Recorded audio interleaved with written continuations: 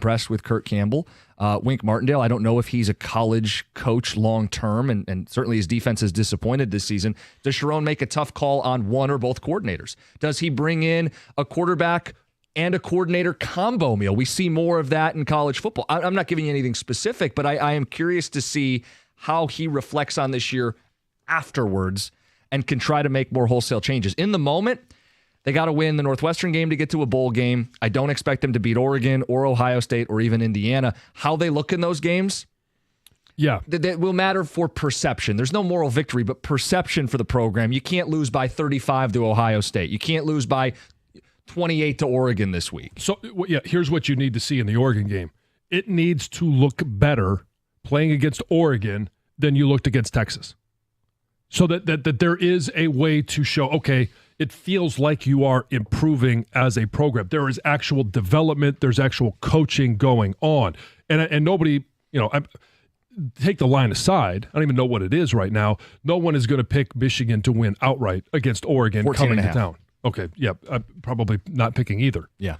But how do they look compared to how they looked against Texas when they play Ohio State at the end? And I know it's a rivalry and all that stuff, but how do they play in that game on the road in Columbus versus how they played at home against Texas and Oregon?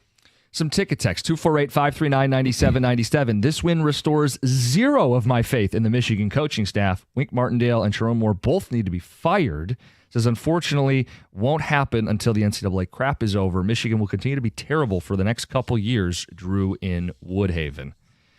Well, if you don't believe he's going to do anything in the portal, then they are going to be. Then, yeah, that would be the assumption. But we saw Ohio State hit the portal heavy to try to get back into the title picture. Yeah. I think Michigan will have to be unafraid and I don't know, John, I don't know the financials. I don't know if they're going to throw $20 million. The point is it's going to have to be an aggressive offseason for Michigan because this is not acceptable. This is nowhere close to acceptable. 6-7 wins is 3-4 wins from acceptable. Well, and here's the difference between Michigan hitting the portal and Ohio State. Ohio State hit the portal hard because, Alabama was seeing a coaching change. They picked up a number of different players from really good programs that were seeing a little bit of a turnover, but they were adding to a really good base of talent. Michigan is going to have a lot of wholesale change. Ticket Texter says, Spartan here. Big fan of Jonathan Smith. I do think he understands the rivalry. We lost because of poor execution. However, I can't help but wonder if Cignetti would have been the better hire. I think both Michigan and Michigan State could ask that question. He's done such a remarkable job at Indiana, of all places. Yeah, before I jump all over, I think Cignetti has done a really, really nice job in Bloomington. I need to see a full season and maybe even a second season because he did the same thing. He hit the transfer portal hard. Brought a lot of his JMU guys. Yeah. But I need to see him play against some – I want to see what he looks like against Ohio State. All right, play the big boys. They're still off to their best start in like 50, 60 years. Oh, yeah. It's regardless. 8-0 is crazy. Yeah, if they only won like another game this season, it'd still be one of the greatest seasons in Indiana football history. And I think they're going to win a couple games, still get to 10 wins and be in that conversation to be a playoff team. Does 10 wins get them in? It's a Big Ten team with only 2 losses. I think they'll be favored in all but one game the rest of the way. That's 11-1. And I think they got a shot against Ohio State. As silly as that sounds, I do. I don't think very highly of this Buckeye team. And I do think highly of Indiana. They'll have a puncher's chance in that game. I need to see it to believe. That's one I've got to see to believe. Okay. Ticket texters, 248-539-9797 with some of their thoughts. This one says, Jonathan Smith literally said he now understands how big the rivalry is, which means he didn't fully know what to expect. Says, I'd still take Jonathan Smith over Coach Moore any day. Go green. Ticket texter says, Smith actually understood the rivalry too much. He knew he had to come in and run the football and win the battle at the line of scrimmage, and they did. The problem is they didn't do the other stuff. They didn't make enough plays in their passing game. They gave up too many plays in the passing game on play action. Yeah, it's an interesting read that he was too dialed in. People probably told him, if you win the rushing battle, you're winning the football game. And he's looking around going, what gives, guys? I won the rushing battle. You guys told me that's all I had to do. With the way that they came out, though, and dominated the line of scrimmage on both sides of the ball, I find it very hard to believe that he didn't have his team ready. Now, you could say error in game plan. They didn't throw the ball enough against Michigan secondary, minus Will Johnson. Even if Will Johnson was there, they have really struggled against the pass. And he's not the quarterback. The quarterback ultimately fumbled the ball one time I thought Charles played a good game, but he made a mistake in that moment. And he's also not the kicker. And No Kim is a good kicker. 7:35, we'll get into Lions. Dan Campbell with some foreshadowing and urgency question. We ask Campbell all the time about the level of urgency. We'll turn that around. We'll answer it ourselves. The level of urgency for Lions fans a week from the trade deadline. Twitch says Heather needs to ask easier questions for the $2 Slam. Yeah. It's my fault. Yeah. The actual quote was, somebody would win if Bridezilla didn't make the questions so hard. Mm-hmm. So, Heather, you got to give people a bunch of layups coming up next. You got the news and more. It's 97.1. Hey, when it comes to managing your finances, you need a bank that gets you and is genuinely interested in your success. That's why I bank with First Merchants Bank. Whether it's your business banking or day-to-day personal banking, First Merchants Bank is 100% interested in helping you prosper. First Merchants bankers are attentive. They're going to take the time to get to know you and work with you to build a financial plan that fits your situation. It's exactly what they did with me. And as my situation changes, so does the plan. When you make the switch to First Merchants Bank, you're also going to get access to their highly rated mobile banking app with innovative personal finance tools. Plus, they're deeply connected to the community's needs because it's their community as well. They volunteer and donate to local causes to ensure that we all prosper together. This is the difference of a 100% interest in you. For a better banking experience, visit firstmerchants.com. That's firstmerchants.com. First Merchants Bank, helping you prosper. Member FDIC, Equal Housing Lender.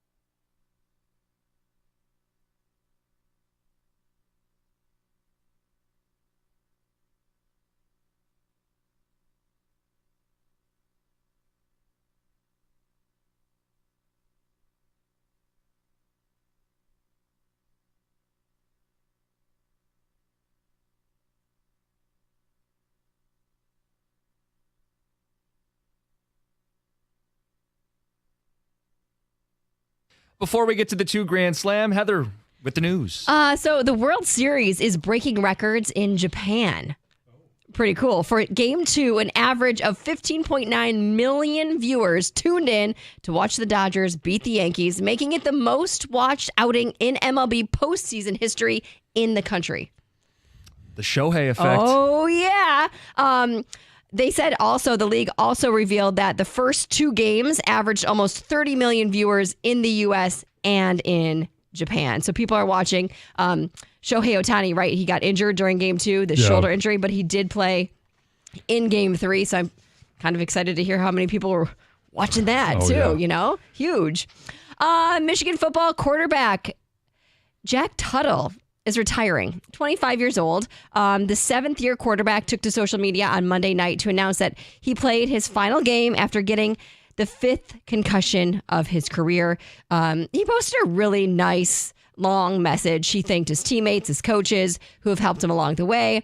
He talked about how, he really had to sit and talk to his doctors, to his family, and realize that, it's the right thing for his health to step away. But he did reassure his fans that he wouldn't be going far. He did say that he doesn't want to leave the game, right? Like, it's his passion. He'd like to pursue coaching in the future.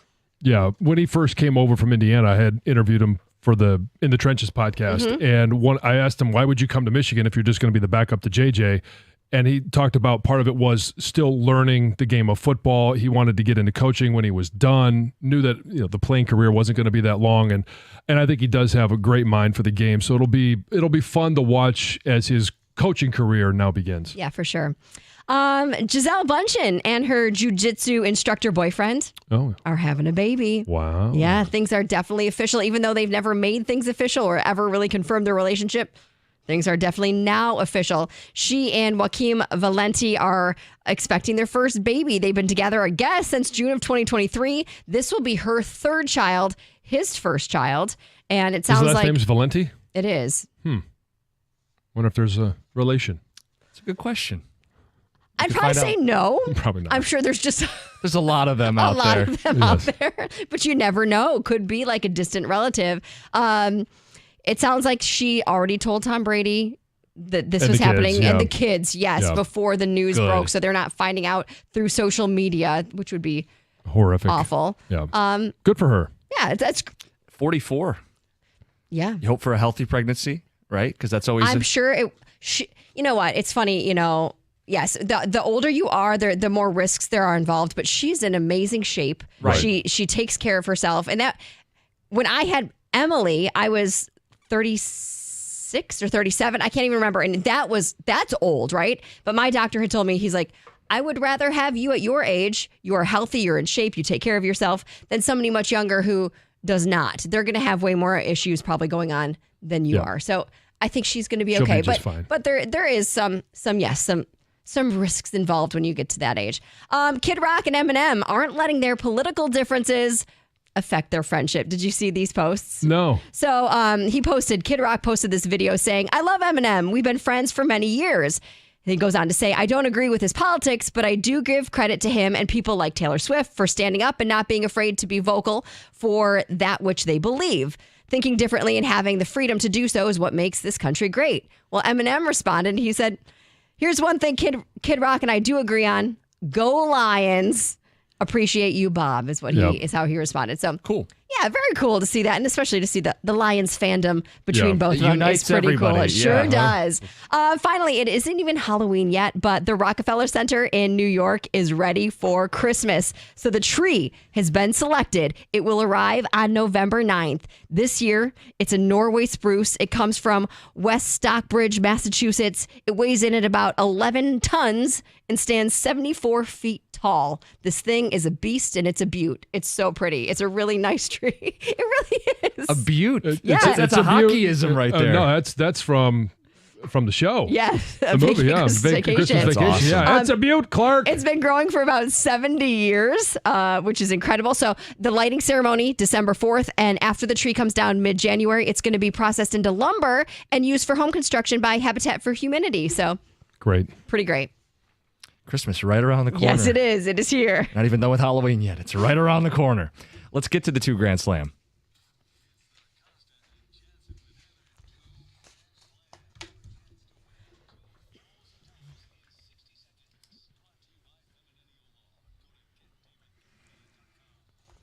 Well, even though I didn't write these questions, I hope I can read them properly so that I make them a little easier, because everyone is blaming me apparently for making them too hard. So hopefully they'll be easy. The rules are easy. 60 seconds, 10 questions, $25 for each question answered correctly, $2,000 if they get them all right. Mm-hmm.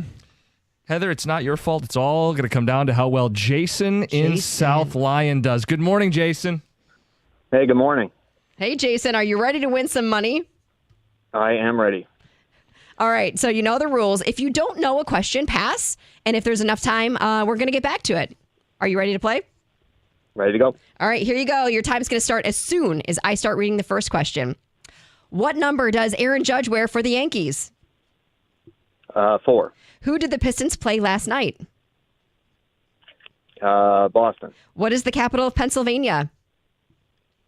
Harrisburg. The Arizona Coyotes became this NHL team beginning this season. Utah. She had the 2009 hit Party in the USA. Miley Cyrus. Who plays Venom in Venom, The Last Dance?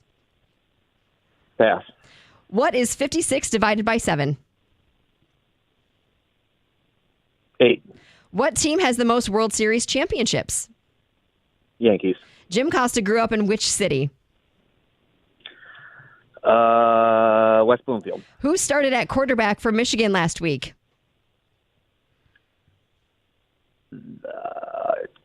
Warren. Who plays Venom in Venom, The Last Dance?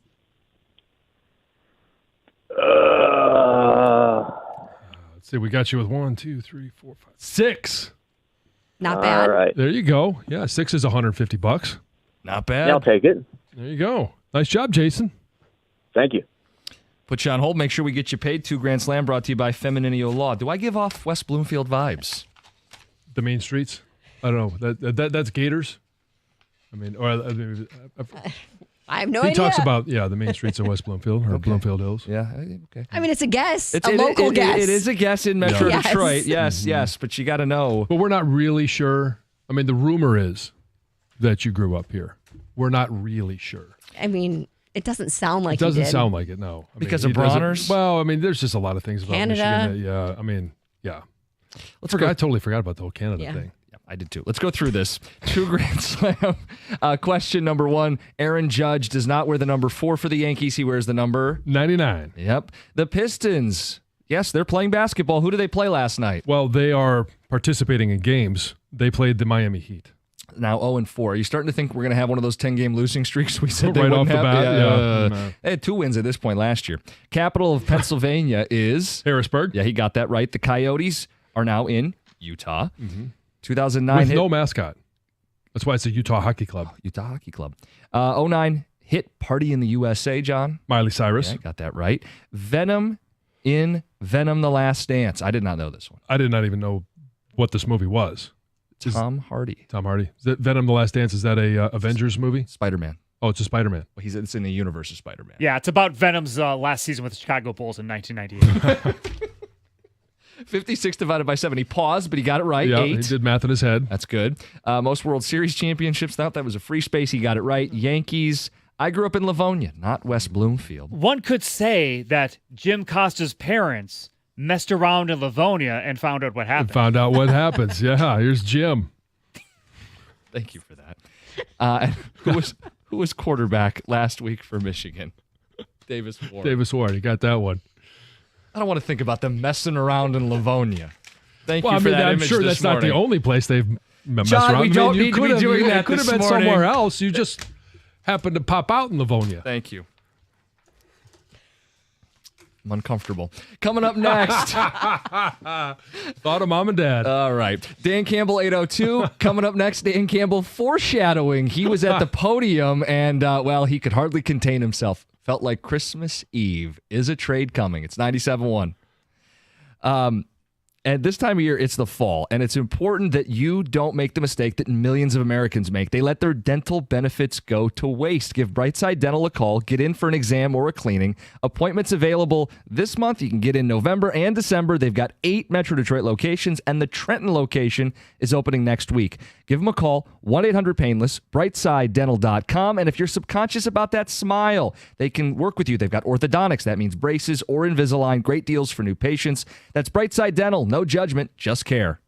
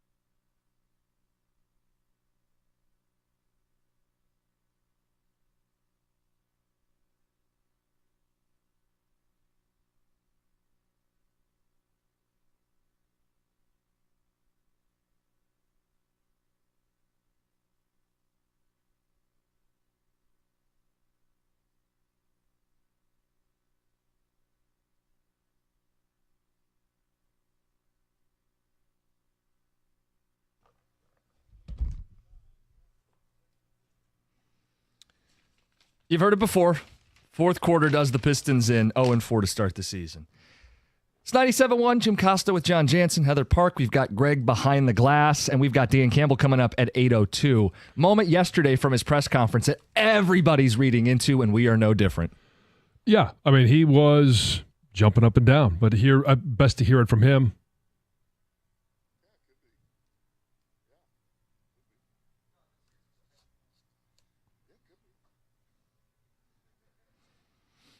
Yeah, the more I hear it, I feel like I got trolled.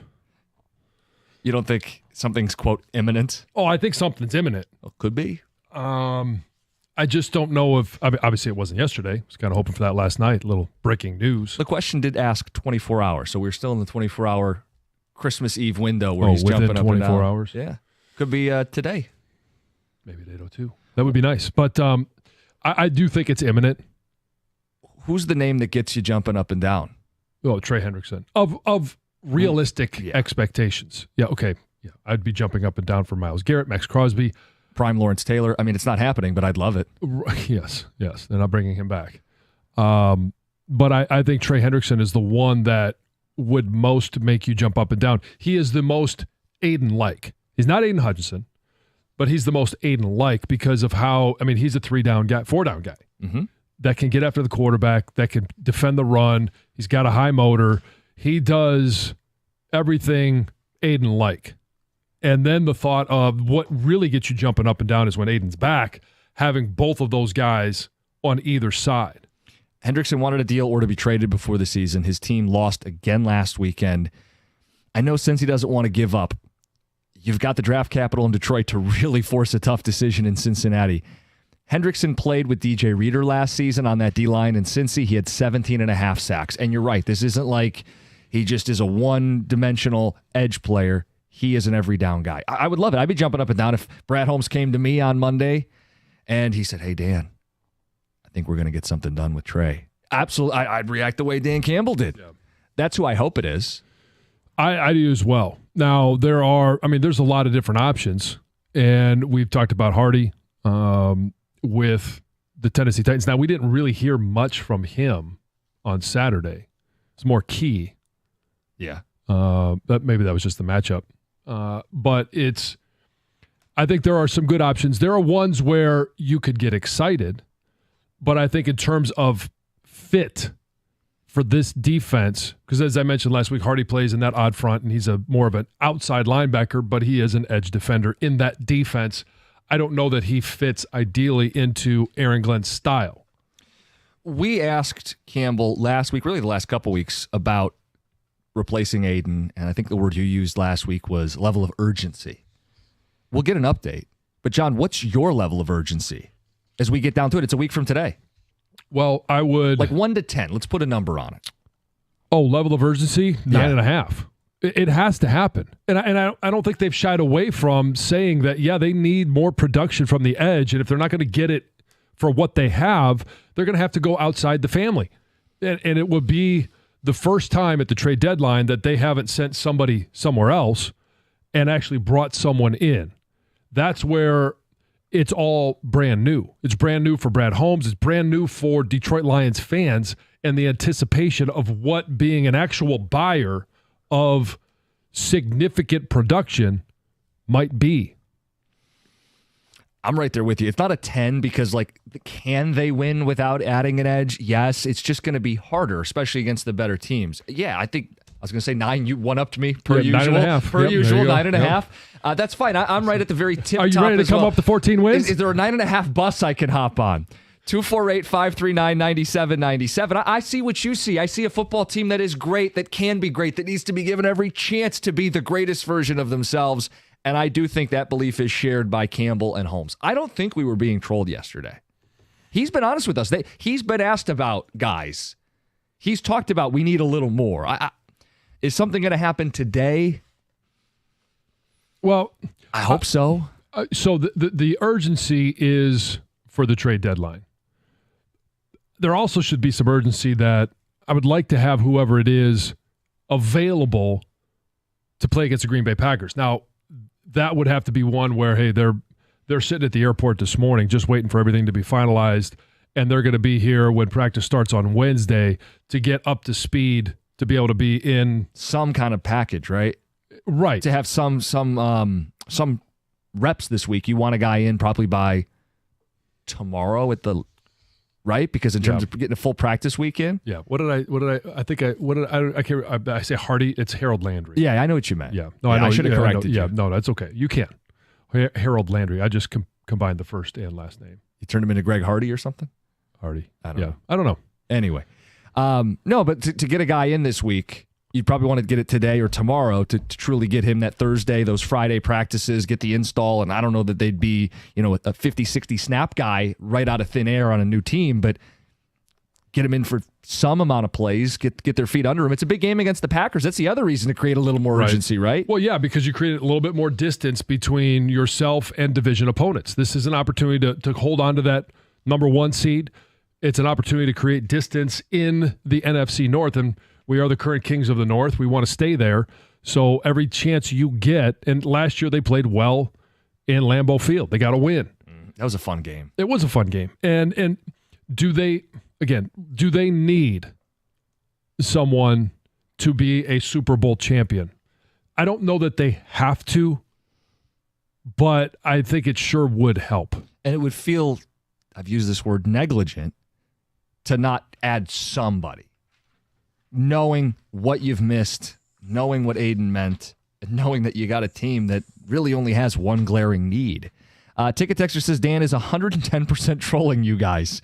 Anybody thinks he's tipping his hand is stupid. Well, he told us last week, that they would like to add somebody on the edge, and that Brad has already brought him some ideas. Yep. He wasn't shy about it. Yeah. So it's maybe we bought in, as we can be prone to do at times, but I think we all believe that something will happen.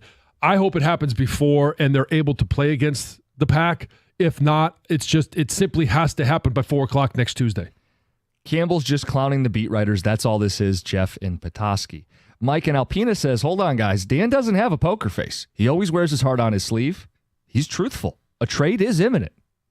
Mike in Alpena. Well, we're getting it from all over the state. I was going to say this. Nice flavor.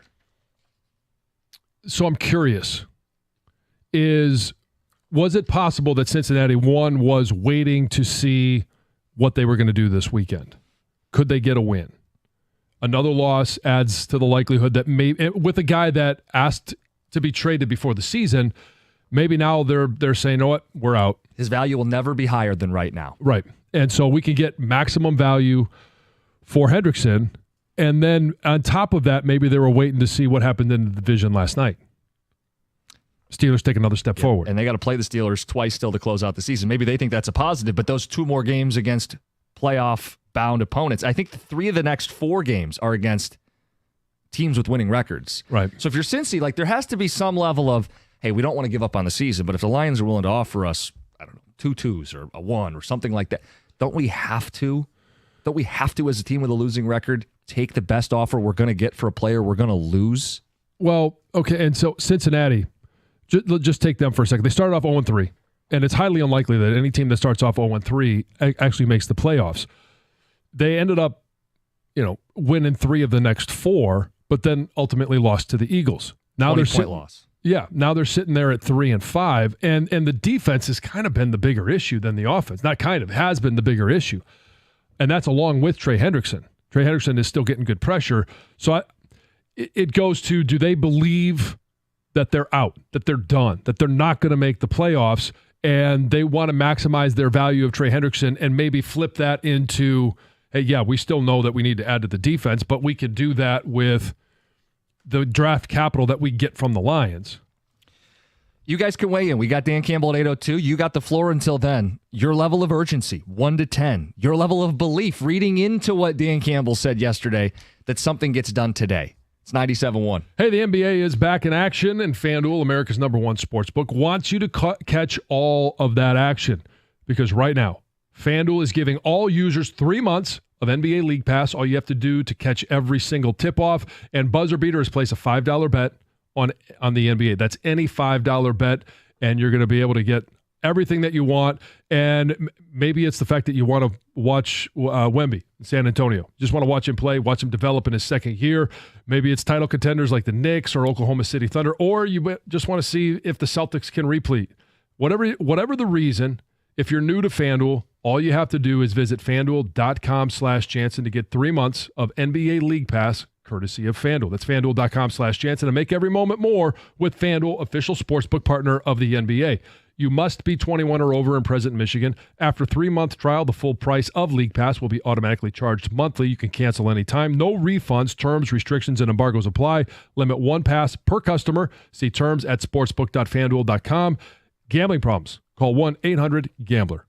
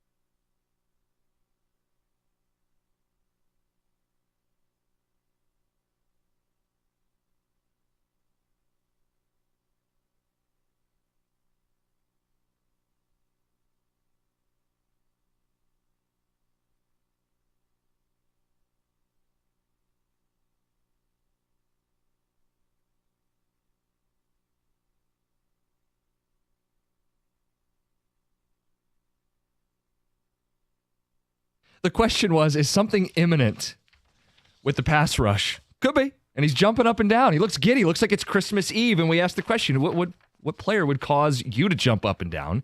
Do you believe it? Or as some people suggest, he's just trolling us. Ticket Texter says, Dan Campbell can't hide or fake his emotions. It's happening, people. That's Luke in a truck.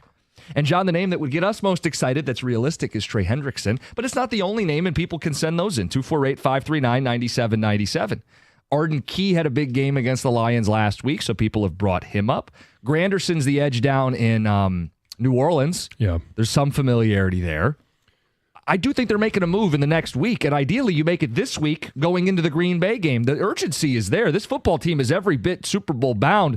Give them the best chance to do it, deliver it, and win it. I would love to see him do it by Sunday, and in enough time to integrate whatever player it is into the system of Aaron Glenn.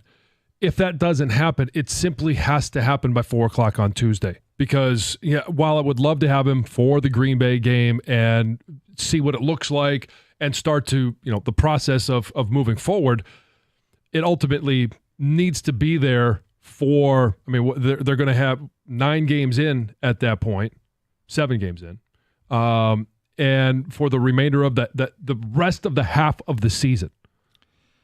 Dan is a big-time actor now with these commercials, but he's not that good. We will hear of a trade today, reads the ticket text. Today. Today would be nice. Would be great. 8:02. Perfect. Break it with us. Ticket texter says, my level of urgency is an 8 out of 10. The window is now for a Super Bowl. I think we trade for Hendrickson today at 1:47 p.m. Get on the 14-3 freight train, Jimmy, signed Tom in Flat Rock. Listen, they trade for Trey Hendrickson. I will be trying to catch the very last seat on that 14-3 bus before it leaves the station. Because I would love, he to me is such a Detroit Lions player. The familiarity, the fit. Seats taken. How'd I know that's how this bit was going to end, by the way? Oh, sorry there, bud. You're going to have to walk. Hitchhike your way. The clock is ticking. I'll hitchhike my way to New Orleans if I have to. Tom, by the way, in Flat Rock, he made a meme the other day. I just showed you. And yeah, love it. It's some people have seen the freight train running over a bus. It's John's 14-3 freight train running over my 12-5 bus. Get on board, baby. Splitting it in 2. Let's go. People have pointed out, hey, you don't know how long Ben Johnson's going to be here. More urgency to make sure that you win while you have this diabolical genius orchestrating your offense. That is a curious question, is how long is Ben Johnson going to be here? How long is he going to continue to be able to put together this offense with Jared Goff? Both of these guys have been so good together. He's had a chance to leave the last couple of years. And with what coordinators are now making, I understand head coaches make more. They also bear the brunt of more responsibility, and chances of being fired go way up. And you want to make sure you pick the right gig, which is clearly something he values. Sure. But what is that right gig? Does he have one of 32 teams that he would be like, you know what, I would take this one over, and just waiting for it to come up? And it's not necessarily prestige. Like Dallas could open up this offseason. Do you want to walk into that mess right now? A lot goes into it. Sure. But and like he's I said, clearly shown to be someone who is going to be a little more thorough than most guys. Hey, most guys get a job, they take it because you just don't know. He feels really confident that he's going to be doing this for a long time. Yeah, he's got the luxury of patience and the luxury of knowing that even if you start slow, which the offense did ish in the first couple of weeks, that now you are the coordinator of the most prolific offense in the NFL this year. Texter says Ben Johnson will be in Philly next year. Get it done now.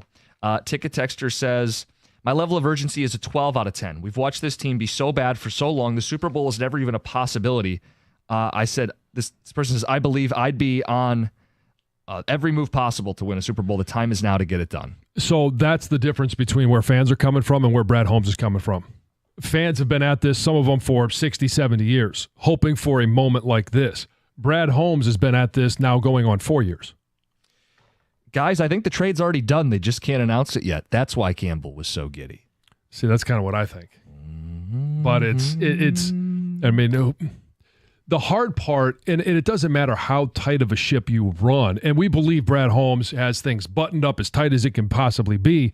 We never hear anything leaked out going into the draft. We never really hear anything leaked out going into free agency or into the regular season.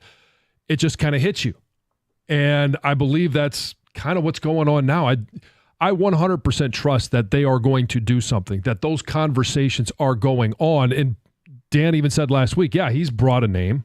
He's done some homework on some guys. Yeah. And so I think I think it's imminent. Jacob in Shelby Township, good morning. You're on 97.1. Good morning. So, I just wanted to say that the urgency for me is about a 9.5. I feel like he's already got a deal made, but, I don't want to put all my bets on that. I do think, though, that I'm kind of, turned off by the fact that I don't understand why we aren't so willing to give up our draft picks for next year to make a to make a really good trade. Because we've got depth all over the place. I mean, we might need a wide receiver. We might need another DB. But other than that, I mean, we're pretty well stacked.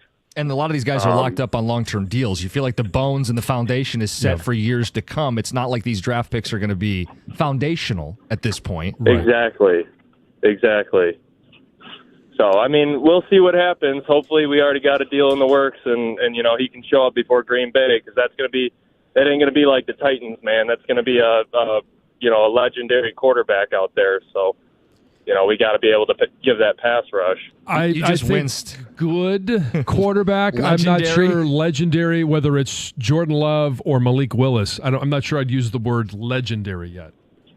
Yeah, I guess I agree with that. But he's a good quarterback. Yeah. Jacob, you're doing the thing that these broadcasts do when they've got a matchup. They're like really, really selling it. Oh, yeah. Today at Lambeau Field, we have the latest Packer legend, Jordan Love. And it's like, played well for about a year. Yeah. And we don't even know, by the way, games with Malik Willis. Right. We don't even know who's going to start quite yet because of the groin injury with Jordan Love. Right. Doesn't sound major. No. I kind of expect him to play. I kind of think that he will. But maybe at least it slows him down a little bit. Yeah, sure. Which works into the Lions' favor. Yeah. Malik Willis is fast. He is. Just ask Doug Karsh about it. Is there any conflict for Doug if Malik starts? There's got to be at least some internal strife. That was his guy coming out of Liberty. So, and now he may be facing the Lions. The Lions have a big stretch coming up here because it's not just Green Bay. It's getting someone acclimated for Green Bay, but also Sunday night against Houston the very next week. And Nico Collins, I believe, is due back from the IR for that Sunday night matchup. Yep. And then we talked about the second half of the season. You're going to play a bunch of division opponents. You still have to play 5 division games the rest of the way, plus the Buffalo Bills. And the Niners. And the Niners. Yeah, who, by that time might be healthy. And it's at their place, week 17. Yeah, twice against the Bears. Including an outdoor game. Yep, and you still have the Pack again at home. You got the Niners on the road. You've got the Bills, the Vikings. It's a tough second half of the season. That's why everything gets cranked up. Trade deadline 1 week from today. Dan Campbell joins us next. It's 97.1.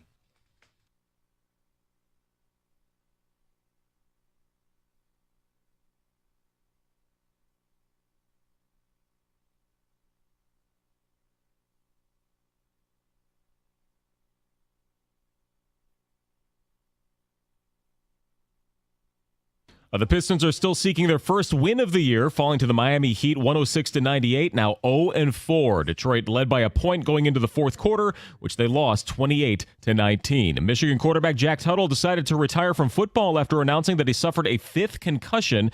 The 7th-year player made 2 appearances with a start and will now seek a possible path as a coach in the sport. Alan Haller, Michigan State's athletic director, is calling for the Big Ten to investigate the skirmish at the end of the Michigan-MSU game.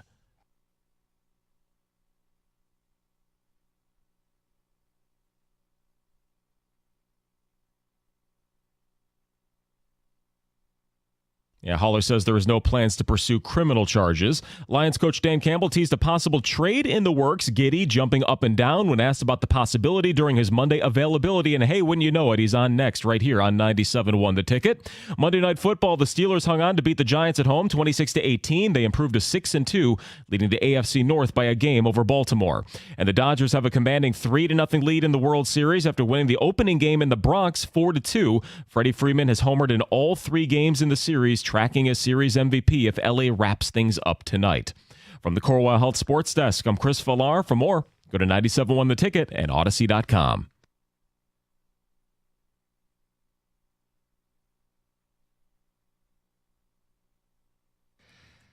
Coming up this hour on the show, we have our college football playoff rankings. 1 week away from the committee handing out their teams. We'll do it at 8:35. And the fallout for Michigan State. Is there any truth to the narrative that Jonathan Smith wasn't ready for the rivalry? Sharon Moore, what does he have to do to build back that trust and that faith for the Wolverine fans? Yeah, it was a fun game, obviously right up until the end. And I liked how both coaches were prepared for the game. And I think he was ready for a rivalry game. We'll talk more about it at 8:50. We've got the head coach of the Detroit Lions, Dan Campbell.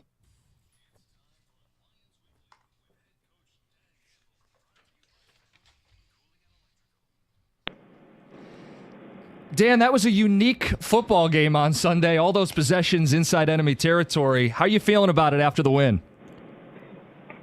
Yeah, feel good. I mean, it feels good to win, and it always feels good to win in a different way. That means your team's pretty healthy and that we're running on all cylinders. And so, special teams has been a big part of what we do here. They always have, but, man, when you talk about maximizing what you can get out of that unit, they really did it that day. So that was, it's credit to Dave Phipp and those guys on that crew, man, put in the hard work because that's a lot of dirty work. And then Khalif coming to life. Dorsey had a hell of a return. Anyway, it was a good win. Was there any surprise when they kept kicking to Leaf? Like at some point, I would think that they just kicked the ball out of bounds. Yeah, I think the hard thing with that is if that's not what you do, and you say, hey, just kick it out of bounds, you'll start shanking them. That's where you got to be careful, I think. And so what you noticed is late they started trying to kick. They tried to kick him sideline-ish corners, and they couldn't quite get it there. And so I think they were trying to keep it away, but they just I don't think they could quite get it there. But that is what happens. You got to be careful saying, hey, just kick it out of bounds, because then you'll end up with a 20-yard net, which maybe it is just as good after what Khalif was doing. Yeah. So I got to be honest and ask this question, because you've always been a straight shooter with us. I think everybody sees you as a guy that's cuts through all the BS and just shoots us straight. Yesterday in the press conference, you were asked about an imminent trade, and you start jumping around. Was that genuine excitement, or were you just trolling all of us? Yeah, well, no. Dave asked me a question, and I answered it, and then he wouldn't take that answer, so I just jumped up and down with the same answer. That's literally all that was. So we shouldn't read into the jumping up and down? We've been spending hours trying to decode. What does it mean? Tell Dave to do better. Yeah, you guys are wasting energy. All right. That's not the answer I wanted. That's fair enough. The belief that you guys will trade for someone in the next week here before the deadline, what would you say to that? Yeah, honestly, we're still looking into it. I mean, it's not like this is stopped. I mean, don't forget some of these really good players or players that you think can help. If they're good, most teams won't let them go. And so we're working through all that. Brad's doing a great job, and this continues. And look, maybe it happens, maybe it doesn't. I don't know. I honestly don't know. I mean, I feel like it changes every day, and so we'll just take it as it comes. And like I say, this is the squad, and this is the squad we're going to get ready to play every week. So there's a lot of good that we could talk about on Sunday. There's also some areas where maybe some concern. Any concern on your end with the 4 sacks and the pressure that Jared Goff took, especially early in the game? Yeah, we got to be better than that. That's, we are better than that. We need to be better. I mean, to have the amount of plays that we did or lack thereof, and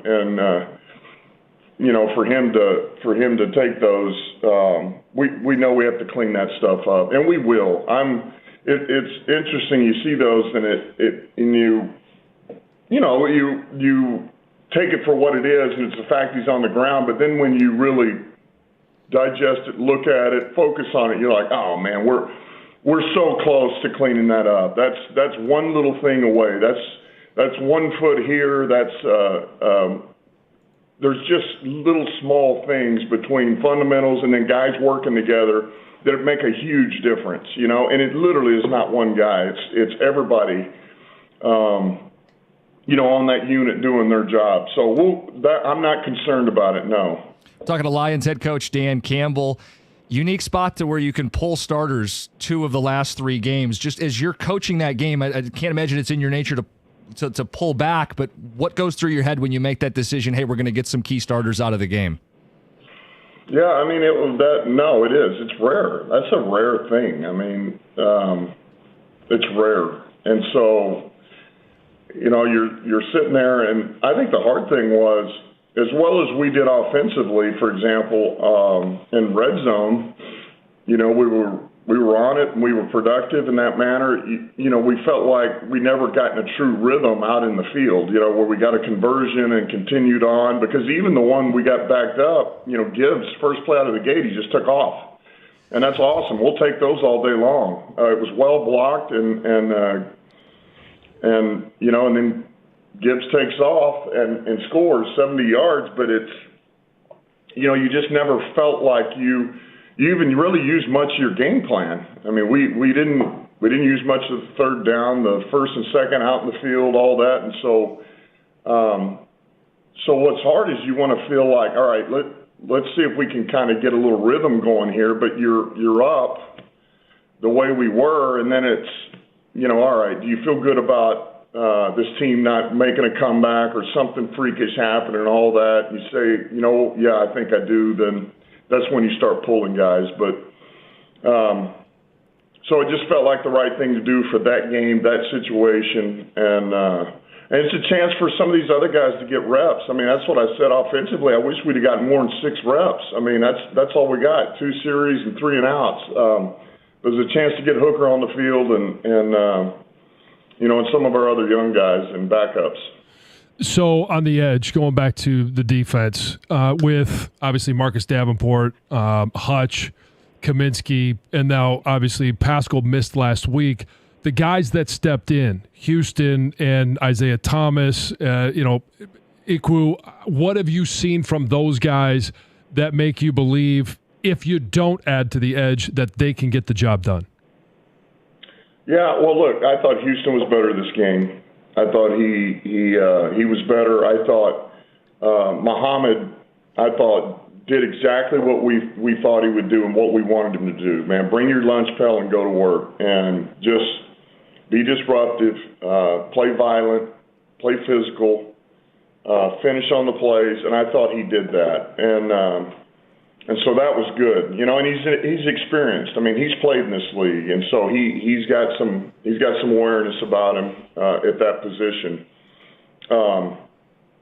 And then look, Isaiah did a few things too. He's young, he's young and he's a little bit raw. He hadn't played a lot, and so this is a chance to get him in there and get him some work too. But there's going to be growing pains when you're a guy who hadn't played in this league very much. So, but I was, look, I was encouraged by all of them, and I did think they all got a little bit better or did things we thought they would do or hoped that they would do. So, look, that's always going to give me hope. On top of the fact that we still have the guys we do on the back end, the way Branch is playing and Kirby and, CD, I thought TA did some good things.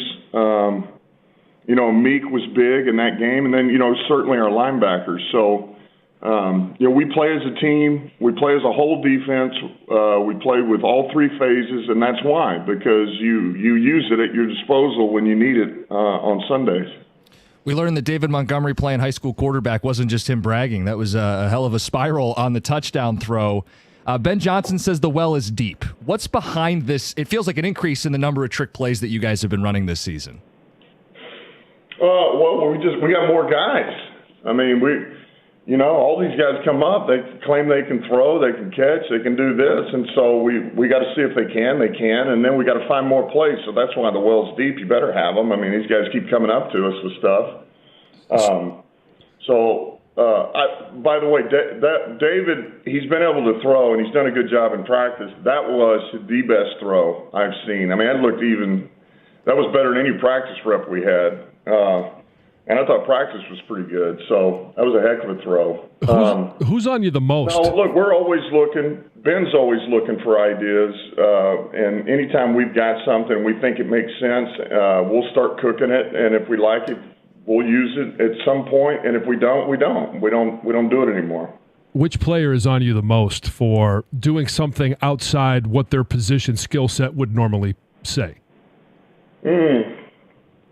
Man, that's hard to say which one is the most. They're pretty equal in that manner, I would say. You know, they're all quarterbacks. They're all runners. They can all catch. Yep. They can all catch. I mean, so it's pretty equal in that regard. Dan, what's your message to the team and the guys as you guys gear up for the Green Bay game this week? Shoes. That's the message. The right shoes. We're going to Lambeau. It's grass. It's a nationally televised game. 325 Central for the division, second divisional game. It just doesn't get any better than this. So what else do I need to say? I feel like you cut the promo for the TV networks already. That's great. Yeah. All right, Dan, we appreciate some of your time. We'll talk next week. Okay, sounds good. It's Lions head coach Dan Campbell. It's 97.1. Hey, I get asked all the time, why did I decide to lose weight? And where did I go for the help? I went to Ideal U. And you can contact them right now at idealu.us. The reason I did it, I just wanted to feel better, wanted to look better. I wanted to make sure I was healthy for my family, for my kids. And 2.5 years into it, I'm down 70 pounds from where I started. I was able to lose 10 pounds in the first 10 days, 50 pounds in the first 40. And as I mentioned, they're going to assign you a weight loss coach. I'm down 70 pounds because not only do they want you to achieve your goal, but they want to make sure that you stay there. And if your goal is to lose even more, they're there to support you. You could be 20, 30, or even 40 pounds lighter in just 40 days. If you want to change your life, go to idealu.us right now and schedule your free consultation. Ideal U has helped thousands of people just like you and me. If you want to weigh less, go to idealu.us.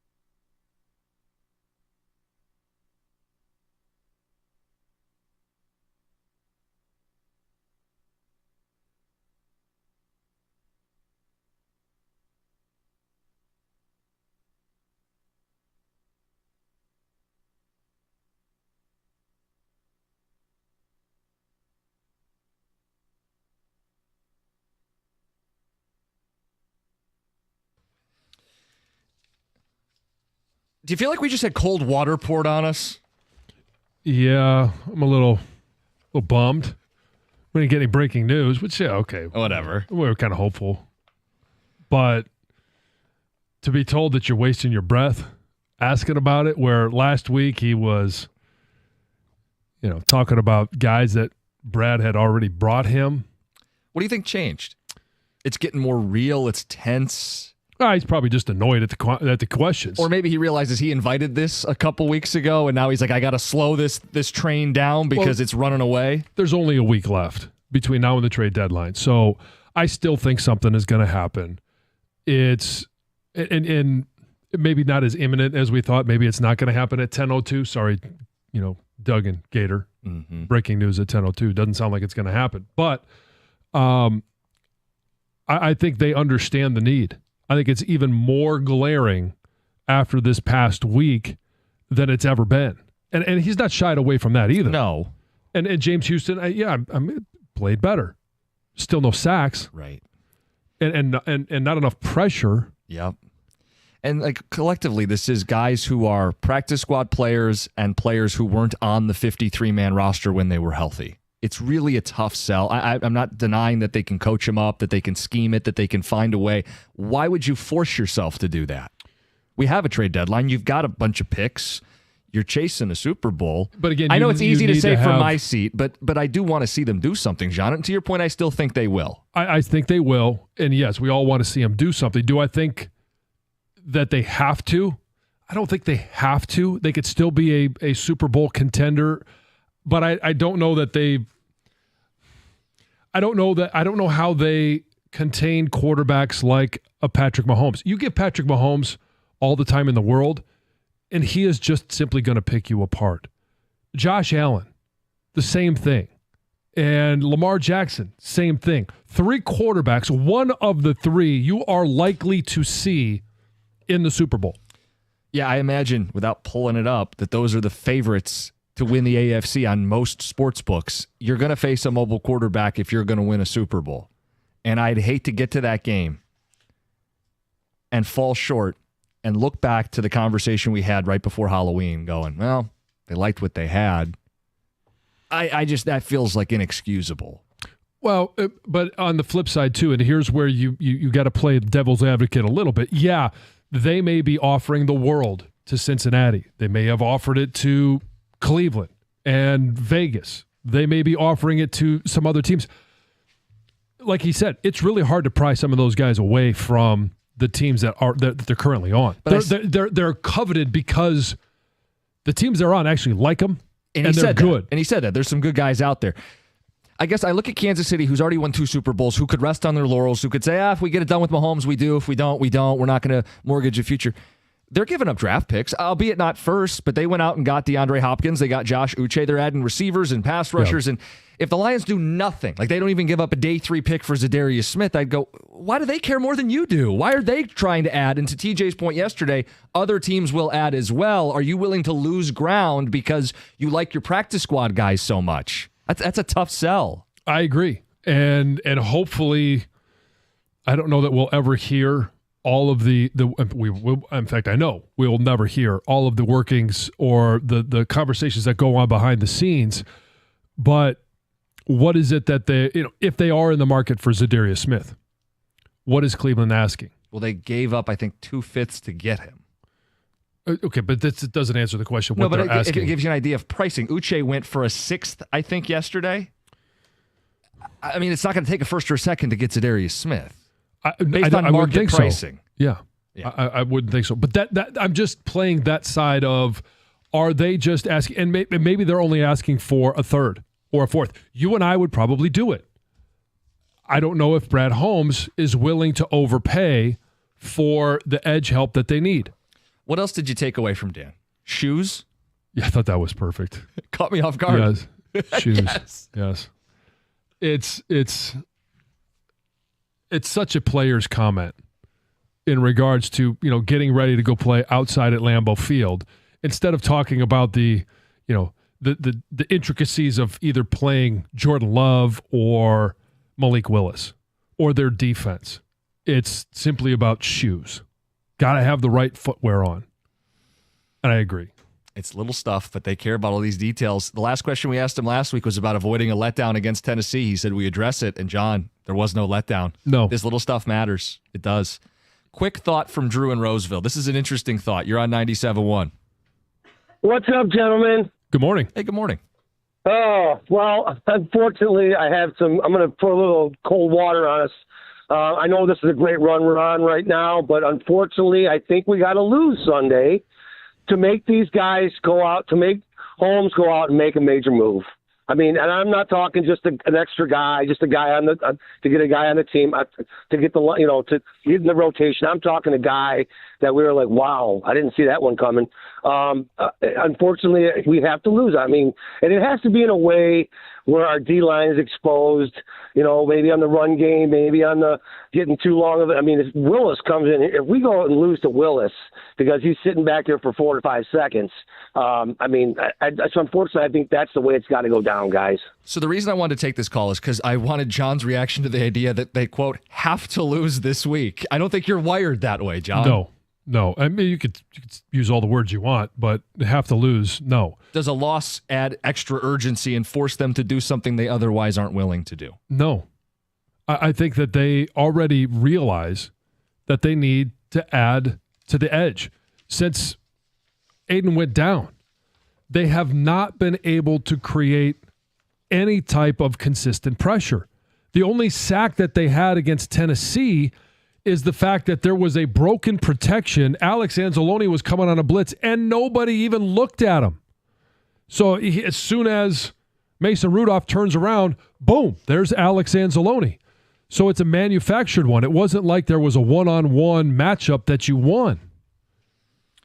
More time to talk about this. We'll get into a little college football at 8:35. That's right. Bring your shoes.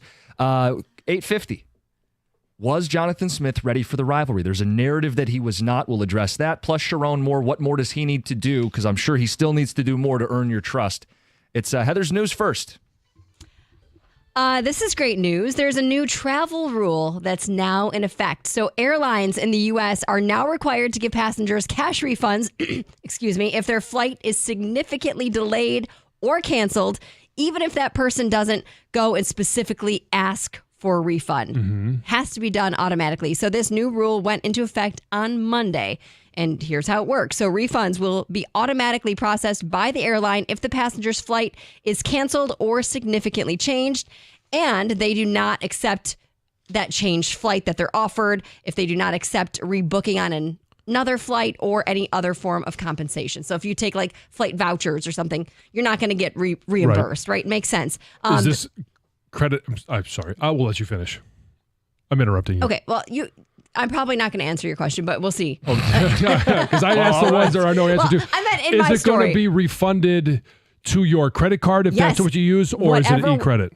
It's going to be refunded the exact way you paid for it. So if you paid for it on credit card, it's going to be refunded that way. If you paid for it another way, that's how they're going to do it. It must be refunded within 7 business days if you paid for it on a credit card, 20 days for any other form of payment. Okay. So what does that mean, significantly delayed? If it's more than 3 hours for a domestic flight or more than 6 hours for an international flight. Okay. Also, you can get reimbursed now for baggage fees.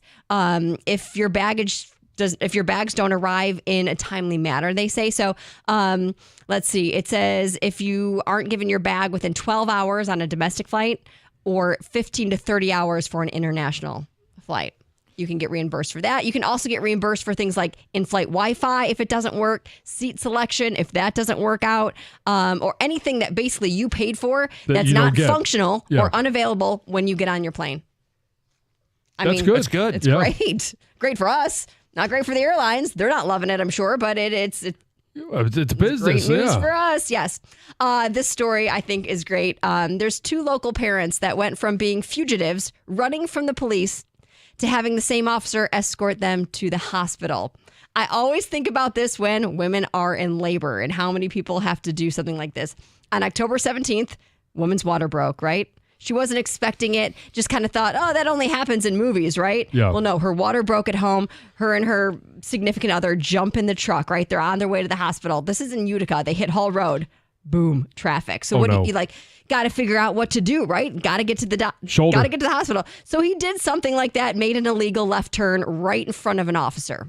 Officer's lights go on, but this guy's not stopping. He's going fast, and the officer can't get him to pull over. So he actually called 911 and said, here's what's happening. I'm not going to stop. There's an officer chasing me. Basically, they were fugitives. Eventually, he did stop and was in a hurry, waved the officer over, said, my wife is in labor. We need to get to the hospital. So she turned on her lights and was the escort, got them to the hospital in time. And it was a good thing because it sounds like the baby actually was showing signs of distress, needed to be seen right away. And later, they had a healthy little boy, Henry, and they got to meet the officer days later, and they took a picture with her and thanked her for her help. Yeah, very awesome. More than 4 dozen fans were kicked out of the Big House during the Michigan State game.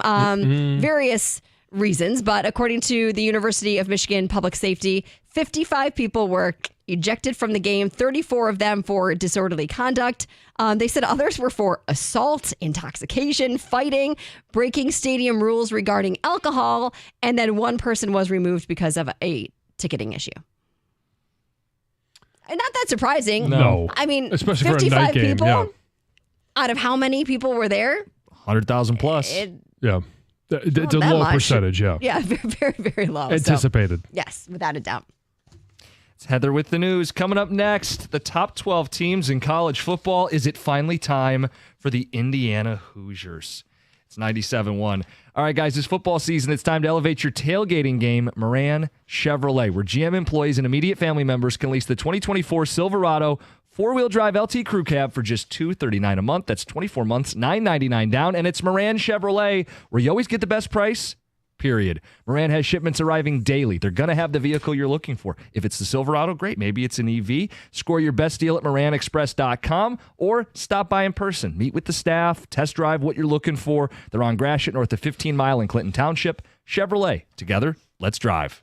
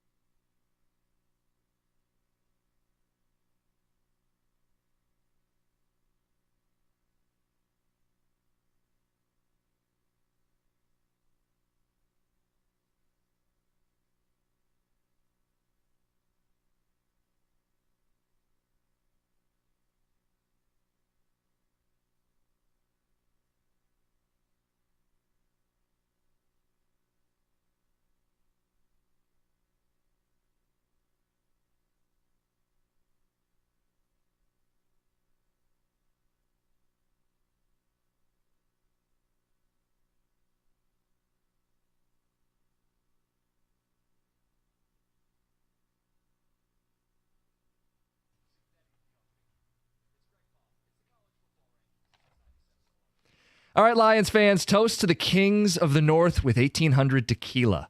The best tasting tequila and a proud partner of the Detroit Lions. Make sure you grab the limited edition Motor City jersey bottle on shelves now. Made for just this Lions season, the bottle's design looks like the Motor City alternate jerseys the team debuted in Week 4. They'll be gone soon, so make sure you get yours wherever you buy 1800 Tequila and enjoy the #1 super premium tequila and the taste of victory on game day. 1800 Tequila, Proximo Spirits, Jersey City, New Jersey. Please drink responsibly.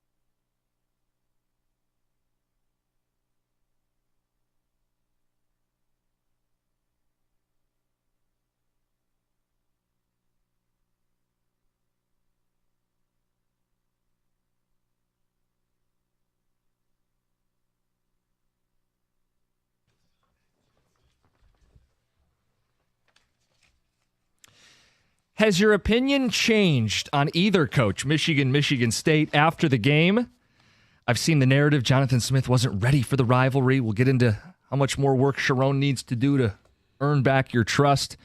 We got a call to get to. Mike in Livonia, you want to get inside Dan Campbell's head and try to figure out why he's maybe downplaying the need for a pass rusher. You're on 97.1.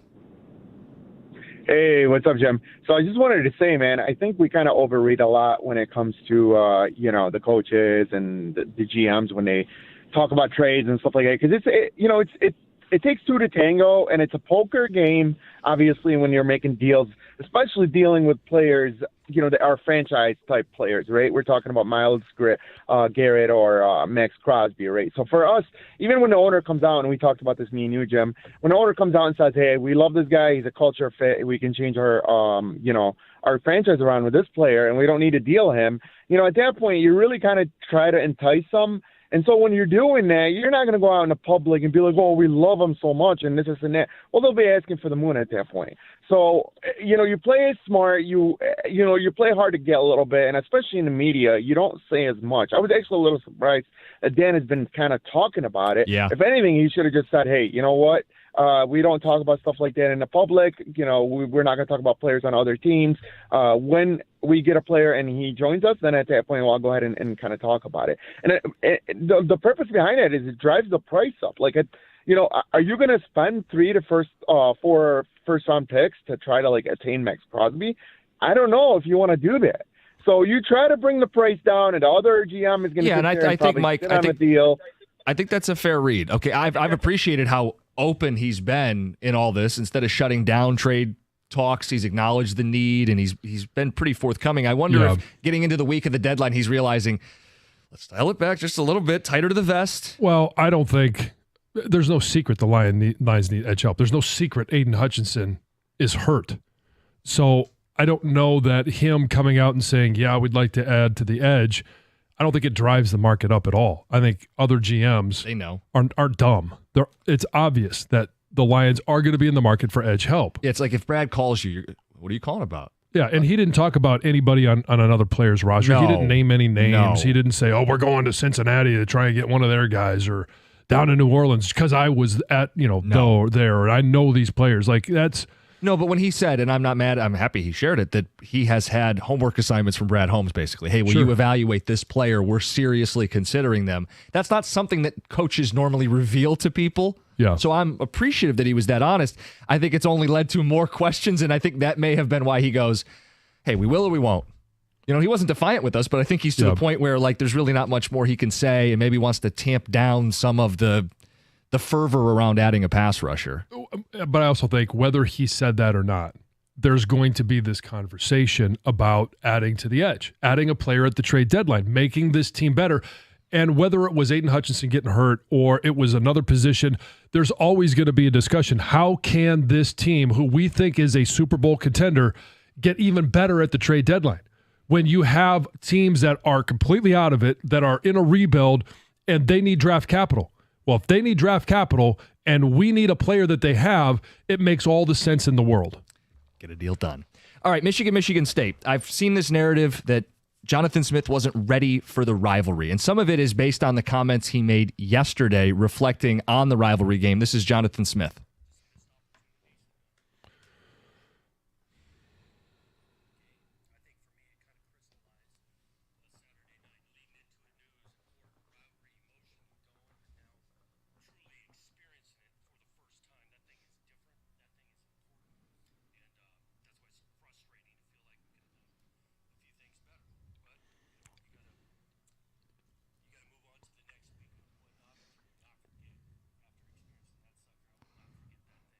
I don't think there's anything damning about what he said. I think you only have a greater appreciation for this rivalry once you participate. In terms of why Michigan State lost the game, I do think there were some coaching mistakes from Jonathan Smith, but I don't think one of those mistakes was not being ready. Was not understanding this rivalry. Everybody had said, you win the rushing battle, you win the game. Well, he came out and they won the rushing battle, and including their first possession where they went right down the field, right down their throat, bully ball, we're tougher, we're physical, we're better. That's a team that came out with their hair on fire. I don't think that's a team that's coaches, well, he's from the Pacific Northwest and he doesn't appreciate our Midwest rivalry. He's not passionate enough. They came out with passion in that game. They screwed up because of all the other things, right? Missing a field goal, fumbling the football. I do think from his standpoint, some more shots down the field to test Michigan's secondary with no Will Johnson, that's a coaching blunder. I don't think that's because it's Michigan and Michigan State and he didn't understand the rivalry. I think there were coaching mistakes he made separately from his understanding of this rivalry. Yeah, and anytime you look at the film, anytime you have some time between what happened and actually reviewing it, you look at it and you go, it seems obvious we should have thrown the ball down the field. It seems obvious we should have loaded up the box and played, tighter with the safeties when Alex Orji was under center. Yep. All of those things seem obvious now. And when you're not in the moment, they also seem obvious. I didn't understand it in the moment. There's things that Michigan does that I don't understand in the moment. But to sit there and say that he wasn't ready for the rivalry, like, what do you expect him to say? I was ready, but our kicker missed a kick. I was ready, but our quarterback missed an opportunity because he turned the ball over and he created an opportunity for Michigan right before half. Like, all of those things are true, but I don't think what it came down to was, I think it was in-game coaching, and maybe some preparation in the game plan, but it wasn't the fact that he didn't understand the rivalry. You always understand every single matchup more after you play it than when you're in it. You understand a rivalry and all the intricacies of that rivalry more after you experience it. That's what he said. But he understands rivalries. He was in Oregon State as a player and as a coach. Well, and people say it's different, and every rivalry has its own quirks to it, but I think it's like a pre-made opinion that was going to happen if they lost the game no matter what, because he is not from the Midwest. And so many players He's an aren't. outsider, 60 new players. If they lost in any way, shape, or form, any style of game, shootout, low-scoring, sloppy, clean, it was going to be, well, he just doesn't get it yet. And I think the word yet is important, John, because I don't think anybody should be jumping ship here. I think he's still going to be a good coach in Michigan State. And next year they get the game in East Lansing, and it's Childs with a year under his belt. That's maybe the only issue that really sticks out to me is I wish they would have gone down swinging with him a little more. The idea was they had a playmaker at quarterback, and maybe they were nervous they couldn't protect him. Maybe they were nervous he was going to make a mistake. I would have said we're going to win or lose with Aiden because Childs is going to be the guy this year and next year, and he's going to set the tone for this football team. And it's going to be a matter of how does he hit the transfer portal. I mean, he was very good at it last year. This team is better than I expected. Aiden Childs is a quarterback that is continually getting better throughout the course of the year. And I think next year he's going to be a force in the Big Ten. He's going to be damn hard to defend. They're also going to have more weapons because, if he goes to the transfer portal, and you'd also like to think, if recruits and transfer portal, occupants feel that Michigan State is on the rise, sure, they'd like to go there. But what does it really come down to? It comes down to money. It does. And it's going to be that at every program. What is the NIL? Now, yes, there will be revenue share, so players are going to get paid from the university. But what on top of that can they provide versus what Ohio State does? Or, UCLA, USC, some of the other big name programs. UCLA, I guess, kind of threw that in there. I don't really think they're going to be in the market. I was going to say you slipped that in there. Yeah. I just took other Big Ten teams. Oregon. Like, there's going to be major competition for players, and it really is going to come down to, as it has shown, it's a rare occasion that a guy picks a university simply because I want an education from there. Yeah, that's it feels antiquated at this point. And Michigan State lost a couple key defensive linemen in the portal last year. Harmon's playing at Oregon, and Barrow's playing at Miami, two undefeated teams in the top 10. And yet I still feel like their front did a good job against the run. I feel like that unit is only getting better. This is where you rely on the combination. I think they have a developer, a program builder in Jonathan Smith. The trenches take a couple years, plus the infusion of the portal. No, I just thought the narrative that he didn't appreciate the rivalry enough, and that's why he played any factor in them losing, I think is misguided. For Sharon, let's talk about Michigan a little bit coming up after the update, because for him, they're not out of the woods. I mean, beating Michigan State is certainly not a successful season by itself right now. What needs to happen the rest of the season, and maybe more importantly, what needs to happen this offseason for Michigan fans to trust that this guy's going to get it done? It's 97.1.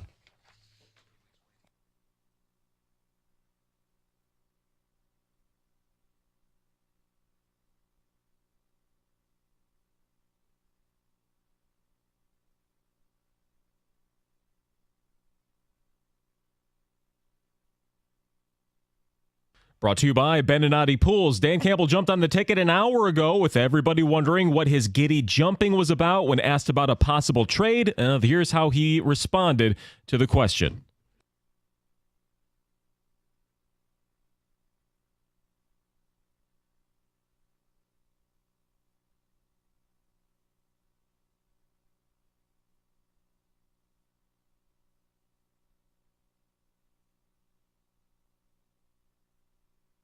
Yeah, well, Coach did say that nothing is over. They're continuing to inquire, and they may or may not end up getting something done. The squad they have is the squad they're going to put out there.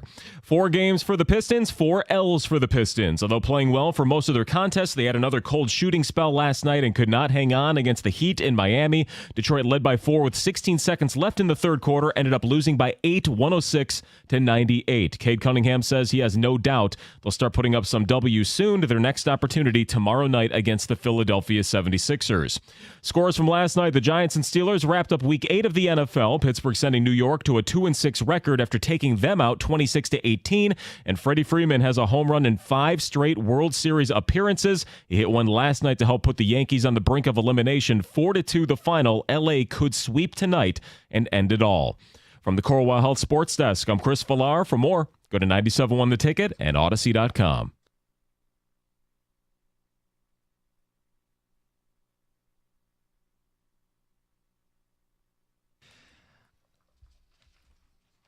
Talking about both coaches, Jonathan Smith and Sharon Moore, and how your perception of them changed after the rivalry showdown.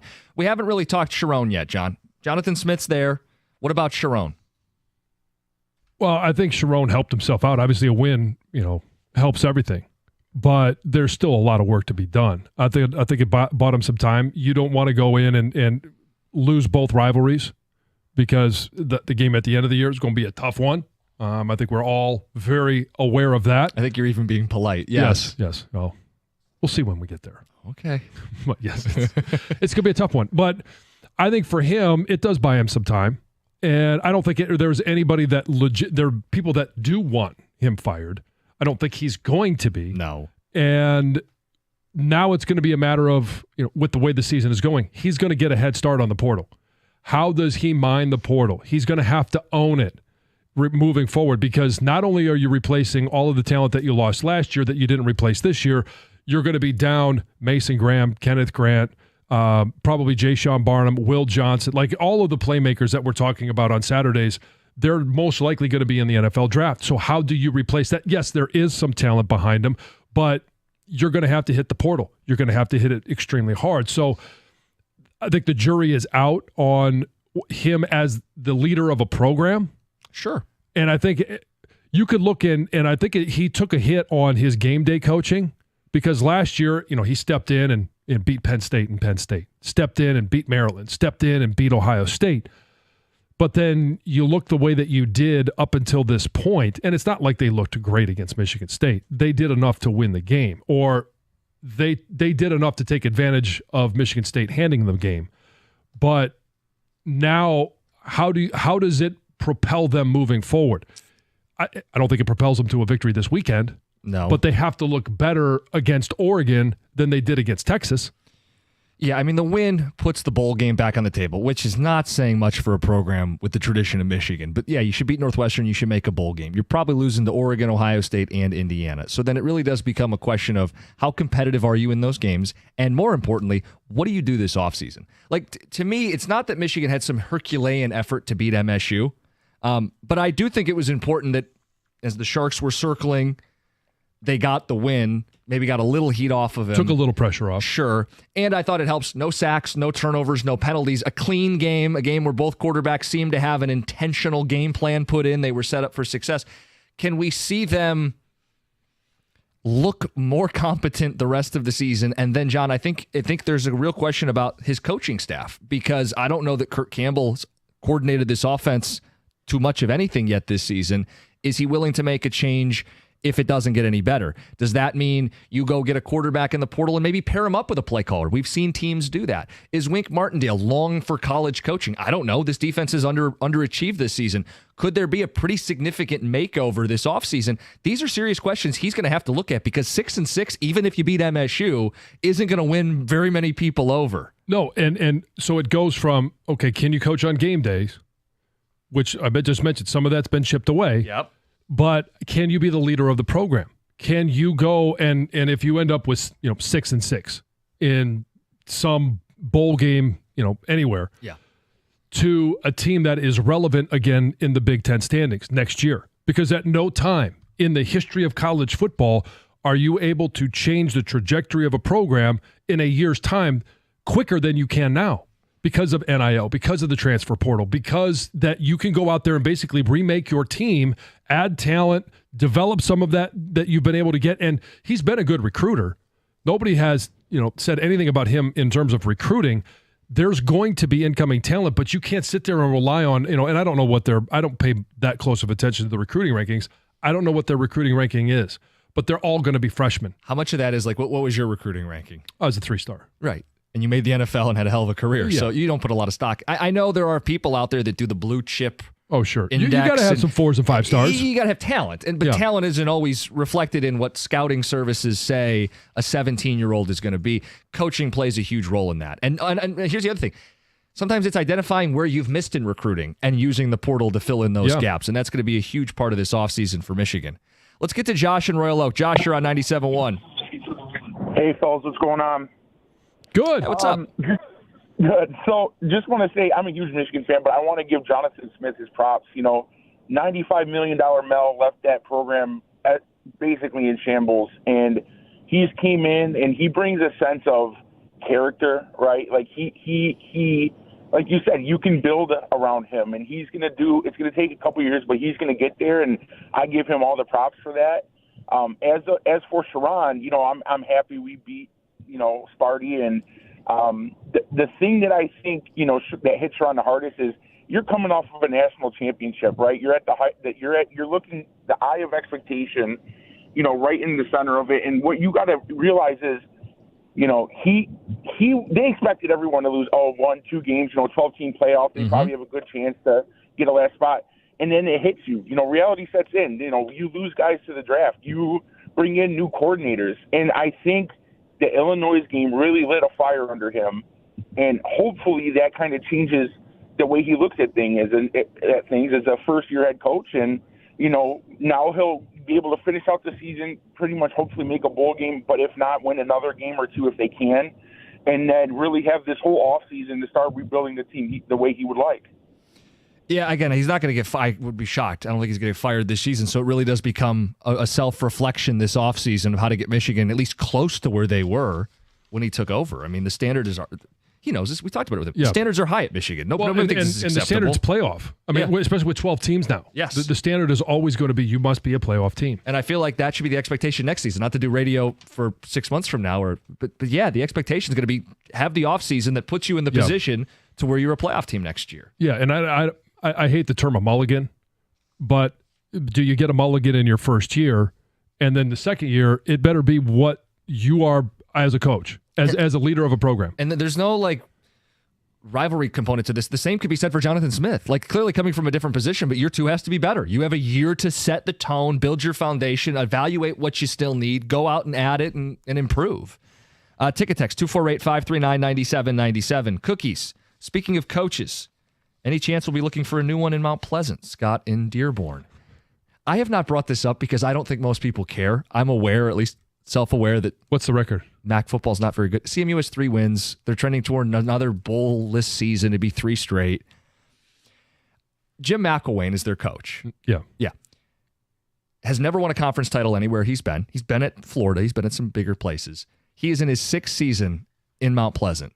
They are looking at 3 straight years without a bowl spot.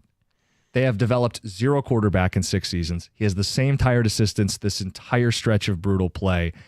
I think they're just kind of hoping he retires. I don't know if the administration has the money or the wherewithal to make that change, but I'll tell you, as an alum, super disappointing. Meanwhile, I got to watch Western Michigan. Here's your freebie, Western fans. Hire a coach and instantly have a little bit of a pulse and some buzz. And I'm sure they're going to beat us again this year because, well, that's what they do under Jim McElwain. There's your brief minute of Chippewa football. Ticket Texter says, why are we letting the CMU grad and the Michigan fan talk about MSU? You can't have it both ways, guys. If you want us to talk about the Spartans, you can't say we're not qualified or fair to the Spartans. I think we have been, and we welcome you guys to join in and talk about them. Yeah, I mean, I think we've been pretty defensive of Jonathan Smith. Yeah. And pretty positive about where the direction of the program is. I know everybody wants to make a bowl game. Everybody wants to know that they're winning more games than they're losing. I will definitely give him a mulligan on this year because I think he's got a quarterback that he's going to win with. Now, and when you look at his track record and you look at what he did at Oregon State, to me, he reminds me a lot of the way that the Kurt Ferentz program has developed talent. Because you mentioned it earlier. It takes a little time to develop up front, offensive and defensive lines. He is a guy that has been able to find some diamonds in the rough, develop the talent, hire coaches to develop the talent, and then go out there and win games. He overperformed what anybody thought he would do at Oregon State. John, we got a ticket text. It's a long ticket text, so I'll just sum it up. But it's the same question a buddy asked me yesterday. Sure, the portal is going to be important for Michigan. How much do academics restrict Michigan's ability to make the necessary portal additions this offseason? I don't think it's going to be a huge hang-up. I just don't, because it's not the GPA getting in. It's will these credits transfer to a school where the NCAA still has, you have to have X number of credits to be a sophomore, to be eligible, to be a junior, to be eligible. And if you knock down a bunch of those credits, maybe you don't meet the minimum standard. That to me is the one question. All right, 248-539-9797. Michigan and Michigan State. Do you view the coaches any differently after the rivalry game? Coming up next, why John Jansen is the villain in his family group text this morning. Oh, yeah. Dan Campbell at 9:30. It's 97.1. Injury attorney David Femininio has had great success with some of his clients, and I've been talking about him for a while. Just listen to some of those results that David and his team have been able to get for injured clients. $3.5 million for one, $5 million for another, $11.5 million for an individual client. You need an attorney that will fight relentlessly for you. You can call and speak to David right now by calling 855-65-CRASH. You can always go to his website, getdavidgetpaid.com. That number again, 855-65-CRASH, or on the web at getdavidgetpaid.com.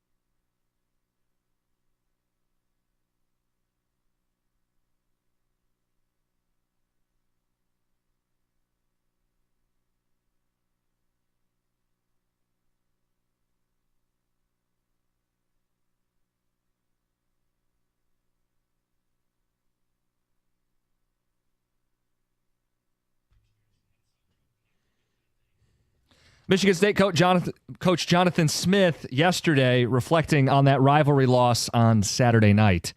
We'll get to why John Jansen is the villain in his family group chat. But first, let's get to the phones. Tom and Warren, good morning. You're on 97.1. How you doing? Good morning. I just want to talk about, I'm a huge Michigan State guy. I was at the game all weekend.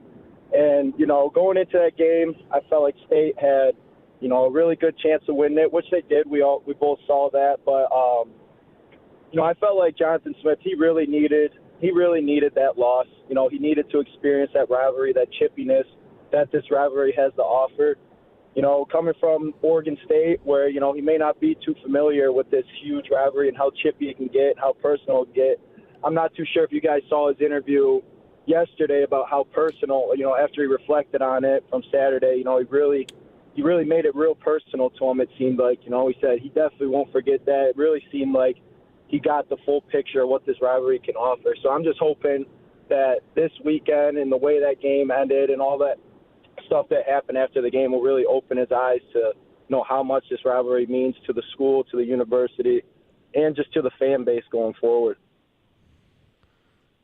I think he'll take it more. You have a greater appreciation after experiencing it. I don't think he didn't take it seriously, but of course he'll have a greater level of intensity moving Experience forward. Does that. It's Need to Lose Tuesday. I was going to say, we've had 2 calls today. One guy said the Lions need to lose to the Packers to force Brad Holmes to get outside his comfort zone. And we just had a guy say Jonathan Smith needed to lose for him to truly be indoctrinated into the rivalry. I'm trying to be reserved in hate how this. I describe those takes. You hate it. They're dumb. Like, you don't need... Jonathan Smith could gain a great appreciation for this game in a win. Like, those experiences will stick with him forever. You don't think he's going to remember, or a win is going to make him forget that they missed a chip shot field goal, or if they were able to win that he was going to forget about a fumble at the end of the first half that led to points. Like, all of those things are going to stick with him. The environment will stick with him. In the words of John Beilein, you're going to learn a lot from this game. You might as well learn from a win. Yeah. It's allowed. It is. And so, yeah, I mean, to think that he needed to lose this game to gain the appropriate appreciation for it. But John, now he gets the little brother clip on the internet. So, I mean, that can be the next fuel to the fire for the D'Antonio 2.0 type of thing. And I'm sure he'll play that up, and he should. I think the Pistons took this strategy a little bit too seriously the last year. Yeah. What have they learned? When did they win their first game?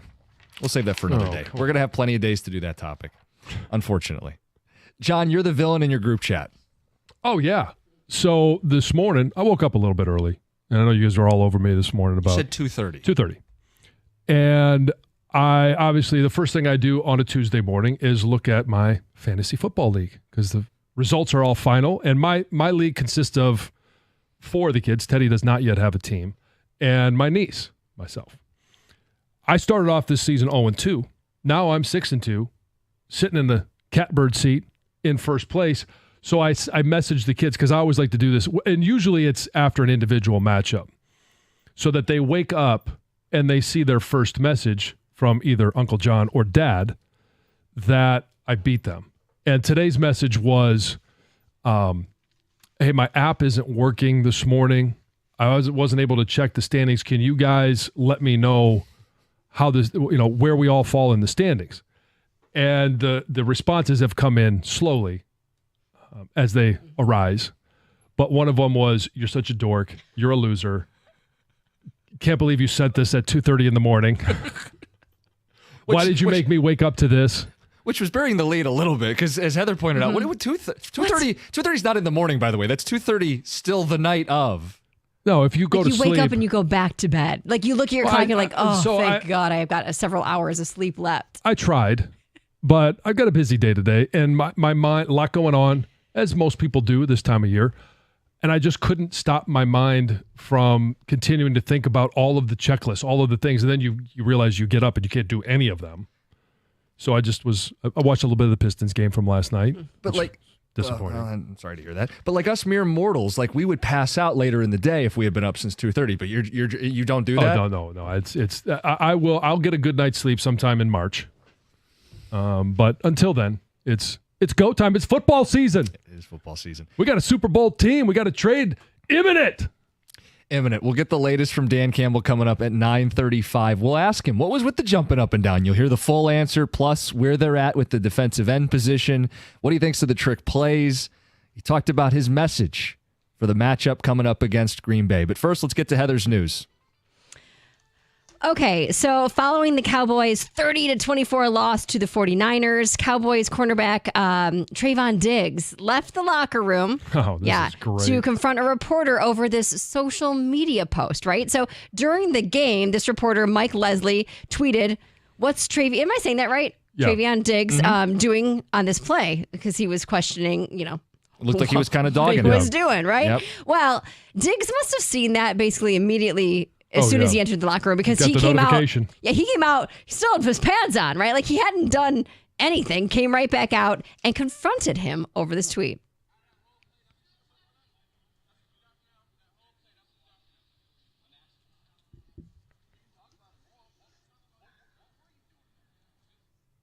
You could It's hard barely to hear hear, that, yeah. but Yeah. so he says we can talk about it, and Diggs ends with, "We could talk about D's nuts." Yeah, that was in there as well. I great definitely comeback. didn't hear Yes. that. You could hardly hear anything, but he was saying before that, basically like out of that whole play, that's what you got from that. Like he kept saying Yeah. that over and over, and then throughout that comment. And you know what? He has addressed this situation after all of this. On Monday, he was on one of his teammates' podcasts. I think Micah Parsons' podcast. Yeah, and he did say, you know what, his emotions got the best of him. So he did admit that, but he also said that it felt like he was being unfairly, criticized by this particular reporter. Then run. Play hard. Yeah, or make it at least look like you're straining. Yeah. And the reporter did say that he has no comment on D's nuts. Oh my gosh. Michigan football quarterback Jack Tuttle is retiring from football after recently suffering from his 5th concussion. He also says he never fully recovered from this elbow surgery that he had on his throwing arm as well. That played into some of it, his decision. But he made the announcement Monday night on social media, and he said that it was obviously a really tough decision, but it was one that needed to be made for his health. And then he also kind of said that he's always wanted to pursue a career in coaching. And, he that's in his future, and he also says he's going to stay with the team and help them for the remainder of the season. I'm glad he made a decision for himself and his health and his future. And when he came from Indiana to Michigan, I had interviewed him, and one of the things that he talked about was, I came here because, I want to play. He was going to be playing behind JJ. Didn't know he was going to have the 7th year, but he also wanted to learn from the coaching staff. It felt like it was the next step for him because he did talk about wanting to be a coach in the future. Yeah. So he's a great kid, and we wish him all the best of luck. Yeah, for sure. Timothy Chalamet made this surprise appearance at this Timothy Chalamet lookalike contest Did he that was win? going on. Of course he won. No, that was going on in New York on Sunday. But when he showed up, he basically caused like pandemonium, right? Yeah. Like the whole thing is crazy because it was originally started. It's basically a joke. It was like, we're going to hold this lookalike contest and the winner's going to get $50. And they kind of, the organizers put up posters all around New York, but then they got like thousands of responses, RSVPs on social media. Like thousands of people were going to show up, and a lot of people showed up. So many people showed up that police got involved. They kicked them out of the area where they were because they didn't have like permits to be holding this gathering. So they moved to a park and continued on, but people were in shock when he actually showed up. People were That's cool. Yeah, hooping and hollering and getting pictures with him, of course. And then there was one person crowned the winner who got $50. They came in costume. The guy who won was like in the Wonka costume. The Wonka costume? It was Willy plays Wonka. Willy Wonka. Oh. Yeah. So yeah, Have you seen? No. I saw the original. Okay. I haven't seen this one either, but I kind of like the newer one. I haven't watched it. Of course you but will. it doesn't like ruin the original. No, the first one was made before I was born. Why would I watch that? Have you seen the original? I have seen the original. Gene Wilder. I don't know. I'm familiar. Thank you, John. Is that, Golden ticket. I mean, is that true for you too, John? What's that? That the original Willy Wonka was made before you were born? It may have been. I don't know when it was made. Neither do I. I don't Well, if either. only there was a way to know. You had the answer, yes. This is pretty crazy. Multiple people were injured over the weekend after a woman crashed a golf cart into a crowded Florida restaurant. What's the date? 1971. Okay. Yeah, so I did watch it and watch it many times. A movie. I watch all the old movies. I love old movies. Big John Wayne fan. I showed Emily just a clip because I was singing the Oompa Loompa song one time sure. to her. So she's like, let me see it on your phone. So I showed it to her and she was Yeah, not a huge fan. Yeah. Terrified. It kind of scared her a little Yeah, so bit. I'm not familiar with these old graphics. And like the flashing lights and all Yeah. these things that go. Anyway, this Florida story is really crazy because there's surveillance videos that shows this driver of a golf cart just kind of like guide the cart up a ramp into the restaurant, but then like she floored it and just crashed into a table filled with people eating dinner. Several people were injured. One woman had a fractured pelvis. Oh, no. Had to go to the hospital. But surprisingly, police say alcohol wasn't involved. And here's like the county sheriff talking about what happened.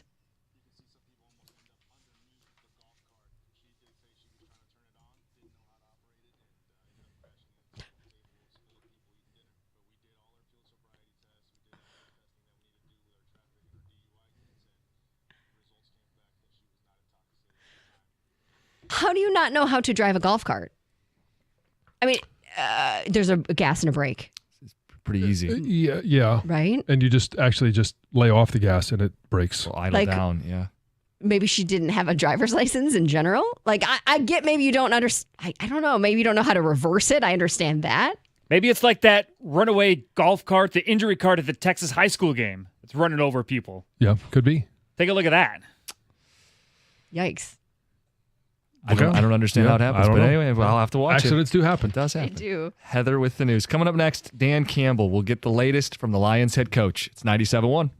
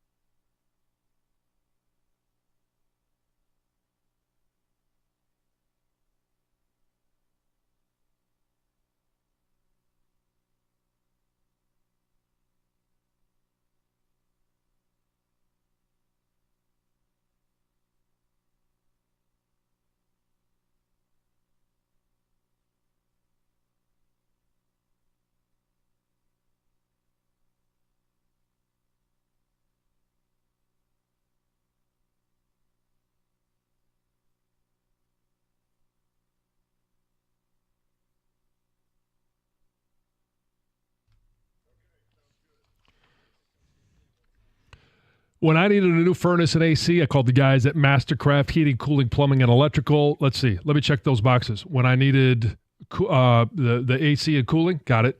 Plumbing, got it. Electrical, got it. They've been able to help me in so many different ways. The best part, the biggest difference is the customer service. And it's also the 5-year warranty on the new units. Call Mastercraft for your heat, AC, plumbing, and electrical. They even offer generators. Tell them John Jansen sent you for up to $500 off fast installation. They also offer same-day service. How about that for fast? If you want more information, you can find it on the web at mastercraftheating.com.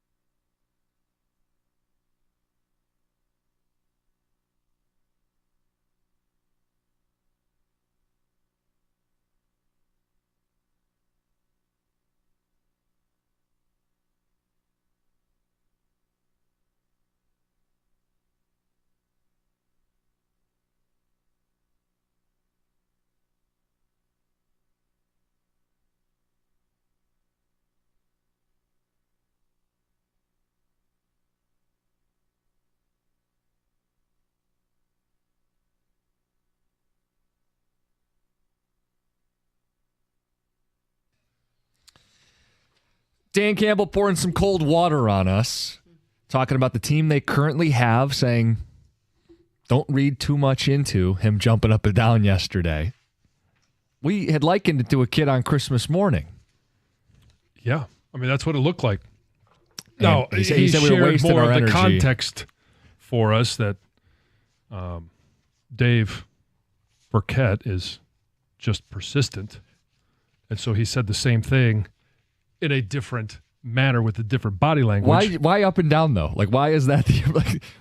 What, did you expect him to do a dance? I don't know. I didn't expect him to jump up and down. Yeah.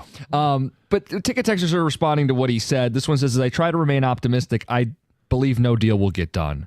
Brad Holmes will value the picks. Flashback to last year when they desperately needed secondary help and they wrote it out with Kendall Vildor. How did it work out in the end? Well, different time, different circumstances at the time. Like, we didn't know that they were going to, I don't know that anybody was picking them to be an NFC, championship game contender. And here's the other thing. If you're going to buy into what Dan Campbell said last week, I understand you buying into what he says this week. The fact of the matter is, it's an ongoing process. I still think I am a believer that something is imminent. Maybe not today. Maybe that's tamped down a little bit, but I do think they understand the need to add somebody on the edge. And I don't rule out today, by the way. Well, no, I'm not ruling it out. What makes you think that it's going to happen today? It's an off day in the league, right? Today's typically a day where you can get some business done. Nobody's out on the practice field. You might be making some phone calls, checking some boxes. I believe Brad Holmes does that every day. Sure. So it's again, I don't mean to my point is throw a wet blanket on what you're saying. I just don't know that. I think it happens before 4:00 a week from today. Sure. We had the guy call in earlier and say, losing to Green Bay, does that add any extra urgency?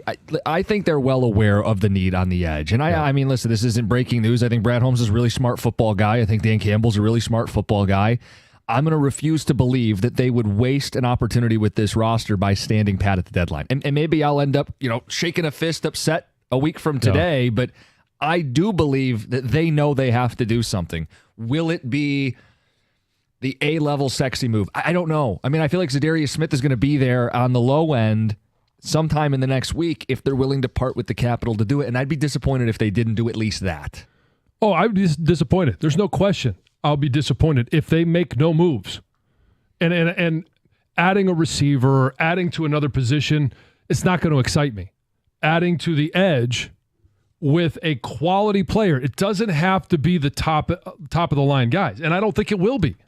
Those are hard guys to pry away, as we heard Dan Campbell say. Texter says, if Zadarius Smith gets moved, then I will start to panic because then I really don't know who's out there. Well, first of all, there are names out there. It's all going to come down to price, which is something Dan has said to us and to the media in general the last couple weeks here. Texter says, I don't think they're going to do anything. Texter says, they're not making a move. They'll stick with their formula of going with the guys we got. Hold on to capital. I get it. It's painfully obvious it will be their Achilles heel going forward. That signed Mike on the ticket text. If they don't do anything, I would be willing to admit that this is an Achilles heel. They need to be able to make moves in season when a rainy day comes. And a rainy day, I don't want to say the rainy day is here because I still think this team, as built, can win a Super Bowl championship. But then you see the Kansas City Chiefs, the team that you think you're going to be playing in the Super Bowl, if you make it there. It adds a receiver because they had a major injury with Rashee Rice. Mm-hmm. And then they add, and I didn't even know that they were in the market for an edge rusher. But their point is they just want to get better. Yeah. And it's a hunger from Kansas City, even though they've won 2 Super Bowls, a hunger that they're going to go out and trade and try and upgrade because they know even when you're the best, everybody's coming for you. And for Detroit, I think they're the best team in the NFC, but I bet you the contenders around them will add a piece or two. And if Detroit does get to the Super Bowl, as currently constructed, you're in the game, of course you can win the game. But if it's Mahomes, I want to know I got someone that can get him down on a critical third down, or Josh Allen, or Lamar Jackson, or any of these heavy hitters in the AFC. But you also got to think, okay, from Kansas City's perspective, we all know why they added a wide receiver. Clearly, they had an injury, which is what we're thinking with the Lions. We're also looking at this: how do they play against Kansas City? Is there a chance that Kansas City said, you know what? How do we defeat the Detroit Lions? One more pass rusher. One more pass rusher against the best offensive line in the NFL. So they're gearing up. Yeah, Doug and Gator have come in the studio. We were just talking about the cold water that Dan Campbell poured on us. But what was your takeaway from what he said?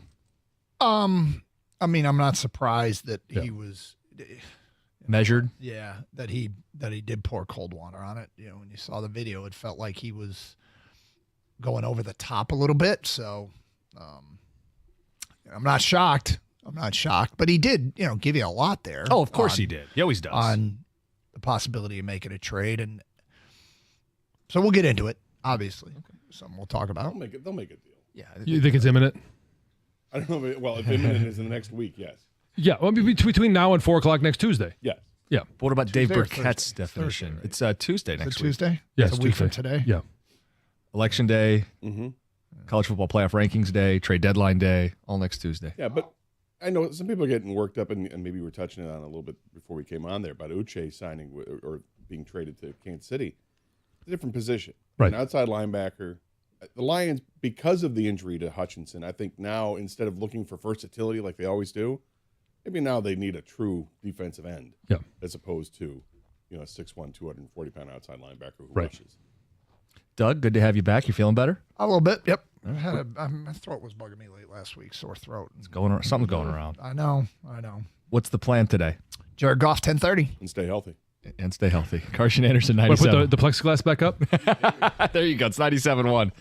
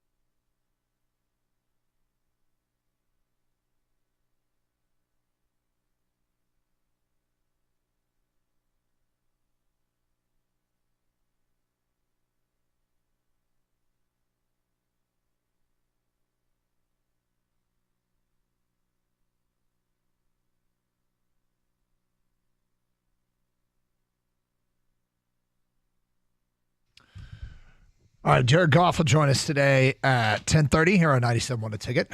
Hello, Scott. Hi, Doug. How are you? I'm okay. Jet lagged? Jet lagged. I'm not jet lagged. Why would I be jet lagged? Oh, it was too quick of a trip, King. Are there any known side effects, Doug, from your procedure, or is it It looks like it's coming in nice. Yeah, it is. It actually is. It's getting darker. That's for sure. Yeah, and not great, which is good. Yeah. Okay. That's important. I see where this is going. No, I did not go to Istanbul to get hair implants. Was it a follow up? We thought like a touch-up, Okay. Follow-up consultation. Well, here's what you can do. You can watch over the next coming few days, weeks, months, and see if my hair starts to grow miraculously. It's not a miracle. It's a procedure. Yeah, it's a science. See if the procedure leads to any results. It's like watching a chia pet. Kind of. Yeah, I remember those.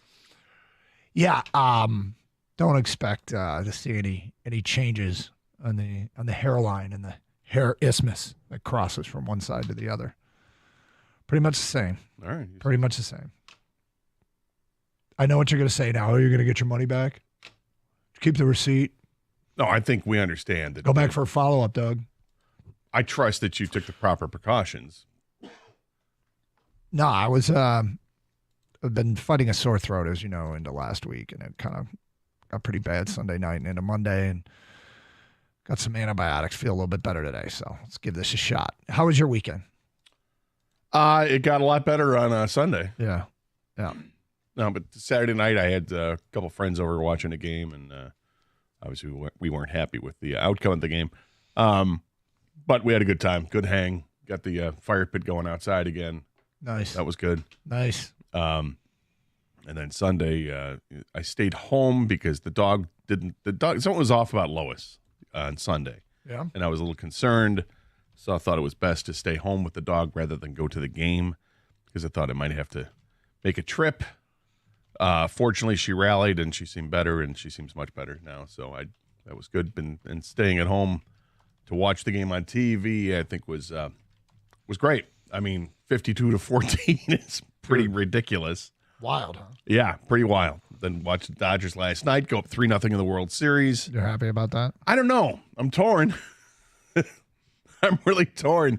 I guess the thing is, I'm happy that they won a game in New York.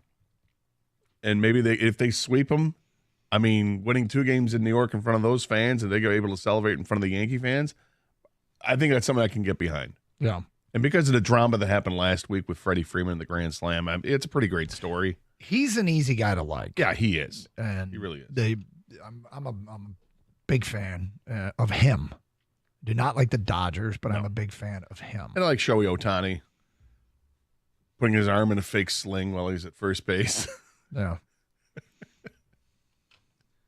What are you saying? It's like a shilling sock situation? Not at Like, all. oh, okay. No, I think he's definitely banged up. All But I right, think it's all right. funny. He's just holding his arm in place. I'm like, this guy is actually on the field to play. His shoulder is banged up, but he's okay to hit, I guess. Draws a walk, gets on base, and scores a run while holding his arm up to his chest because, you can't. I don't think you can bring the oven mitt out for the base runners, but I don't think you can bring a sling out. I have no idea.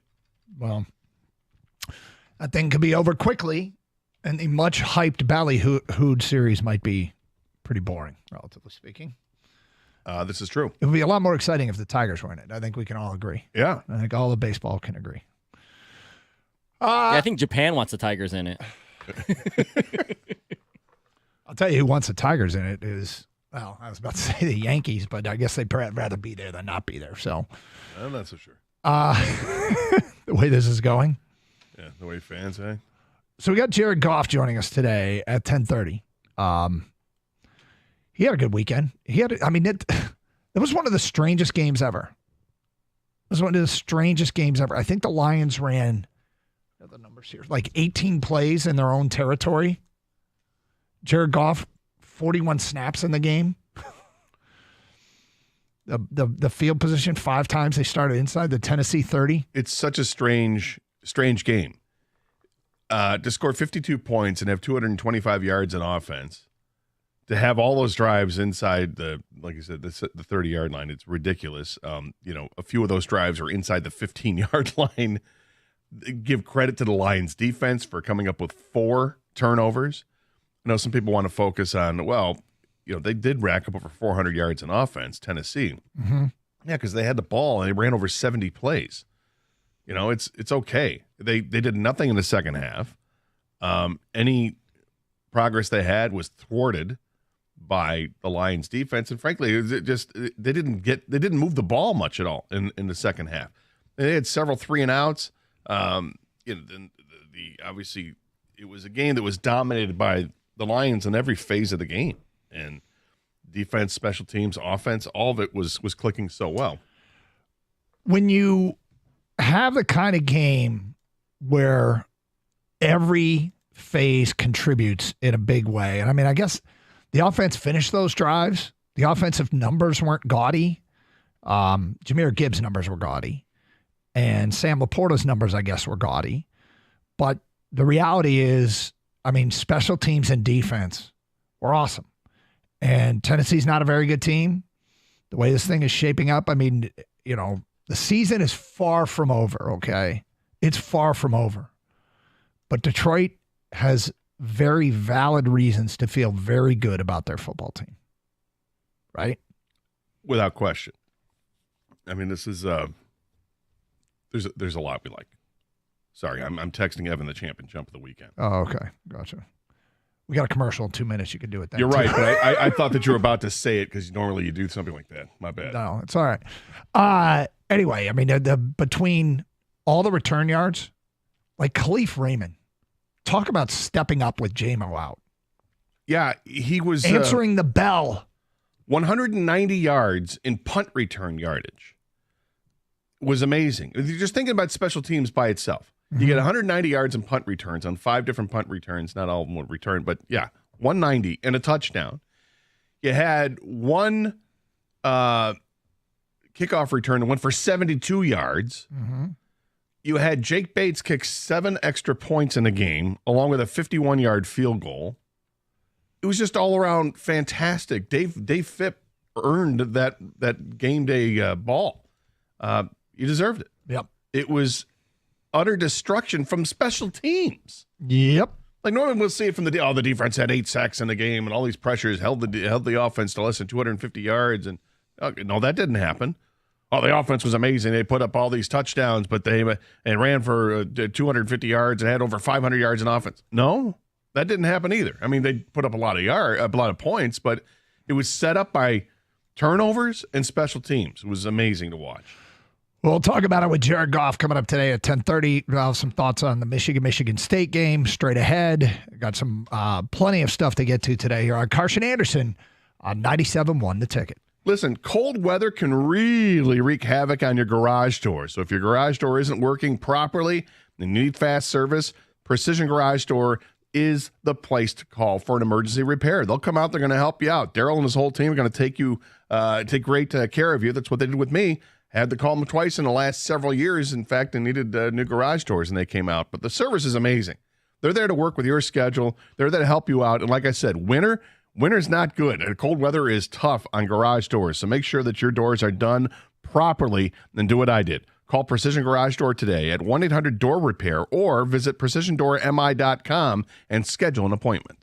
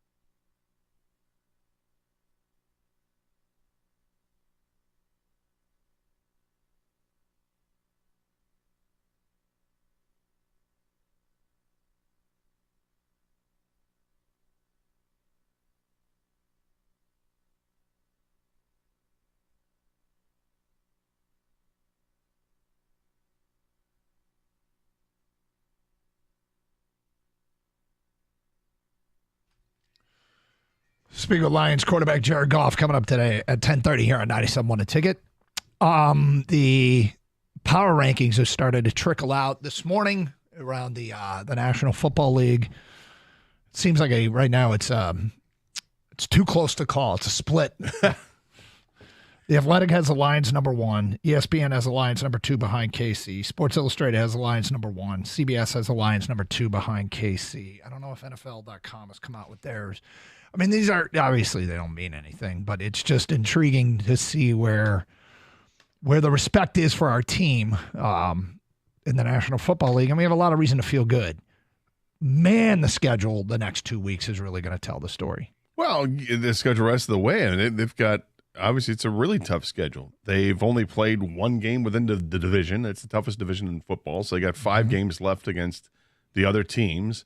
You get Houston. I'm trying to off the top of my head. They have a Buffalo coming up, and Houston's a first-place team. They have them. Buffalo's a first-place team. They have them. San Francisco's a first-place team. They have them, although San Francisco's 4-4 and tied for first.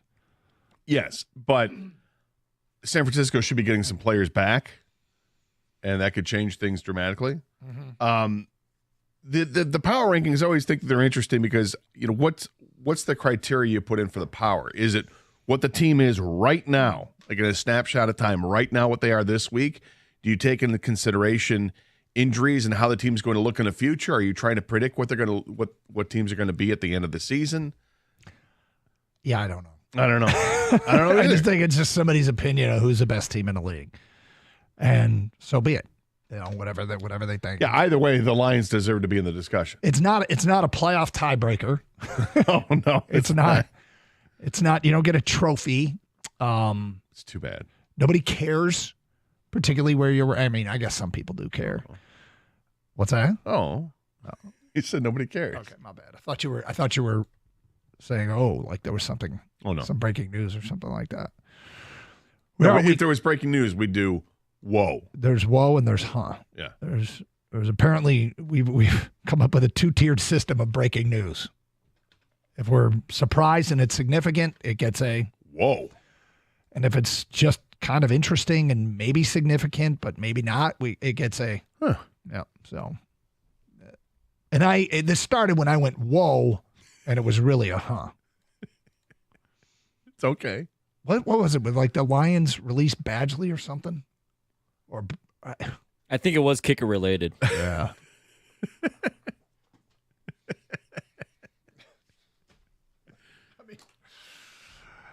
Are we good on the kicker now?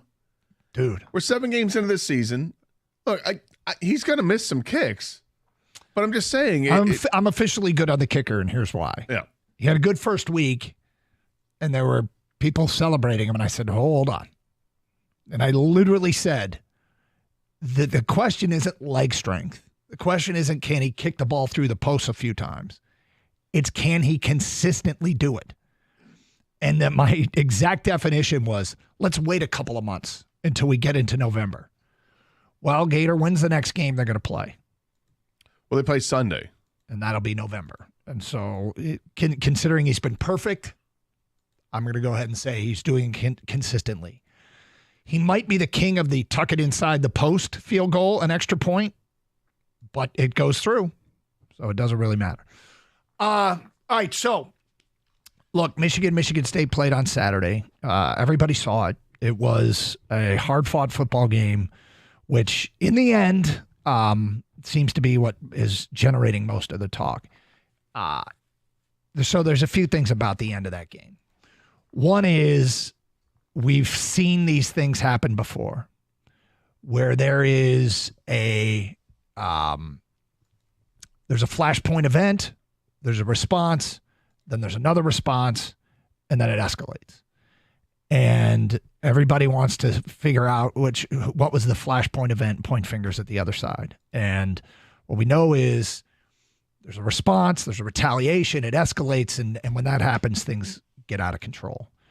You could see it coming in the last minute and a half of that game. And I mentioned it on the broadcast. And I really wish the officials had seen it coming because at the time when it happened, Michigan State had white flagged it. They weren't going to use their last time out. And the lead official there, if I could see it from upstairs, maybe he couldn't from field level. I don't know, but I really wish the officials had just said, all right, hey, coaches, get these guys off the field, because you could see the jawing going back and forth, and then it might build up to something.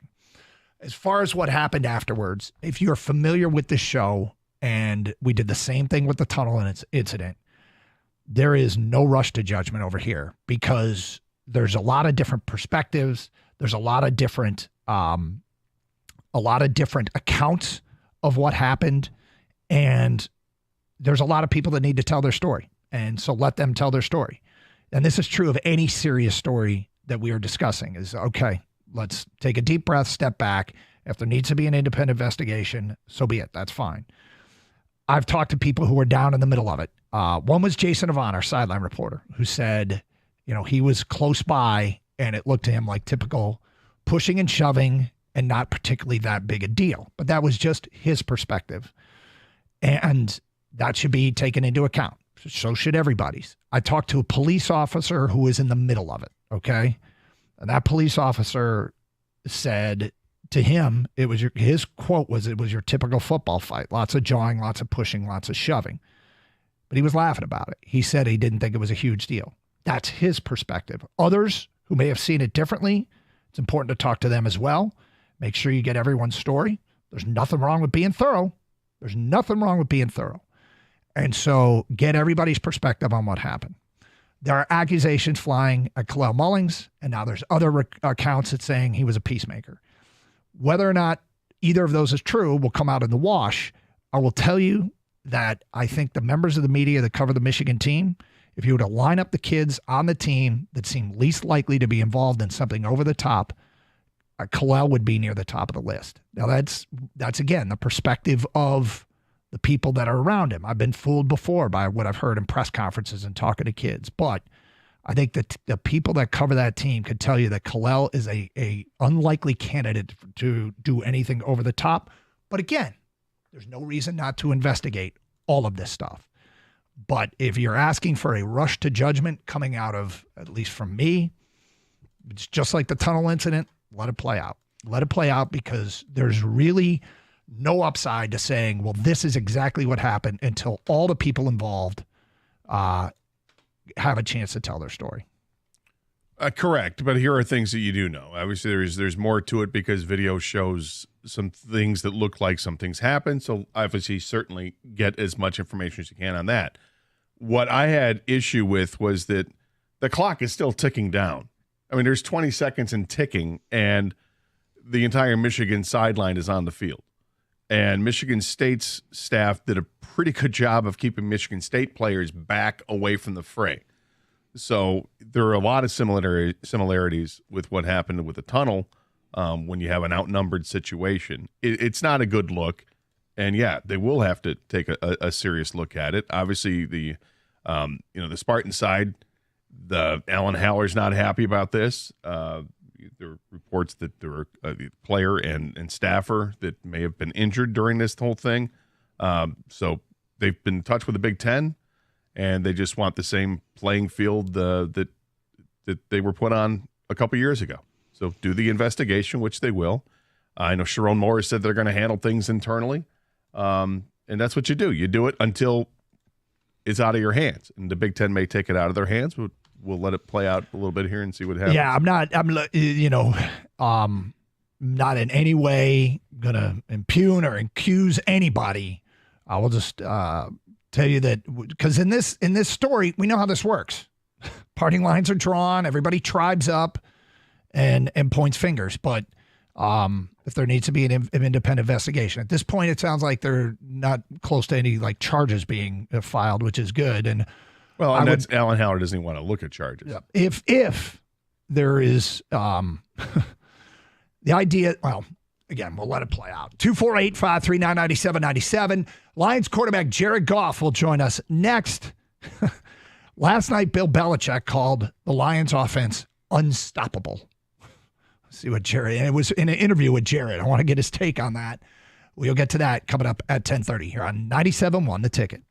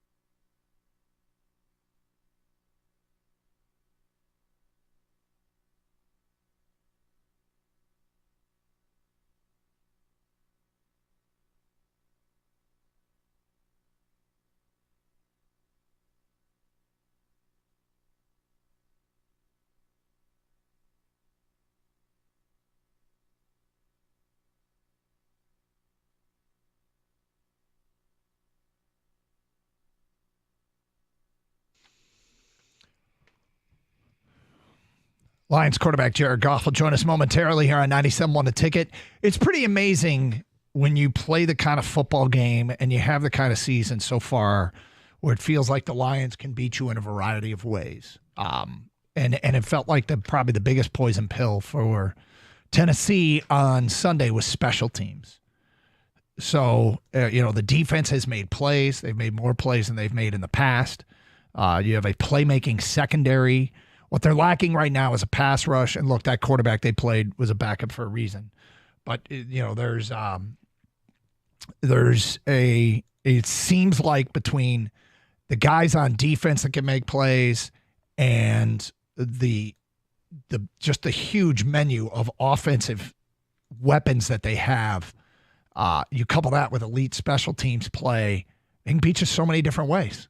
And I still can't believe this is our team. It's hard to believe as well. I mean, they scored 52 points, no Jamison Williams. They gave up 14 points, and there's no Aiden Hutchinson, let alone the other players that have been out for the season to begin with. It's, and then we were without Pascal as well on Sunday. It's just the next man up mentality it's not cliche, it's a mantra. And they drub it every single day in practice. They do it in the game days, and they're just ready for it. It's just a sign of how different this team is with this regime and how the culture has completely changed. And then you look around the league and you see nonsense like what happened with the Bears, and you see a Jets team imploding, and I just go, hey, that's not our problem. Exactly. And there was all kinds of times where it seemed like we had nonsense in Detroit, and there's just so little of it, almost none of it right now.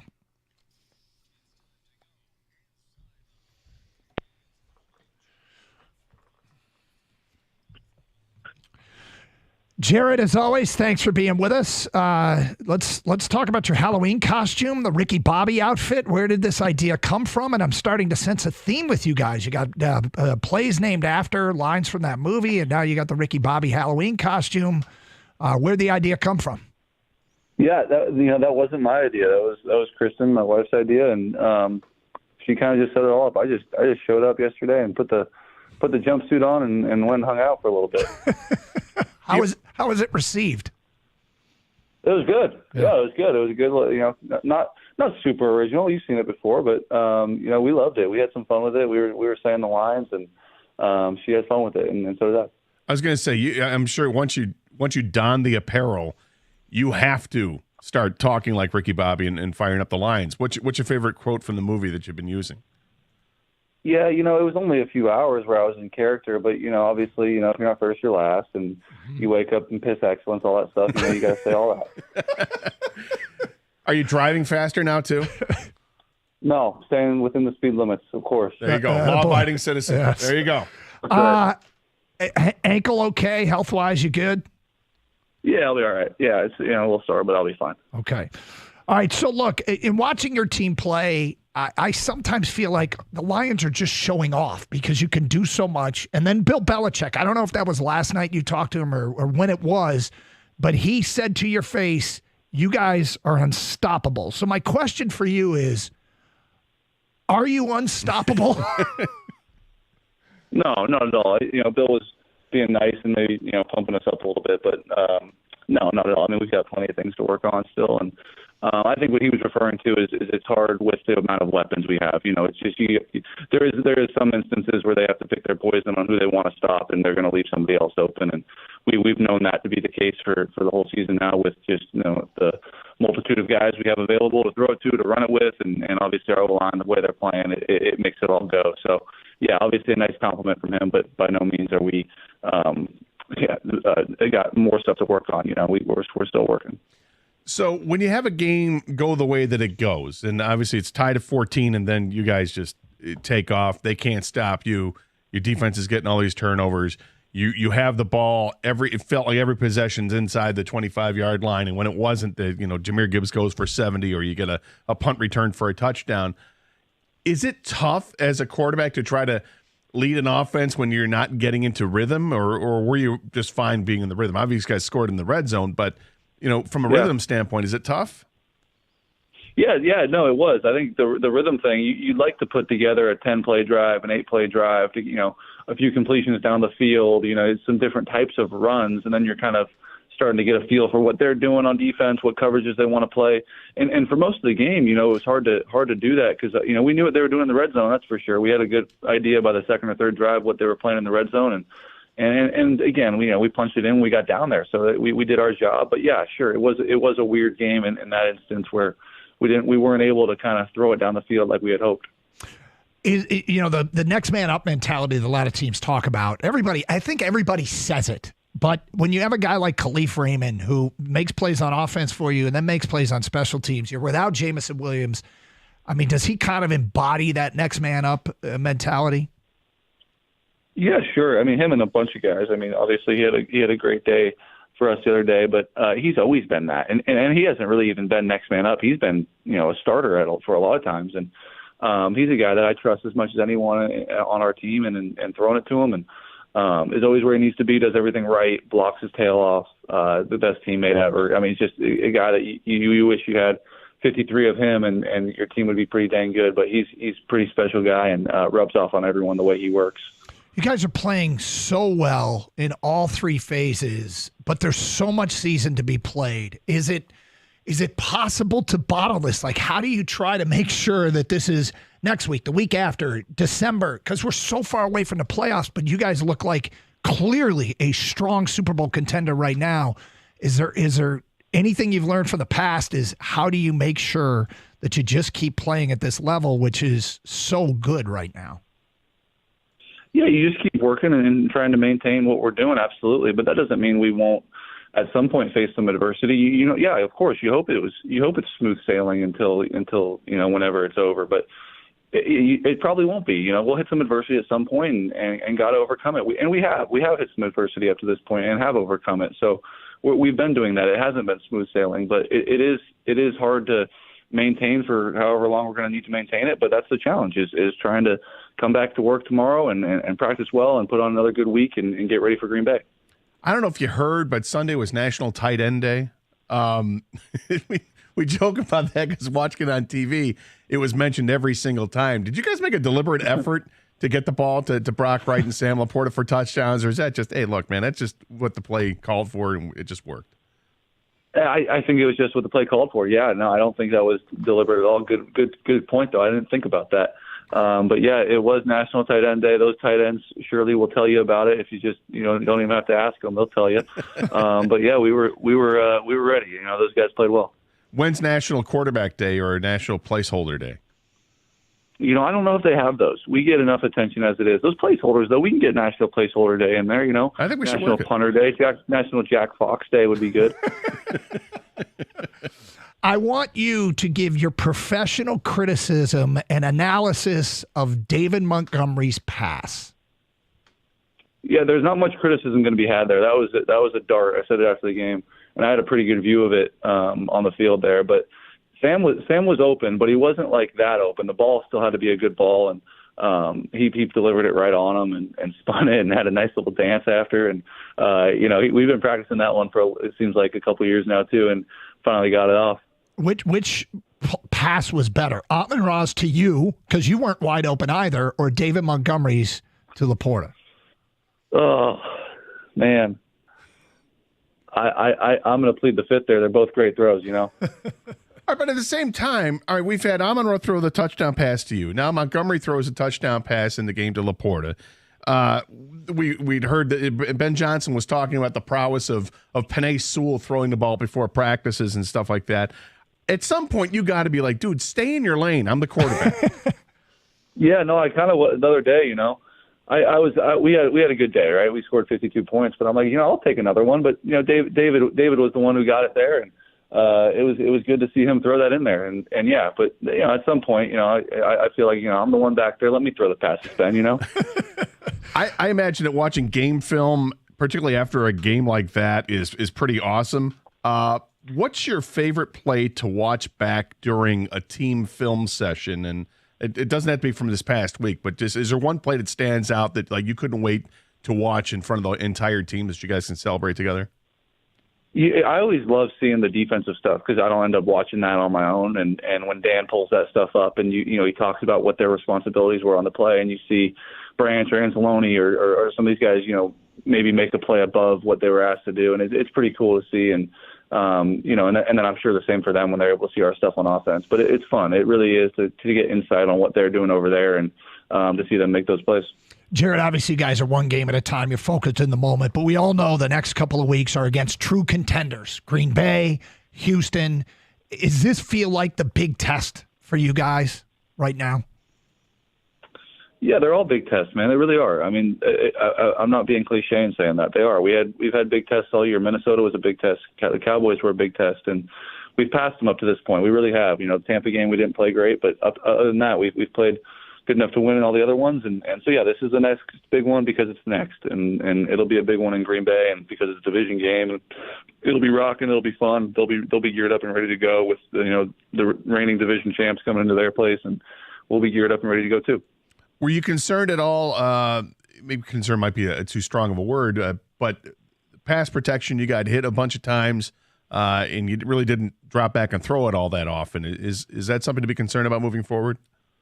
No, not at all. No, there's things I can do to help with that as well, and we'll be better with that, and certainly a point of emphasis for myself and us to make sure it's better for me, you know, better on my part moving forward. Green Bay's defense, they've got some high sack totals. They're second in the NFL in interceptions. How does that defense make your job harder? Yeah, they're good. They're really well coached. Coach Athlete coming in there and doing it for the first time this year has done a great job. You know, you can see why they hired him, and they got a lot of good players. They got a good scheme. They pass rush well. It's a good defense. They've been good though for a few years, and we know that, and it'll be a good one. Playing Green Bay in Green Bay when the weather is actually favorable, compare that to playing in Green Bay at the end of the season when it's the frozen tundra. Yeah, you know, we'll play them whenever it's on the schedule. We beat them in week 17 or whatever it was a couple of years ago at their place, and it was a little cold then. So yeah, whatever the schedule calls, we'll go over there and play them and do our best. Dan Campbell on our morning show today said it was about shoes. Is this having the right shoes? Have you guys tried anything out, or is that just Dan Campbell tongue in cheek? No, it's true that grass can get torn up, and at Lambeau and at Soldier Field, I think oftentimes that grass later in the year it gets torn up and can be wispy, and certainly if it's wet at all, you know, you want to make sure you have the right cleats on, and he's absolutely right. It'll be a point of emphasis for us to make sure we're wearing the right stuff. All right, well, we appreciate it. Make sure you don't catch on fire or anything. No, I won't. Don't stab yourself in the leg or any of those other Ricky Bobby mistakes. Watch out for those Wildcats in the back seat. Yeah.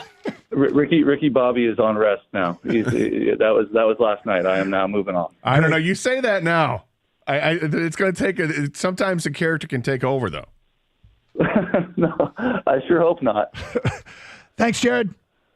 All right, guys. Appreciate it. There he is, Lions quarterback Jared Goff. Our weekly chat here on 97.1 The Ticket.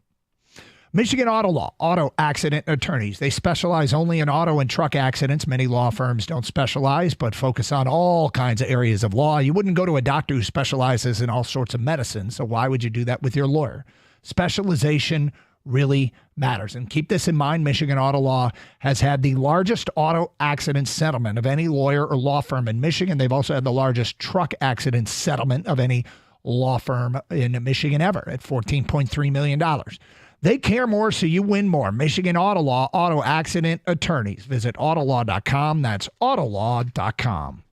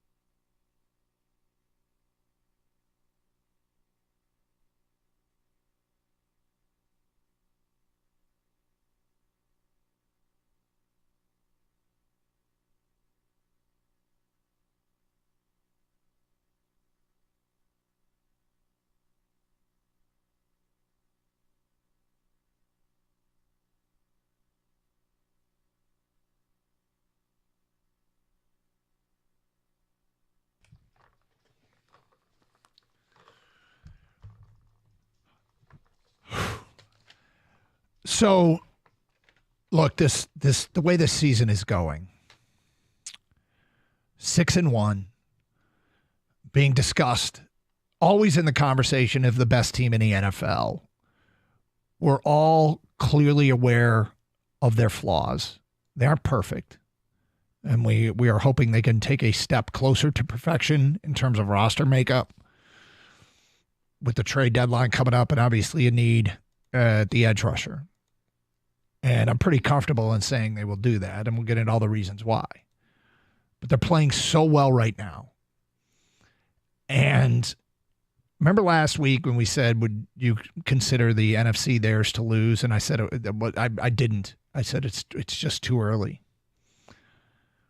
I went back and looked where we were in the first week in November. The next time we play the first week in November. Where were we the first week in November last year? What did the NFL standings look like? To try and get a sense for the context of how far we have through to go. 7 games or whatever. Yeah. There's a long season still yet to be played. And they're playing so well. Maybe they can play better than this. Maybe they can. Well, I mean, they smoked Tennessee 52-14. And can they play better? Yes. They can be better at pass protection. Because, like I said to Jared, I mean, I think he got sacked 4 times in the game, and he only threw the ball 15 times. So that's something that needs to be worked on. It is hard to get into a rhythm when you don't have the ball set up several times a game from your own 25-yard line. They didn't have these long drives. Everything happened so quickly. But I guess you don't really care if you're scoring touchdowns. Hey, give me the ball. We have it at the 15-yard line now? Okay, fair enough. 2 plays, touchdown. And you take it. Defensively is where they really can have growth, and they still don't have a pass rush. They need to find that and acquire a player to get it, because I don't think it's in-house. I'm all the power to these guys, and they're going to get opportunities here, and hopefully they do get better, but they need to find an outside source to better this pass rush. They need a stabilizing player on the defensive end, and that's a concern. Because the competition's about to heat up. I mean, yeah, you held Tennessee to 14 points. It was Mason Rudolph at quarterback, right? Yep. But what I like to see is that they made adjustments. First quarter, Calvin Ridley had 6 catches for 118 yards. The next 3 quarters, he had 4 catches for 25. So they figured something out, whether it was just switching, hey, we're going to put Terry and Arnold on him, or whatever the case was, or maybe it was just Mason Rudolph eventually finding his level as being Mason Rudolph. He's a backup quarterback who got an opportunity to start, and that's what he is. He's a backup quarterback in the league. So they got a real test on Sunday. It looks like Jordan Love's going to be healthy enough to play. Well, that they avoided a real scare with the groin, but they're going to have to find out. He's getting treatment every day, and by Sunday you'll know. The obvious question there, and we'll probably get into it a little bit later in the week as we get closer to this game, is who scares you more, Jordan Love or Malik Willis? And it's a legit question. I know. Yeah. I mean, because Malik Willis was horrible before. But he also, there was no sense of, hey, here are the keys to the Ferrari. Go enjoy it. It was like, yeah, but there's no engine in it. What am I supposed to do with no weapons or whatever and no guidance? He goes to Green Bay, where you've got a quarterback whisperer of a coach and a good staff there, and but he's thrust into the starting job pretty quickly because of the injury to Jordan Love early. But they tailored the offense to what his strengths are, which is brilliant. And he was able to get them through a couple games where he started and they won. And then he comes into the game late on Sunday, doesn't miss a beat. In fact, the game tied. Late in that game, okay, I'm just going to find an open receiver, and he hits Jaden Reed in stride. He goes for 51 yards down the sideline to put him in field goal range to win the game as time expired. He's done his job, and he is frighteningly good when he takes off and runs. He's as scary as just about every quarterback, maybe even as scary as Lamar Jackson is when he takes off and goes. Malik Willis is an athlete. I'm in Camp Malik, but I wouldn't go that far. But still, I'm just saying I said maybe, but he's up there with his running ability, and don't sleep on his ability to throw the football. Not only that, Green Bay has outstanding weapons to work with. They've got a young receiving core. They've got 2 tight ends they drafted a year ago. They're in their second year in the league. And they've got a running back who's a punishing back. It's a really good recipe for offensive football. Lions have faced something similar to that when they took on Minnesota, but I think like Green Bay might be more balanced and then potentially more explosive than Minnesota. I knew what Jared Goff was going to say, but I really wanted. I can't help but see these next 2 games as 1-1 isn't the worst thing in the world. I mean, I'd rather them beat Green Bay than Houston, but they're playing 2 road games against 2 contenders. And, the Lions are not likely to finish the season 16-1, although I'm not conceding anything. But the opinions can change a lot if they go 2-0 or 0-2, right? I mean, if they go 2-0 in these next 2 games, I'm sorry, I don't care if Kansas City remains undefeated. I'll feel like the Lions have planted a flag as the best team in the NFL. If they go on the road and beat Green Bay and Houston in consecutive weeks. If they go 0-2, well, it's back to the pack in the division. I mean, figuratively, and I guess maybe even actually back to the pack in the division. But it'll also be a bit of a wake-up call about how tough it is to win in this league, and they aren't going to run away and hide from everybody. 1-1 is probably a reasonable expectation and okay, but you could really swing opinions one way or another if they go 0-2 or 2-0. And I knew when I asked Jared, he wasn't going to talk about this stretch. He was just going to focus on one game and say they're all tough. But I think this is the real measuring stick in this league is the next 2 weeks. Well, it's a tough season they've got because their schedule is just brutal throughout the whole season, but that's what happens when you get to the NFC Championship game. And not only that, the games you expect that you can win on paper, they got this. You're getting the other team's best shot, okay? You just become Notre Dame. Everybody wants to play Notre Dame and beat up on Notre Dame. They got a target on their back. Well, that's kind of where the Lions are at right now. But they are a very, very, very good football team. Now, if they were to go 0-2 in the next couple of weeks, to me, my first reaction is, well, what happened in those games? How did they look when they went 0-2? Did they get hammered and then? Did they lose? Did they suffer an injury? Because then you have to look beyond that. So that's why it's hard to play that game of looking at the next 2 games. But I understand what you're saying. Given what these 2 teams are on the schedule, they're very good football teams, and where you have to play them, you feel like if you're not on board saying this is the best team in the NFC, that this might be the litmus test you're waiting for. 248-539-9797. Chris on a cell. You're on 97 on a ticket. Hi, Chris. Hi, how's it going, guys? Good, thank you. So I know you guys won't remember this at all, but I called. I'm from New York. I actually adopted the Lions as my team, I think back in 2011. No ties to Michigan at all. So I called you guys after the Lions beat the Rams, just trying to process my emotions with this. And you guys had afterwards a ticket holder call the station. And I basically was like, I wanted to go to Ford Field. No one would come with me. I'm from New York. Why would any of my friends, go? So this great guy, Darren, called your guys' station, got my phone number, and I was just at the Titans game this weekend. So I wanted to give Darren a shout-out. That's awesome. I was 12 rows off out of the end zone. It was unbelievable. I just want to thank him so much. It was, unfortunately, now I'm going to Ford Field every year. My wife has to accept this now. But it was just an unbelievable experience. It was just incredible. Yeah, it was great. So you're a fan out there in New York. What are people, given the state of their teams and the fact that you've been in an unrewarding position as a Lions fan, what are your friends, your NFL friends, and what are people saying about the Lions, comparatively speaking, to their home teams? So as someone outside of the market, it is funny because no one really dislikes the Lions out of our division. So it's actually very positive. Like, everyone's like, they deserve this forever. This is amazing. Like, my friends are like, this is the most fun team I've ever watched. Not Lions fans. Yeah. And I will say for you native Lions fans, the sentiment with Aaron Rodgers right now, it's so good. It is so good here. Let me tell you. I wish you guys should really just tune in to New York media every once in a while. Obviously, when you guys aren't on, but it's great. I love it. That's funny. Years of abuse. I feel like just That's good. funny. I mean, Aaron Rodgers, that thing just. Hey, thank you for I'm glad you followed up and got to a game. And yes, shout out to Darren who hooked you up. What'd you think of the stadium, Chris? Do you like Ford Field? Oh, it was great. I've been to MetLife a bunch of times. I loved it. Everyone is so, and even outside of the stadium, everyone in Detroit was so nice. It was just an awesome atmosphere from just every part of it. It was great. It was electric. My wife has a hearing aid in her left ear, and I was like, babe, don't bring that. Don't turn that on. It's gonna go deaf in the other one.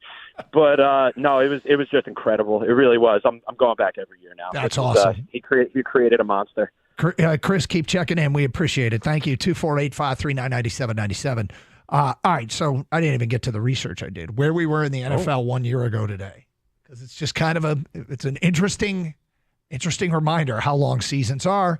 That at 11:02 here on Carson Anderson, 97.1 The Ticket.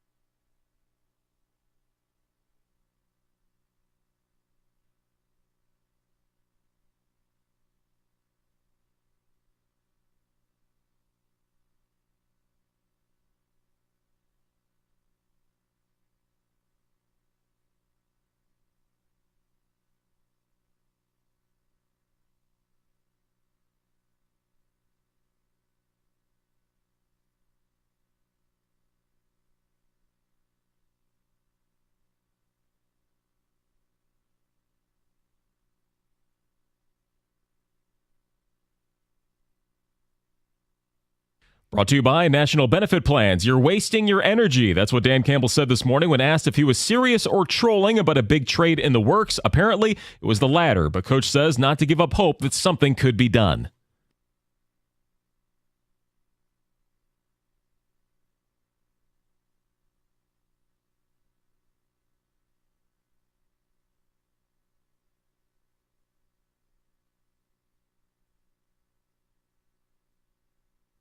Well, as for the Packers, quarterback Jordan Love had an MRI and showed no significant damage. Matt LaFleur said that they're going to see where he's at the end of the week, and if he can go, he'll go. The Bulldogs of Ferris State will take their turn with an exhibition against the Spartans tonight in East Lansing. MSU already scrimmaged Northern Michigan. It will now be at home for the first time with this roster. Game time at 7 o'clock and can be streamed on Big Ten Plus.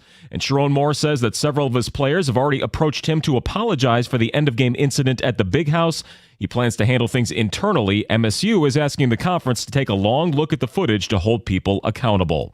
From the Corewell Health Sports Desk, I'm Chris Villar. For more, go to 97.1 The Ticket and Odyssey.com.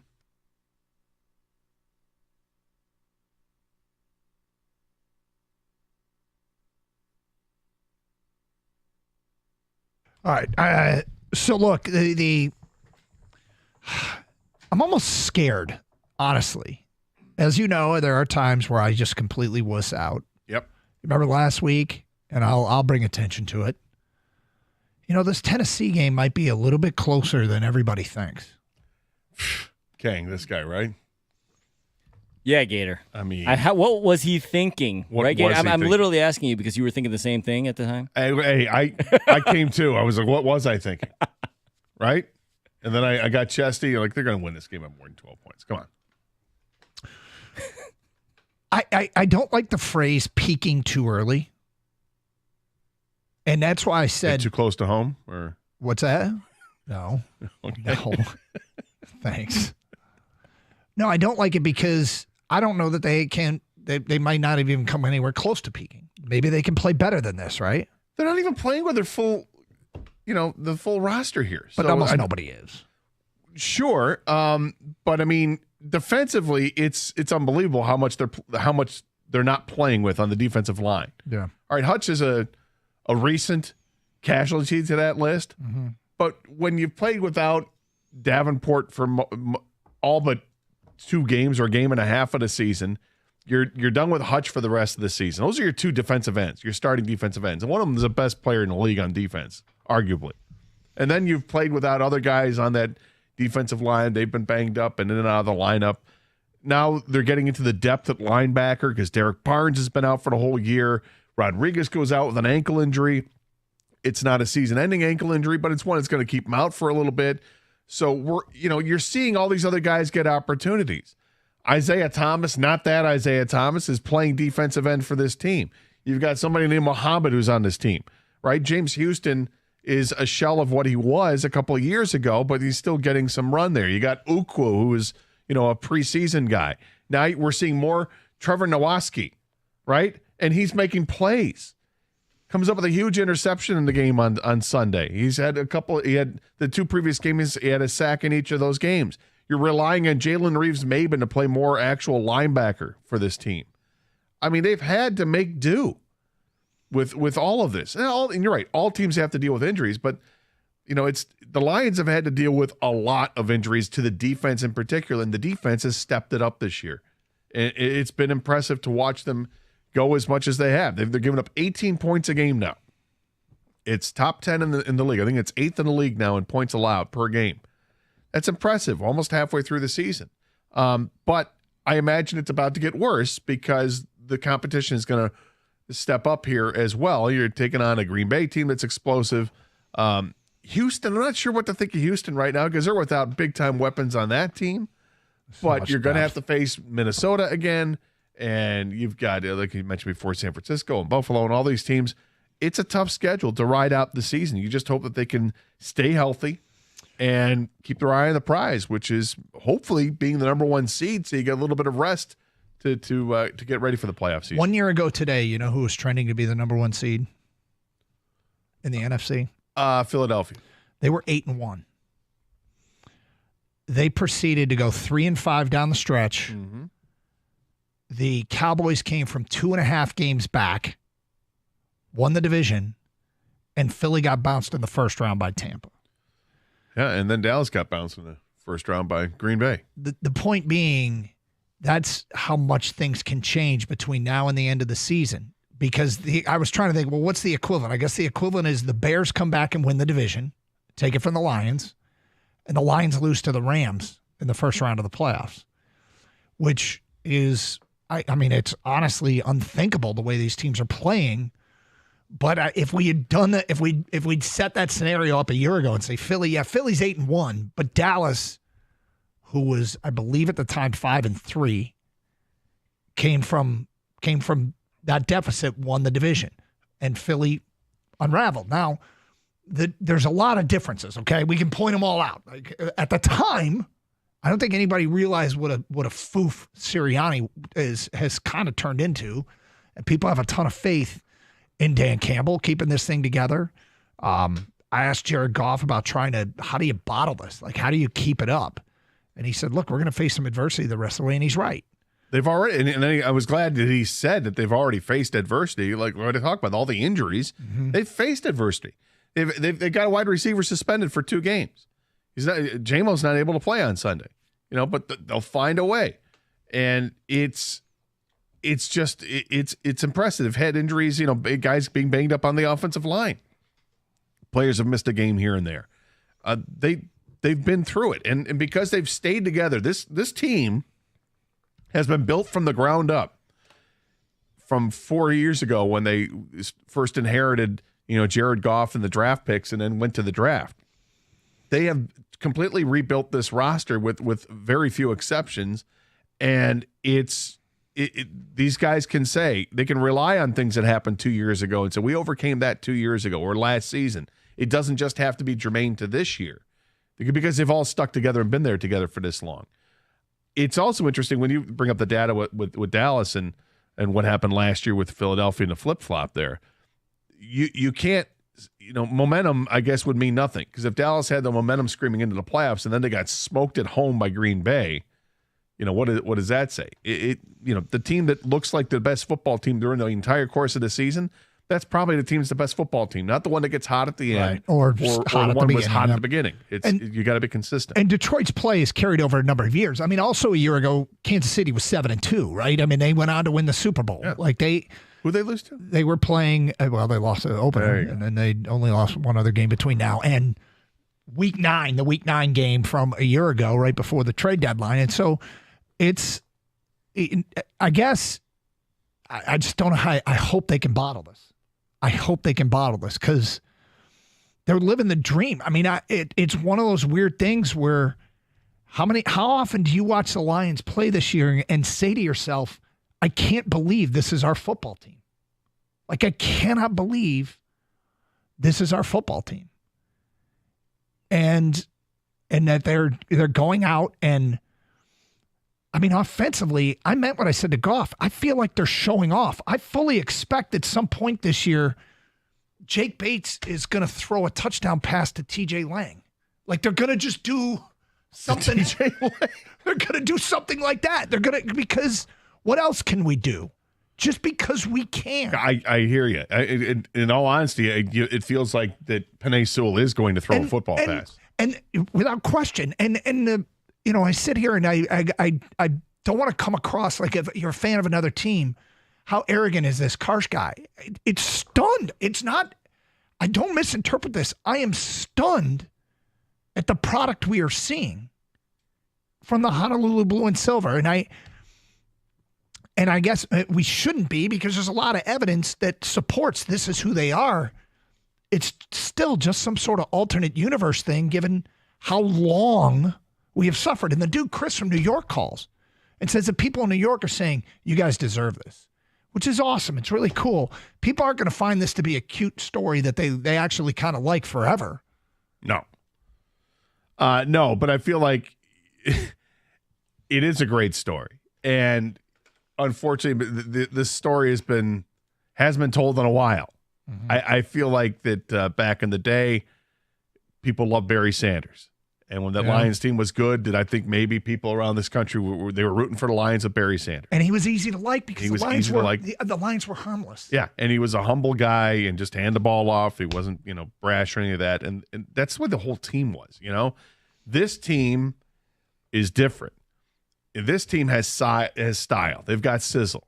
And when that caller said that there's so much fun to watch, and maybe the most fun he's ever seen watching a football team outside of one of his own teams.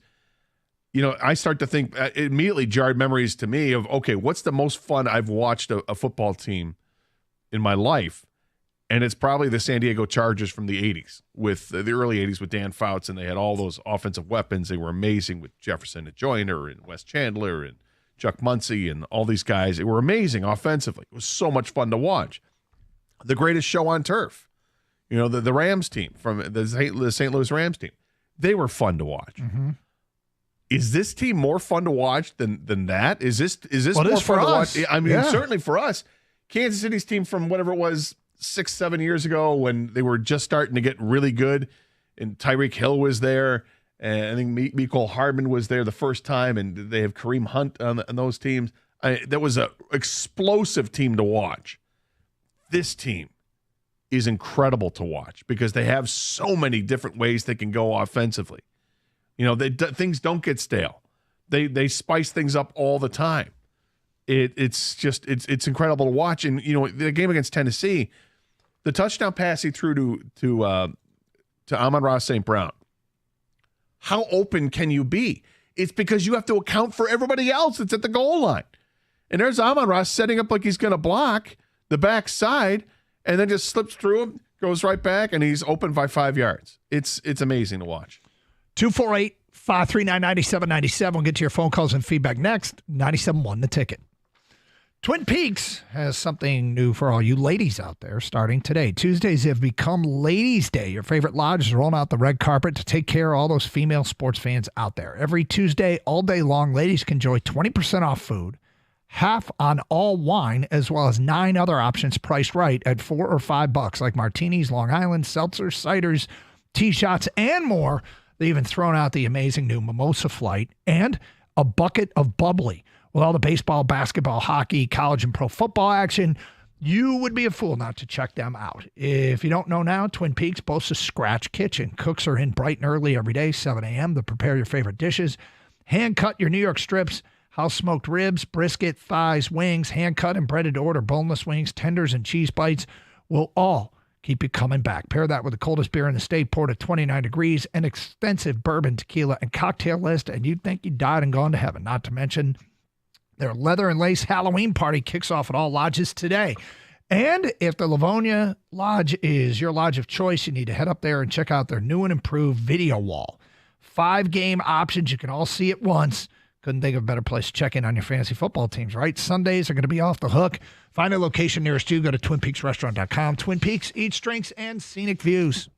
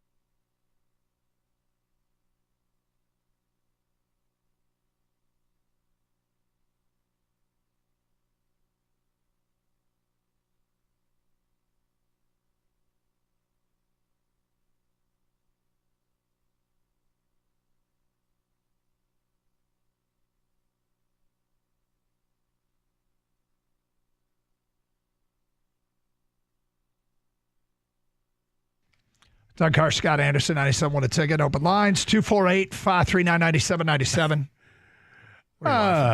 What? This is Dove Kleiman, whoever Dove Kleiman is these days, tweeted this out, which I thought is just funny. Most wins for a Giants/Jets quarterback since the start of last season. So everybody who has started for the Giants and Jets, who has recorded the most wins? Yeah. So Trevor Siemian has 2 wins. Yeah. Tyrod Taylor has 2 wins. Daniel Jones has 3 wins. Aaron Rodgers has 3 wins. Tommy DeVito has 3 wins. Zach Wilson has 4. I love that the Jets suck. I freaking love it. Normally, I've been a Jets guy over the Giants in my life. Yeah. Because I never liked the Giants. I always rooted for the Jets over the Giants when it comes to the New York thing. It's, much like me rooting for the White Sox over the Cubs. If I got to choose, I'll choose. I don't mind drawing sides there. But this time, because it's Aaron Rodgers, and I cannot stand Aaron Rodgers. The whole Jets organization has been a disaster for forever. It's been a long time since they were relevant. And I love that they tried to buy relevancy, and it just isn't working out. And it's not working out with a guy who tortured us forever. Oh, which makes it even that much sweeter. And God, it's great. The end of that game, how great. I don't know if you saw the end of it. I know Kang did. I didn't, but watching the Patriots have a chance to win and then actually win over the Jets, who are now 2 weeks into the experiment of bringing in Devontae Adams back with Aaron Rodgers. Look how great that's worked out. I saw something that it was out there on the internet, and I apologize, I didn't credit it, but it was like, we're just one more Aaron Rodgers friend away from really being good. Just one more. Let's go to Bill on a celly on 97 a ticket. Hello, Bill. Hi, guys. How we doing? All right, Bill. Good. Hey, listen, you guys were kind of talking about the style of Lions play and how exciting it is. I found myself sometimes, particularly like this last game, why are we doing all these plays, at the goal line? Halfback passes and throwing to the tight end, and Raymond going in like a half motion and coming back.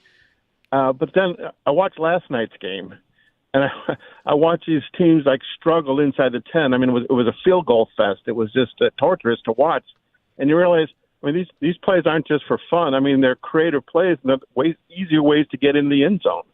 I think sometimes we make it look too easy, like when Gibbs goes in untouched from 6 yards in on a straight run, but it's not that easy for everybody else, and it's fun to watch, but it's also great creative play calling, I think, to get us in there. It's a credit to the play selection that they have, but it's also, I think more so, it's the talent they have on that team. It all starts with the offensive line, and the fact that the Lions can kill you with the run or the pass. I mean, they'll run the ball on 4th and 3. They're not afraid to run a draw play. I mean, they do things like this. We've seen it happen. You can't key on any one player if you're a defensive coordinator. So we just got to stop this guy. Not with the Lions. You don't know where the ball's going. I saw a guy on a podcast recently that said, he had actually done some research on it, saying the Lions run the ball more on third and 4 to 3rd and 8 more than anybody in the league. It's because they can. Like you said, with the line they have, and maybe it's because they know they're going to probably go for it on 4th, but that's part of it too. They make it look simple, and it's and you say it's based on the talent. That's why it makes it look so easy. Yeah, and you're right. It's not. It's not. They are making something that other teams struggle with look easy. And it's funny, throughout this season, there's been a lot of, they're winning, but God, they didn't really get the ball to Amara. Then they get it to Amara. Yeah, it's cool and everything, but they haven't gotten the ball to Laporta, and then they get it to Laporta. And Laporta was injured to start the year, but it's not as if they're going away from people or underutilizing people. It's they need to make sure everybody gets the ball. They need to find a way to play a 5th quarter. They just need more snaps. And the weirdest thing about this game is they ran 18 plays inside their own territory. Think about that for a second. One of them was a kneel down at the end of the first half. They ran 8. They only took Jared Goff. I think the total was 41 total offensive snaps for a game. Like, the defense set them up with such short fields. They were having 3-play drives for scores. And then when they did have a long field, they just took it 75 yards to the house. That was the weirdest game, and yet an example of how the Lions can beat you in a variety of ways. It's a wealth of riches they have. Fortunately, and let's hope these guys all stay healthy here. But I mean, when you have the opportunity to hand it off to either of those running backs, I mean, they both do damage. They do it in different ways. But one thing they both do is get up to a top speed rather quickly. One guy gets through the hole and just takes off, finds the open space. The other guy just seems like he's just breaking tackles while he's carrying guys. You can't bring with him. David Montgomery down. No, his balance is amazing. You know, it's like when I was watching Boise State last week. Finally got a whole game where I got to watch Ashton Genty. And who's their outstanding running back for people who haven't heard? I think what makes him so good is he's just a battering ram. He's got speed and he's elusive, but the first guy never takes him down. He breaks through at least one tackle every single time he carries the ball, and then he's eventually wears you down and takes off. David Montgomery is very similar to that, but he's doing it at the professional level. If you didn't hear what Bill Belichick said to Jared Goff on his podcast, because he's now on the Let's Go podcast with Jim Gray. Belichick is doing it now. That used to be the Tom Brady and Jim Gray podcast. They had Jared Goff on, and we'll play it for you coming up today at 11:35. Ticket text coming in. Looking at the Lions schedule and trying to predict a 12-5 or 13-4, even a 14-3 record includes a loss to Green Bay, in my opinion. That's from an unnamed texter. Lions are favored this weekend, but I hear you. Scott in Carlton says, Doug, they have pills. Doug, they have pills for peaking too early. Then he adds, I think they help with hair growth after surgery, too. Oh. Two birds, one stone. Mm-hmm. Listen, Doug, I have to agree. I've been a Lions fan for 50-plus years. I'm still amazed that this is our football team. It's from Fish and Waterford. Doug, we're going to need some confidence from you with the Lions. Last season, the Eagles had Sirianni and Patricia and no discipline. The Cowboys have had Jerry Jones, button in always. We are completely different than those teams. Yeah, I get it. It's almost like the way they're playing now, I want the playoffs to start now. Certainly enjoying the ride. Well, yeah. But I can't. If there's another gear for them to go to, what are they just going to score every play? I mean, it's wild. Well, I think one of the things, this is another. It's disbelief that this is our team. More credit that I want to give the defense for what they did in the second half by pitching that shutout is when you're watching this team take over because defense gives you the ball at the 25-yard line or less, and the Lions take a couple of plays to score a touchdown.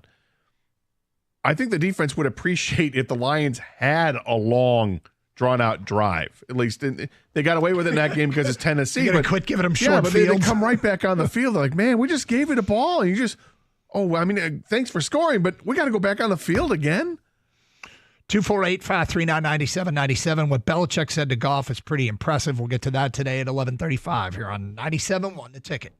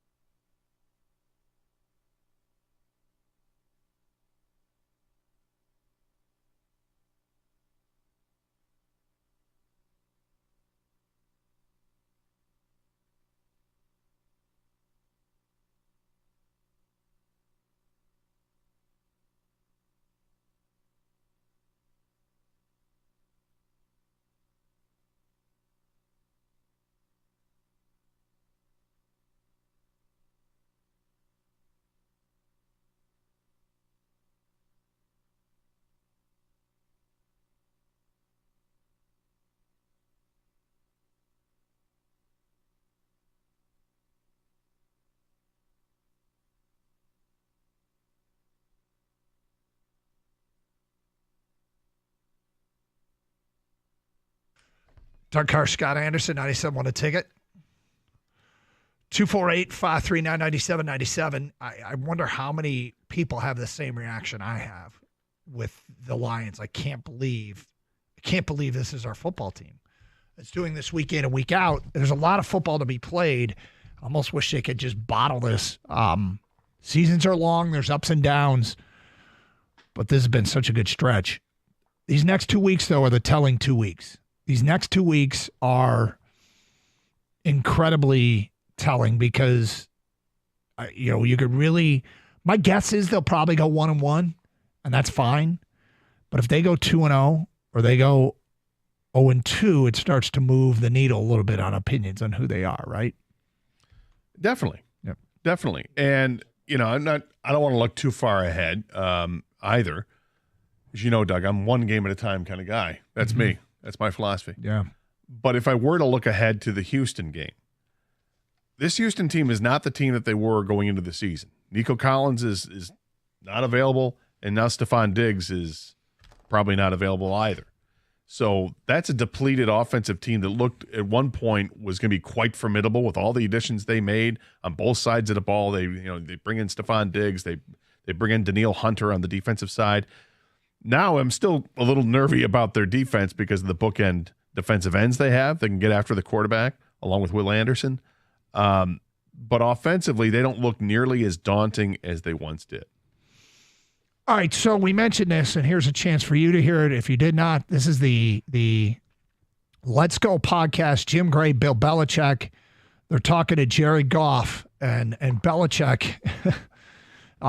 Very high praise indeed for the Lions offense.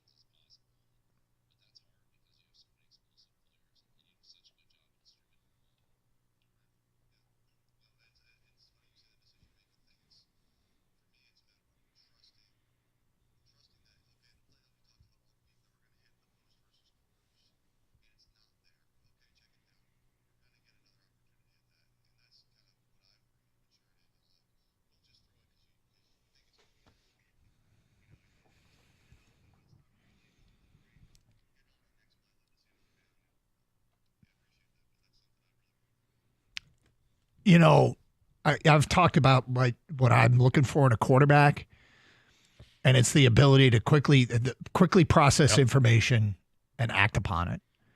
And that's not measured at a combine. It's not really measured in a stat. It might be measured a little bit in game film. Yeah, in game film and your ability. When you sit down and you talk football and you talk your way through. That's why I think the interview process for a quarterback. When teams sit down and talk to them and do, the Gruden thing they used to do on ESPN where you'd sit down and show a quarterback a play in the end zone and the all-22 and what were you thinking? And, that stuff would mean so much to me if I were a coach or a quarterback to see them, what their thought process is, why they did what they did. And I think Goff has become a master at this. And to be able to look at a defense, see what the weaknesses are, and then execute. I think others can see what the weaknesses are but can't execute it. Some don't see what the weaknesses are and put the ball in jeopardy.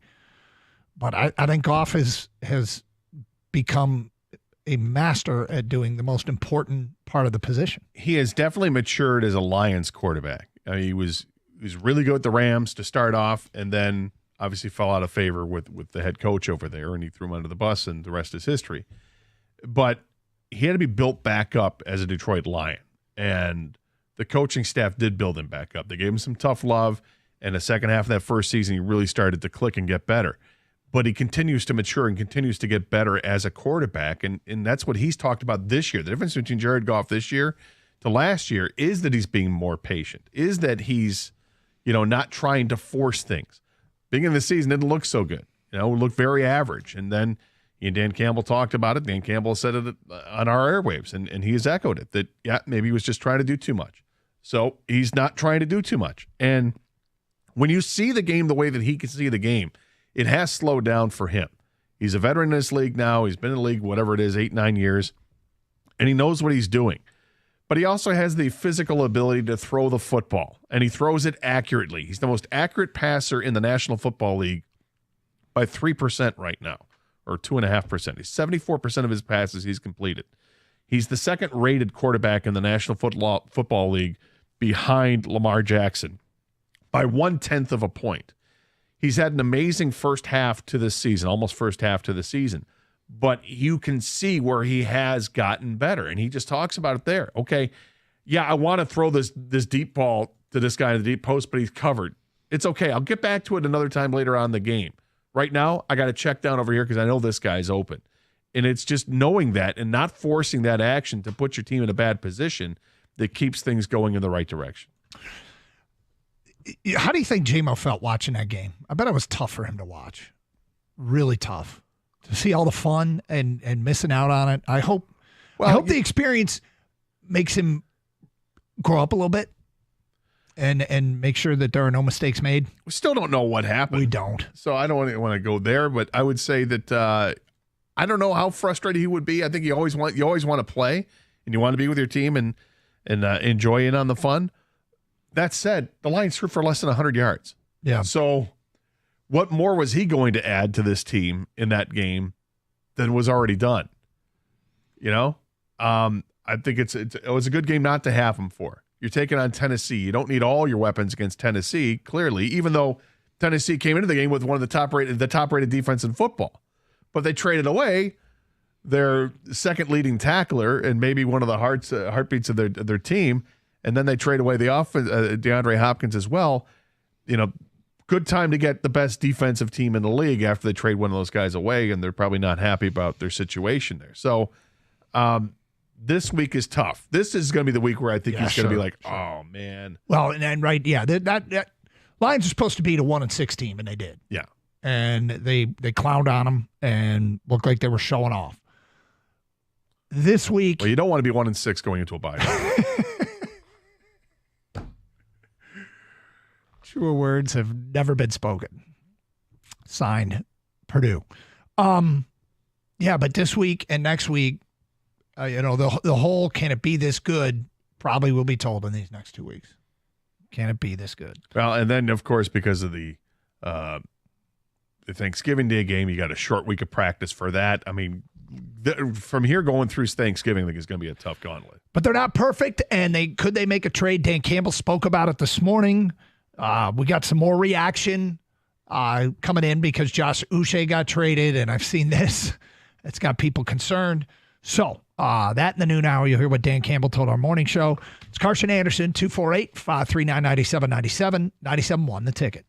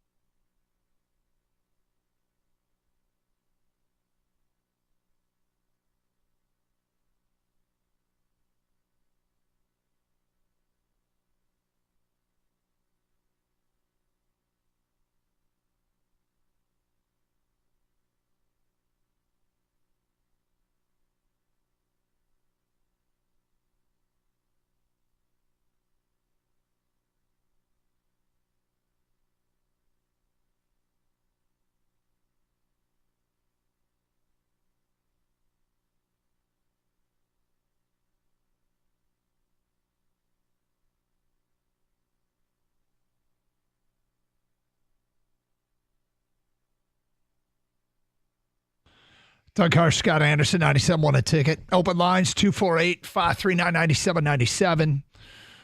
Oh, it was fun talking to Jared Goff. I remember those early interviews when they were a one-win team, and he wasn't playing particularly well. Those sometimes got uncomfortable, but boy, it's been a good run, and they're playing awfully well right now. 6-1 for the first time since 1956. It's a long time. It is, and I don't remember what Stoney was saying about him then, but I'm sure.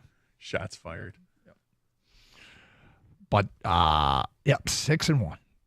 Pretty cool. Not perfect. Could make a trade. We'll get to that next hour. Did you watch the Pistons last night? I did watch a good portion of the game. So 4 games in, they're 0-4.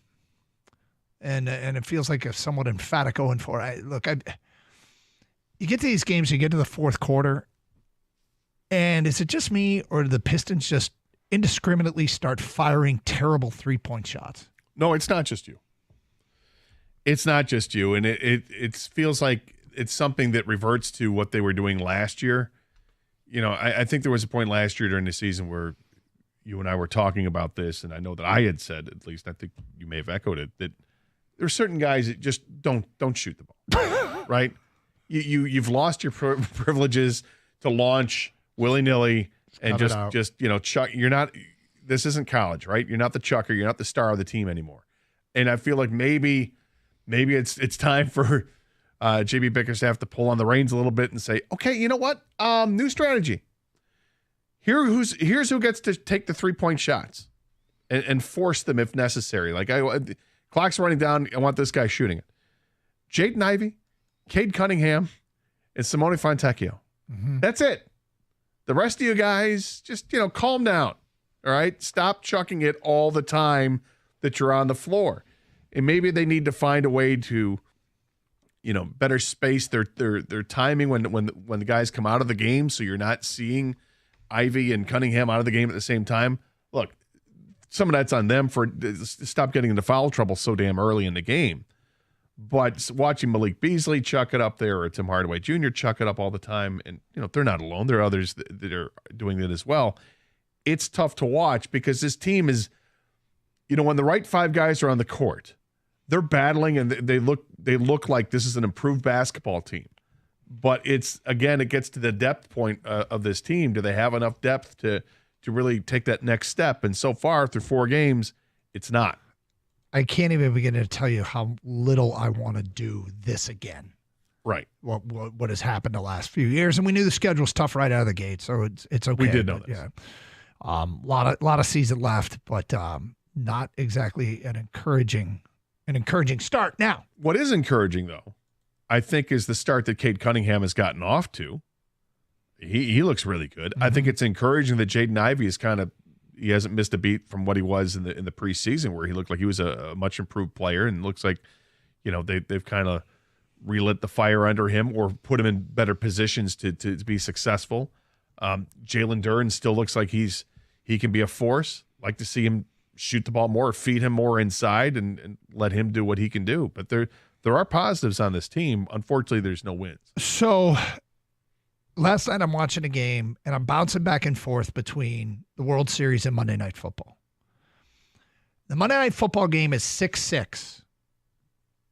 The score is tied between the Giants and the Steelers. And the Steelers throw a touchdown pass into the back of the end zone to George Pickens. I see him catch it.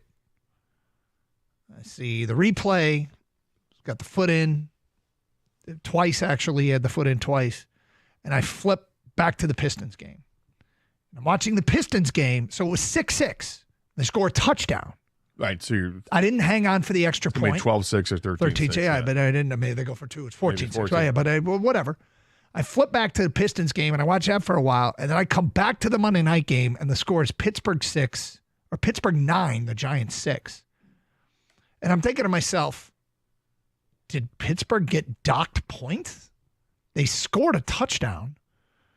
Was there a penalty? There was no flag. I couldn't figure out what the hell happened. Only to find out, in an interpretation of the rule that I think needs to get looked at, George Pickens somehow caught the ball in the back of the end zone. His right foot hit the ground clearly in bounds. He hit the ground, went up in the air, and his right foot hit the ground again, and then he fell out of bounds. Apparently, that's not 2 feet in. No, because it's the same foot that he tapped down on the ground twice. And I didn't find out what happened because I eventually zoned all in on the Pistons game. I didn't find out what happened till this morning. I just figured, okay, I must have missed something. Maybe I was, I don't know. Does that seem like they might want to change that rule? Is getting 1 foot in twice, should that count as 2 feet in? I kind of think it should. Particularly watching that play, first of all, it defies physics how the second foot, his left foot or whatever, did not come down. I'm like, how does that not come down? And how does the right foot come down a second time before the left one comes down? I don't know if he just lost track of where he was in the end zone because he could have just fallen straight down. It'd be fine, right? But he keeps going backwards and putting himself in peril. But to your point, yes, I firmly believe that should be a touchdown. I know it's not the rules. The rules say you're 2 feet, not the same foot twice, I guess. But should that be a change? I would change it. You would change it. Yeah. Hey, would you change it? Well, yes, since I brought it up, yes, I would change it because, first of all, I do know this, guys. The rule is both feet. I know that. I think they should change it to 2 feet, even if it's the same foot, right? Yeah. Because, well, obviously, whatever. It looked insane. It actually looks better than regular catches. So I'd give him points for that, too. So I'm just actually going overboard at this point. But, yeah. I mean, are they going to change it? Probably not. But, I mean, I just thought it was, I'm glad it didn't happen to us, the Lions.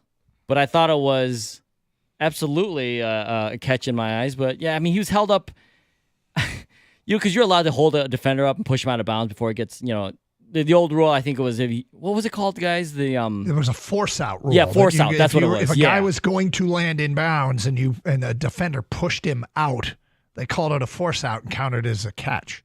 So you could actually leap on the sidelines while you're in the air catching a football. If a defender pushed you out of bounds and you landed with both feet out, they'd call it a catch because it was up to the interpretation of the refs that you would have landed in bounds, which in retrospect was kind of insane. Yeah, so they did change the rule from that. So you can force a guy out. So since you can force a guy out, I think you should give him an opportunity some other way to still stay in bounds. And if that's putting the same foot down twice, make it a catch. The putting the same foot down twice, you're right, is more impressive.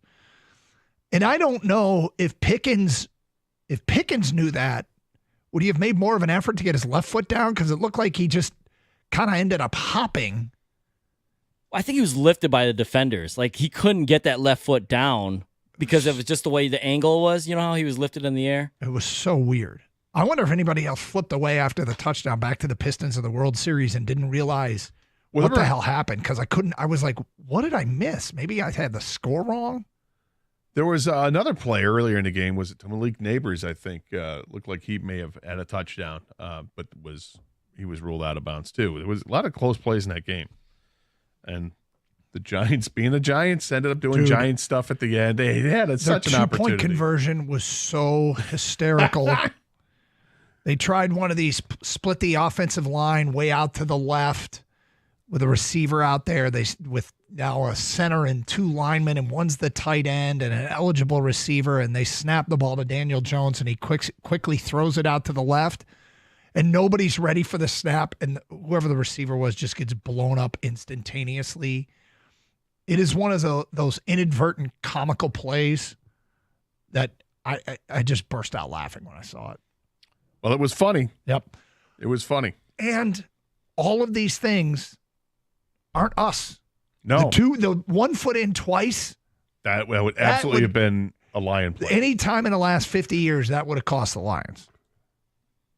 Anytime we would have got clarification on the rule, because it would have been the Lions. I did want to ask you this, because you are a rule book guy. Yep. Now that you're Mr. Play-by-Play guy, you've gone through the rule book.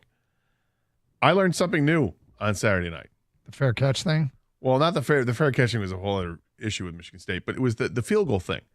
If you miss a field goal attempt inside the 20-yard line, Ball goes out to the 20. The ball goes out to the 20 instead of where it's spotted? How does that make any sense? I don't know. But that's the rule. The other thing is if one player signals for a fair catch and somebody else catches it. That happened like 4 years ago in a Louisiana Monroe game. I was like, whoa.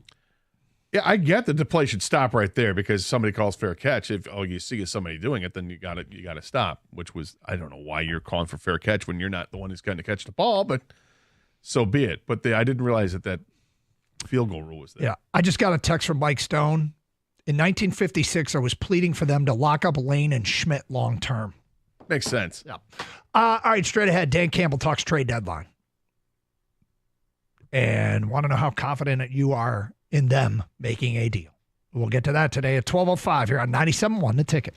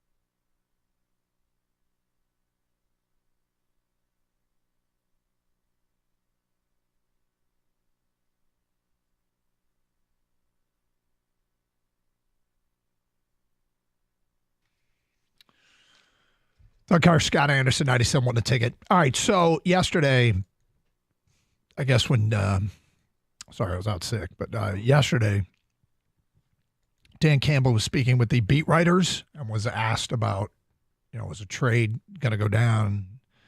Said, yeah, it could be. And then was a trade imminent? Yeah. Yeah, he kind of followed it up with bouncing around. It was kind of funny. Kind of jumped straight up in the air, had a big smile on his face. Nose was very red. Yep.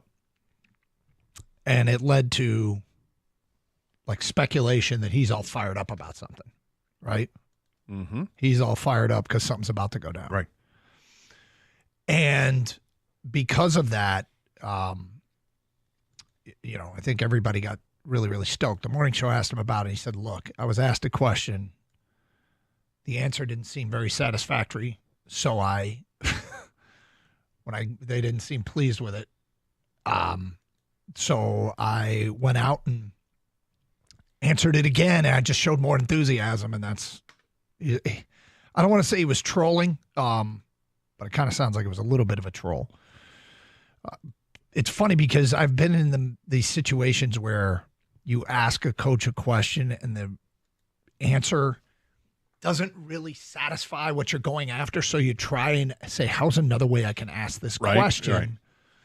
Because I don't know if he's either A, avoiding it, or B, not understanding what I'm trying to get at.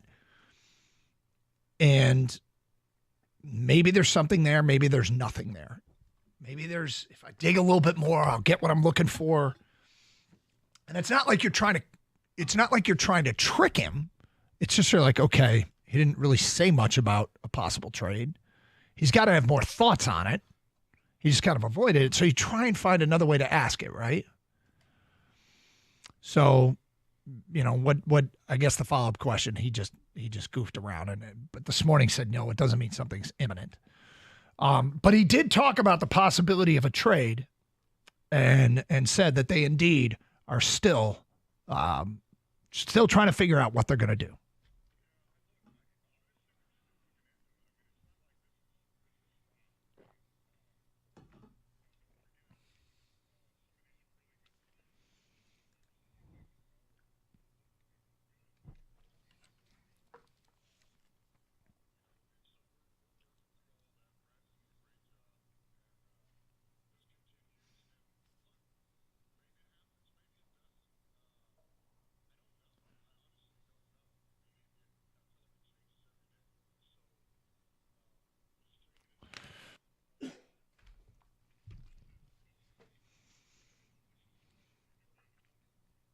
Okay, so there's a few things in there I think are worthy of note. One is most of the good players, their teams aren't willing to let them go.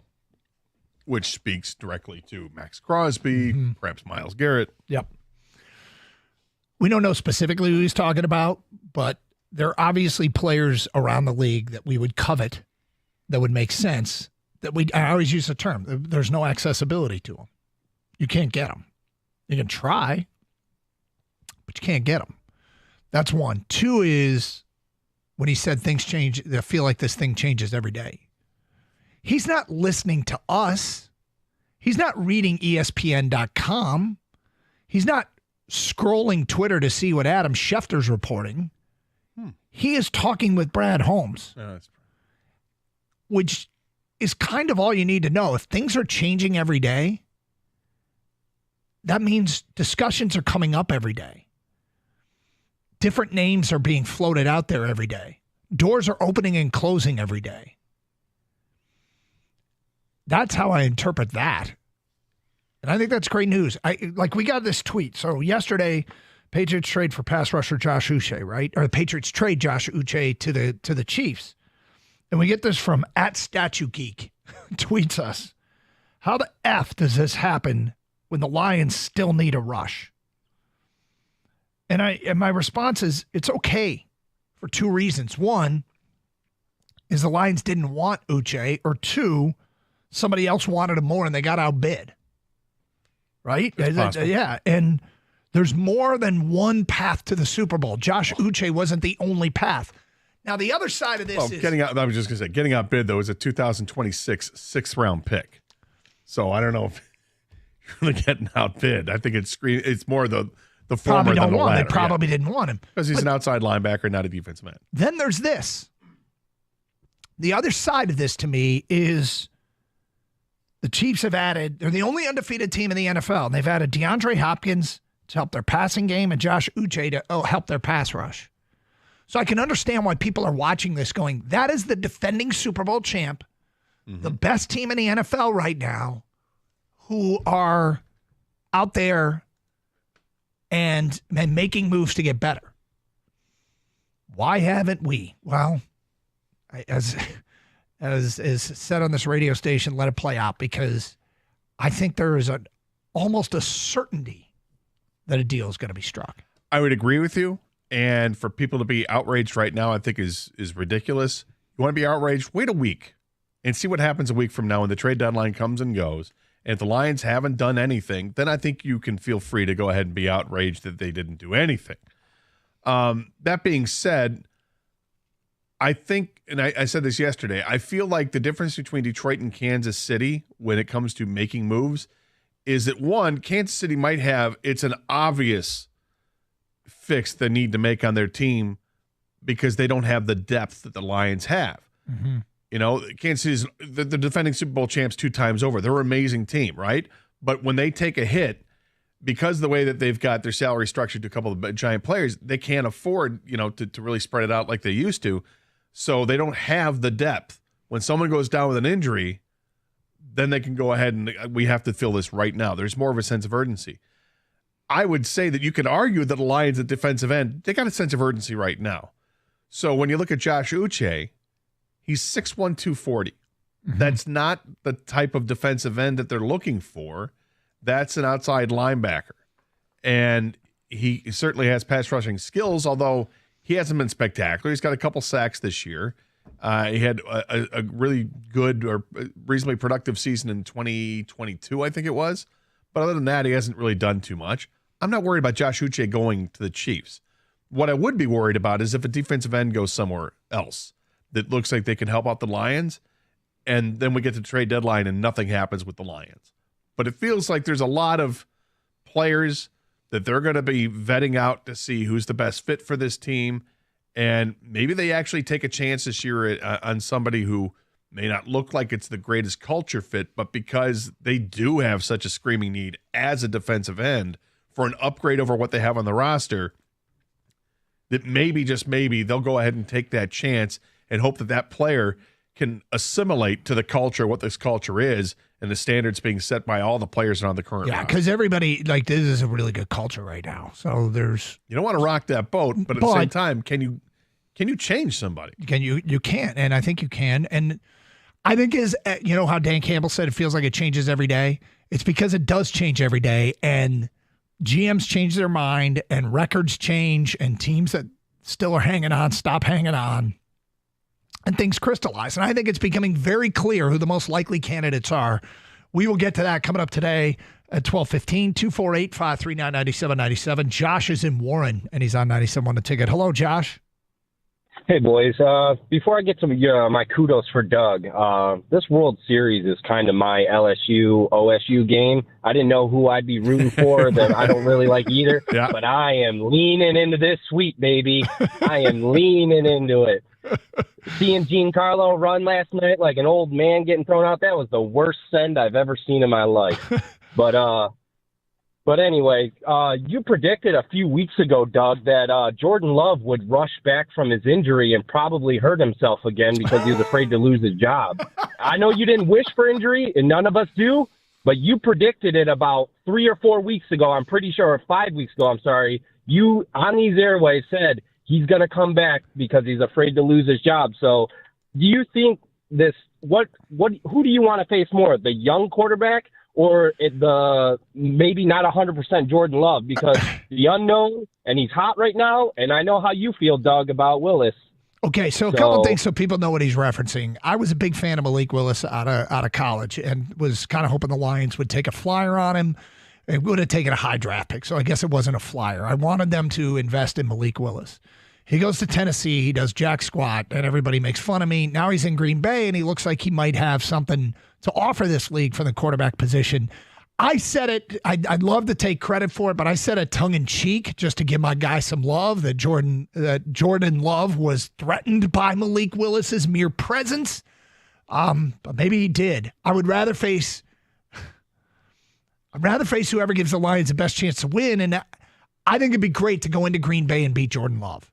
The Jordan Love experience last Thanksgiving rattled me. Oh, brutal. Yeah, it was, and I, since then I don't feel as panicked, because I was panicked. I was like, oh my God, the Packers did it again, which was one of the things that I was afraid of with the whole keep handing the torch to the next elite quarterback.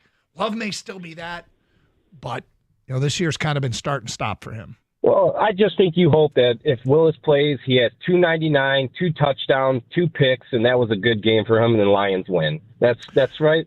You'll feel good about that. I'll probably feel good if Malik Willis does plays well, and the Lions win. But that feels like a big ask. I don't need to ask for all that. I hope he throws 8 picks. I know you do. If he's in the game, I have nothing against him. It's against the Packers. I just don't want Green Bay to be breathing life into that organization. All right, more from Dan Campbell coming up this hour, and you heard him talk about how they're still looking. Feels like things change every day. We will give you who. I mean, it feels like it's crystallizing every week as to who might be the most accessible players. We'll get to that at 12:22.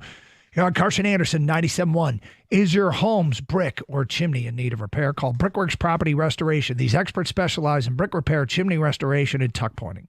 Look for cracked bricks or crumbling mortar. Those are signs that your home needs some TLC. Whether it's restoring your brick walls or making your chimney safe again, Brickworks has you covered. With 0% interest financing for 12 months, Brickworks makes it easy to get the job done without breaking the bank. Plus, they're locally owned and operating, supporting our community. Visit brickworksmi.com today for a free quote. Brickworks, your trusted choice for brick and chimney care, because nobody works like Brickworks.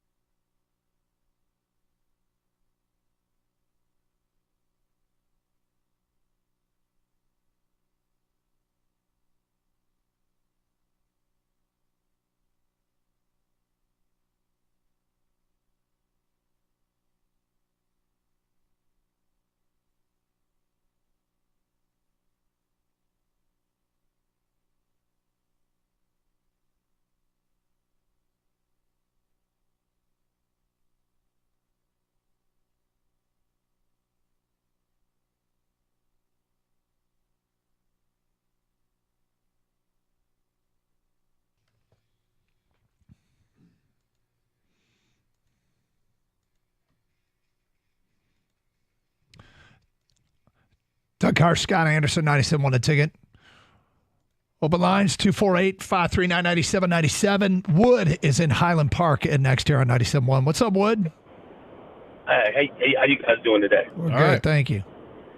Good. Just making a quick point with this city in general, with our championship teams, and I'm not going back to like the '85 Tigers, but the bad boys took on the image of the city in a sense, and was tough and rugged, and we went out and made a splash to win those championships with Mark Aguirre. The same thing with the going to work Pistons. We went out and got Rasheed. I think we need a star of that caliber to just take the Lions over the top, and I think Garrett or Crosby, and I know, Davis has already come out and say, hey, it's not going to happen, but I just think we need somebody like that to solidify us for the next couple years to give us that real shot. Just going out and getting a guy, I don't think that's going to work. Our pass rushes, we've been dominant, but I don't think our pass rush has actually been great. So I'll hang up and listen. I was just going to say, what if that player were available, I would imagine the Lions would be in on discussions to acquire a player like that. But the player has to be available in order to make that happen. I like his analogies. The Pistons were it's like what I say all the time, don't be afraid to give the good for the great. They were really good with Adrian Dantley. But you know what? There was maybe some chemistry issues there. Let's bring in Mark Aguirre and see how that works. Well, it worked out really well.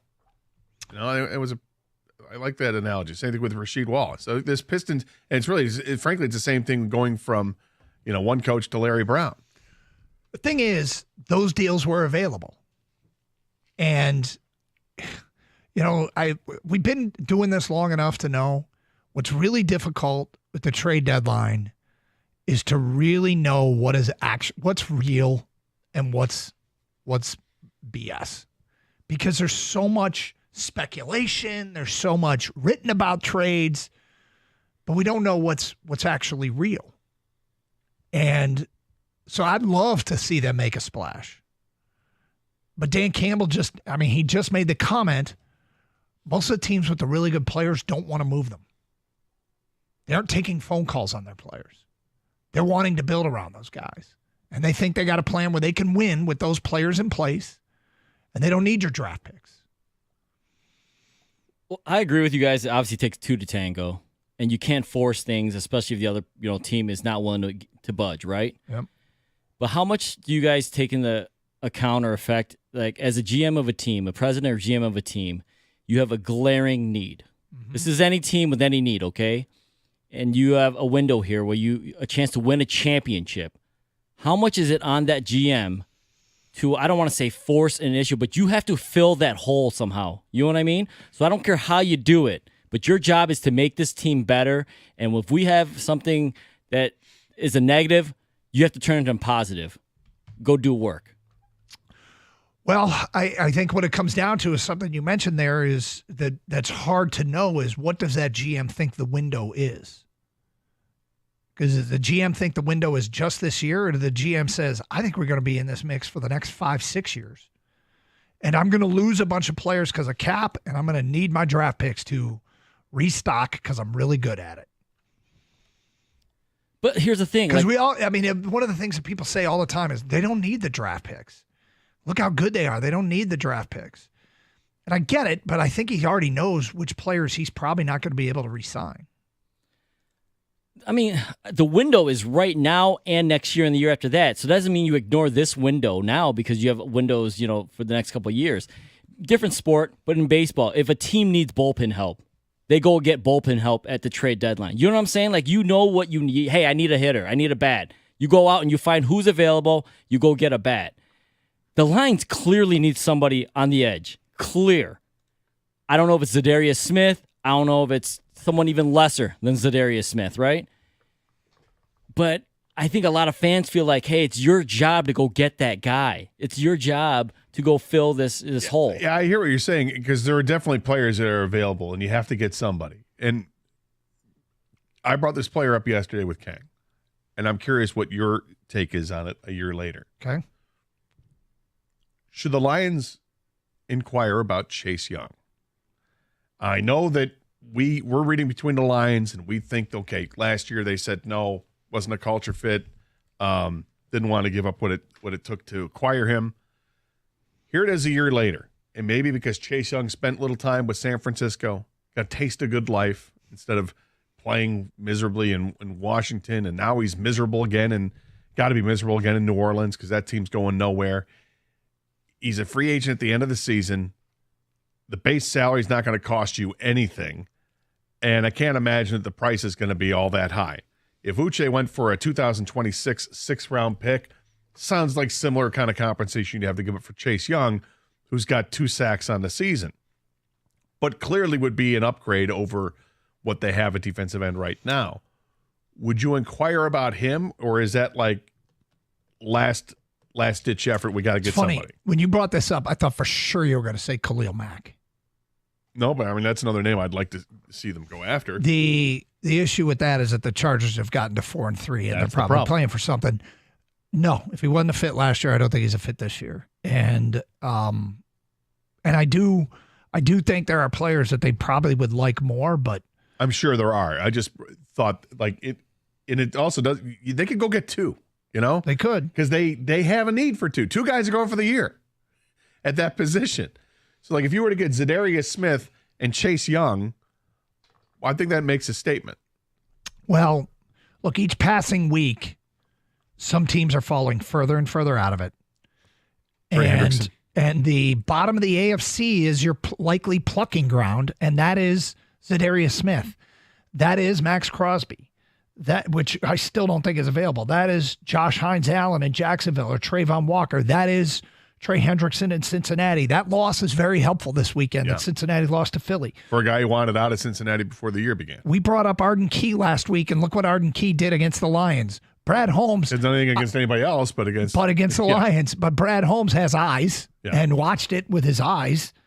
But and Brad Harold Holmes Landry's, also, what's the quote he had, though, that you loved that you kept using last week about not getting caught up? Not being a prisoner to the moment. And, that's why I think the Sebastian Joseph Day off their defensive line, who was a player that the Rams drafted when Brad Holmes was there, is a possibility. But if you look at the bottom of the AFC, it is loaded with teams there might be somebody over there. Cincinnati, Cleveland, Vegas, Jacksonville, Tennessee, even New England with Keon White. One of those teams, I have to imagine, is going to answer the phone. Have to imagine would take Brad Holmes' call. Well, I think they'd all take his call, but doesn't mean they're all going to do business. I'm not sure that Vegas takes calls on Max Crosby. But somebody, if you have me predict right now, it's one of those teams.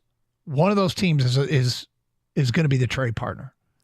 I think Ohio is going to be involved. Oh, you're going Cincinnati or Cleveland, huh? Yep. 248-539-9797. Pro Football Focus had numbers, again, it's Pro Football Focus, pressures for the week for quarterback pressures. Myles Garrett had 9 pressures in the game on Sunday. So did Zadarius Smith. Between the two of them, they had 18 pressures. And they're still Cleveland. I mean, I know Cleveland won the game with Jameis Winston, but they can't be thinking that this is something that they've got a chance at. Let's go to Richard in Columbiaville. You're next on 97.1. Hi, Richard. Good morning, gentlemen. How are you? We're good. Yeah, good. I think that the Lions will do just fine. We got to relax and let Brad Holmes do his thing. Because everybody, I keep telling people, have a drink. Take relaxation because he's going to be fine. Have a drink. Have a ham sandwich. Do something. To make it relax, because everybody's all uptight. Got to get this, got to get that. And I'm telling you, he knows what he's doing. Whatever he does, I trust him. Well, I'll tell you this. I'm not concerned about them not doing something smart. Them doing something smart sounds like exactly what they're going to do. And I want to know, again, Truth Serum would be a wonderful thing to have in sports talk radio to say, Brad, what deals did you turn down? And why did you turn them down? Because if he said, well, the truth is, we did the math, had we added this elite player with his contract number, it would have cost us, Brian Branch and some other player you don't want to lose, like Brian Branch and Rodrigo, or Brian Branch and Levi Anzarico. Yeah, That's why I didn't want, because it would become almost impossible for us to fit all these people under the cap. 248-539-9797. We'll hear more from Dan Campbell from the morning show. Carson Anderson, 97.1.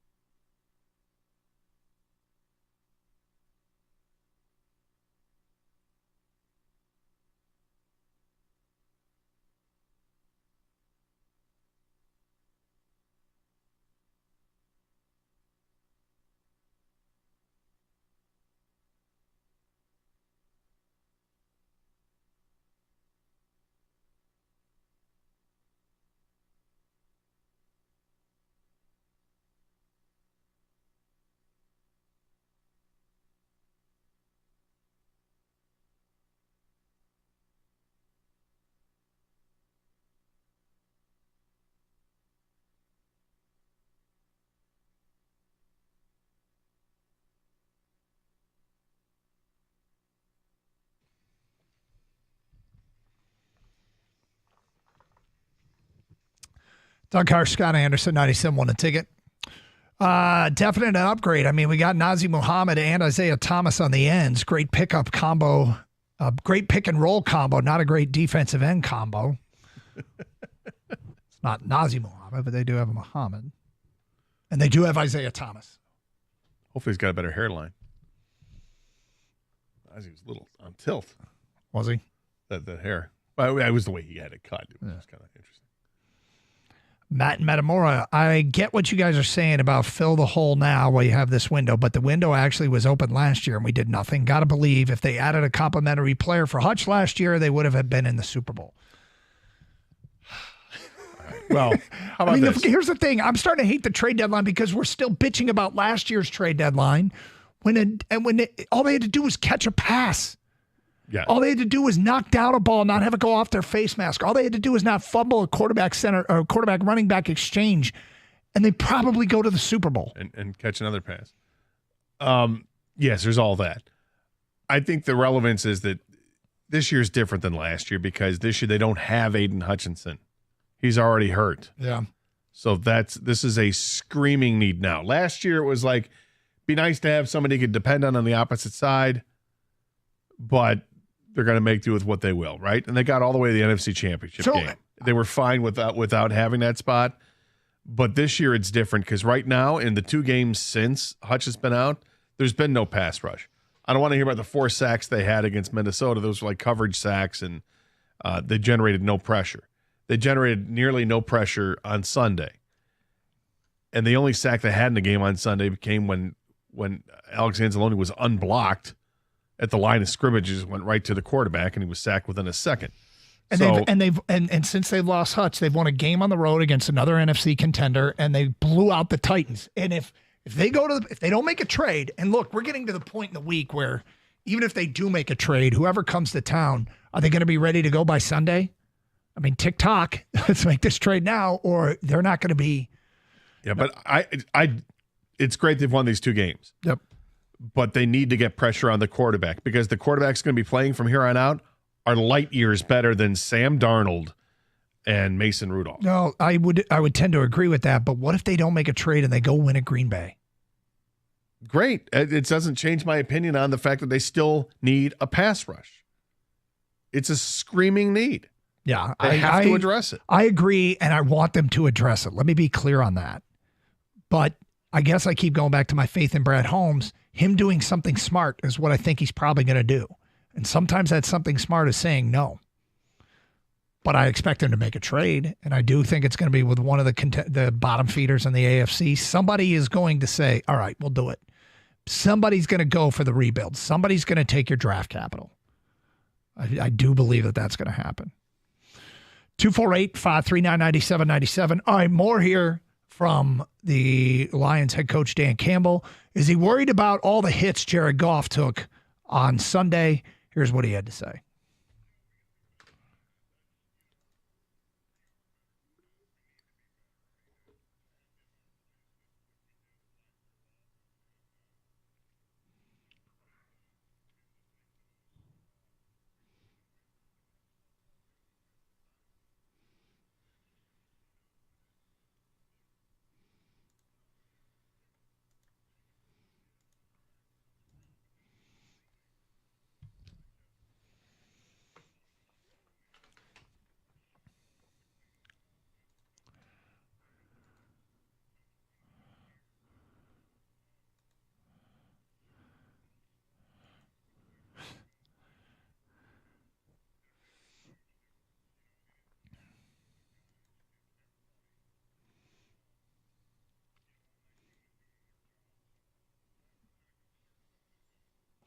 You know, it's interesting because we've gotten to the point with the Lions.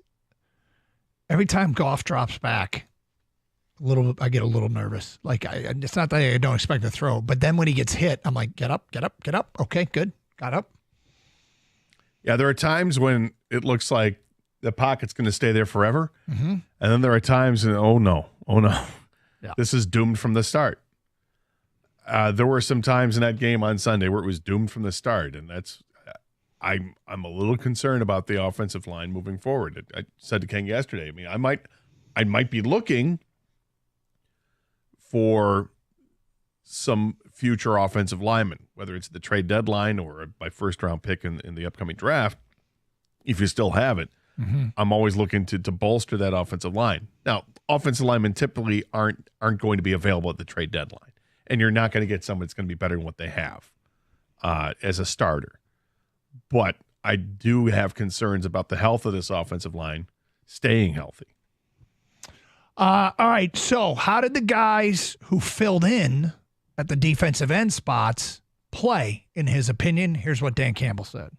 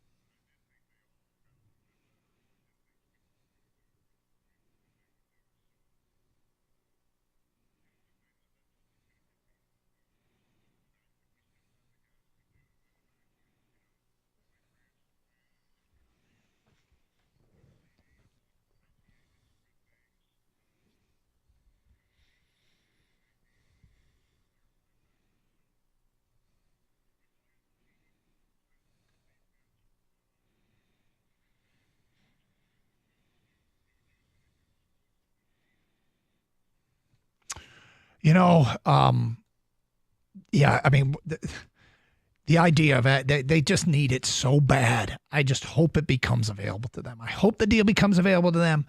I suspect that it will. I mean, if you had to bet right now. Oh, I bet they're going to add, and they're going to get a defensive end. What I wouldn't be so sure I'm betting on is that they're going to get that defensive end that everybody wants and everybody's going to be happy to see. I don't think that guy's going to be there. I think the closest you get to that is Trey Hendrickson. I think people would be pretty damn happy with Trey Hendrickson. I think they would, but it's okay. It's not Max Crosby. It's not Myles Garrett. Trey Hendrickson's awfully good, and I think he'd be just based on watching the guy play, be a great fit for this team. 248-539-9797. Doug, you don't sacrifice now for the future. The future is not guaranteed. What if Goff has a serious injury starting next year? Is the run over? I mean, I hope not, but yeah, injuries happen.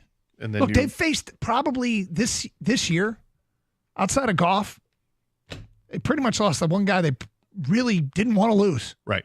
I mean, we've seen him win before without some of the other guys, but Hutch was blossoming. Well, blossoming. If Goff gets hurt, then it obviously becomes Hendon Hooker's show. And worry about that when you get to it. But every team in the league that's a contending team, they're in the same position. What happens if Patrick Mahomes gets hurt? Yep. Well, they might be screwed. It happened with Cincinnati last year. Yes. I think fans like that just don't want to miss, hey, we've never had a good football team before. We finally have one, and we don't know. We think this window is long and open for a while, but you don't know for sure. So they want to try to get, as much as you can right now. And instant gratification, right? Win a Super Bowl right away and worry about the rest later. I think a lot of people feel like that. And so, although they love their team, I think there's nervousness there. Because is this real? I mean, I think, a couple segments ago, Doug, you were like, I can't believe this is our team. Can't believe it was good. Right? Yep. Well, yeah, some people still can't believe it. Okay? And so what if a snap of fingers next year, they're not this good, and they go, well, man, we really should have gone all in 2024 because that was our chance to win it all. We were the best team in the league. Well, you don't want to have those regrets, no. 248-539-9797. Carson Anderson, Dan Campbell talked about the menu of trick plays and why it's so deep. You'll hear that today at 12:52 here on 97.1 The Ticket. This NBA season, you make every play, pass, and point mean more with FanDuel, America's #1 sportsbook. Check out the newer bets like the number of dunks, assists, or three-pointers in the next 3 minutes. Yeah, you can do that. Doesn't matter if you tap into FanDuel before a game or after it has already tipped off. What I like most about FanDuel, well, there's two things. One is the same-game parlay insurance. So if you try a same-game parlay, you get the insurance. You get your money back in bonus bets if your bet doesn't hit. I also like the profit boost. I'm all over those all the time. 30%, 50%. You make a bet, and you can take a favorite that way and feel like you're getting good value. Just visit FanDuel.com/Doug for your chance to score $300 in bonus bets with FanDuel, America's #1 sportsbook. FanDuel is the official sportsbook partner of the NBA. Must be 21 or over and present in Michigan. First online real money wager only. $5 first deposit required. Bonus issued as non-withdrawable bonus bets, which expire 7 days after receipt. Restrictions apply. See terms at sportsbook.fanduel.com. Gambling problem? Call 1-800-GAMBLER.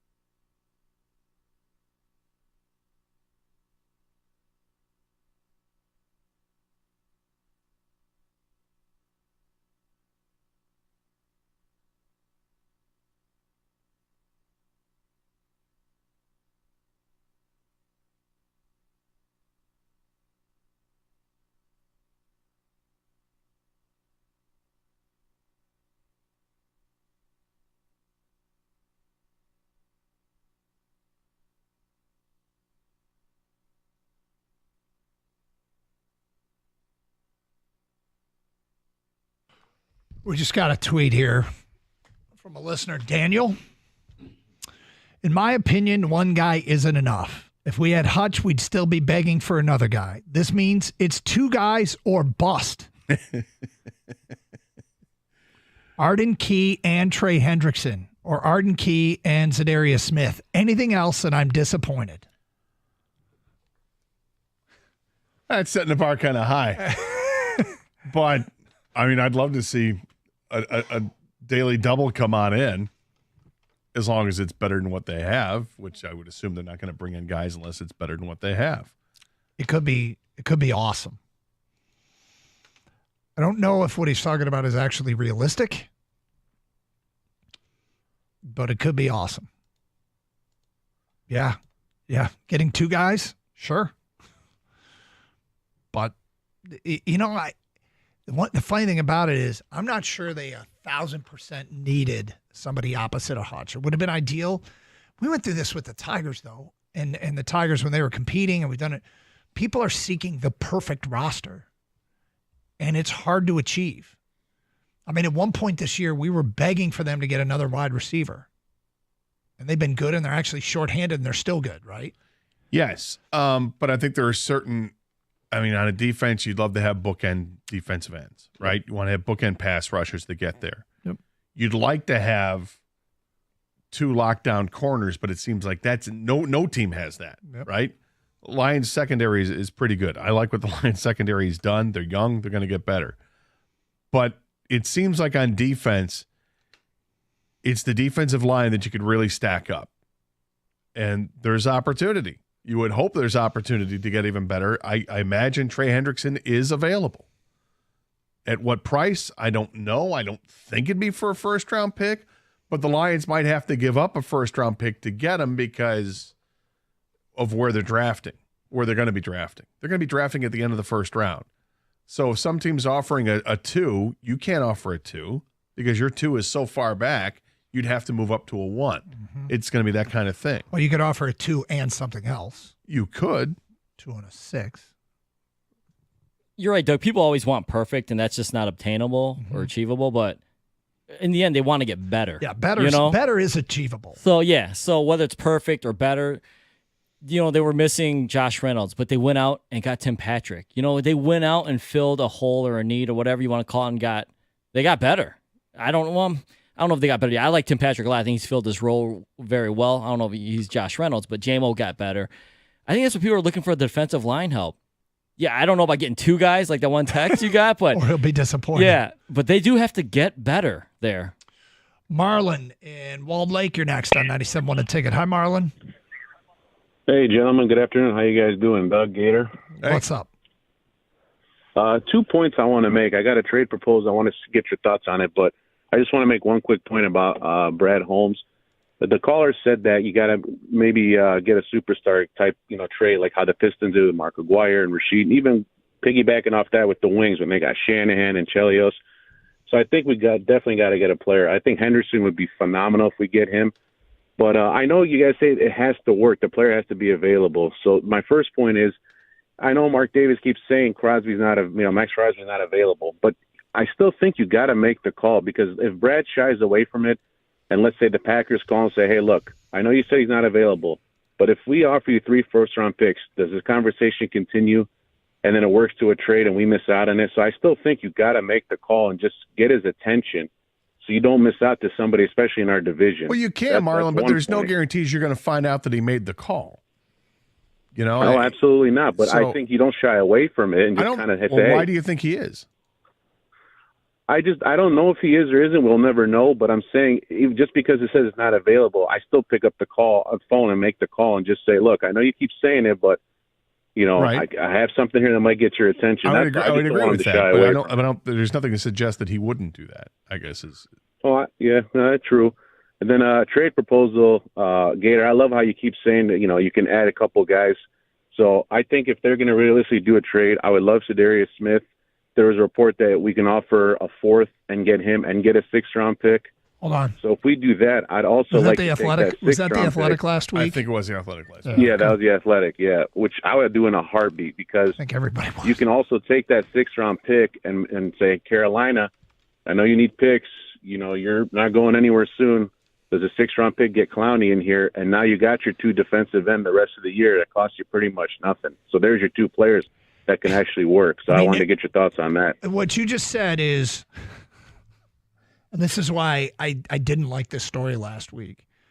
You just said give up 1 4th-round pick and get Zadarius Smith and Jadeveon Clowney. Now let's think about, does that sound remotely realistic? Because he said you wouldn't think, but the way that it worked out, because the Athletic laid it out, where you trade a 4th-round pick and you get Zadarius Smith and a 6th-round pick, and then if you were to somehow trade that 6th-round pick and land, I mean, you could trade that 6th-round pick and land somebody else.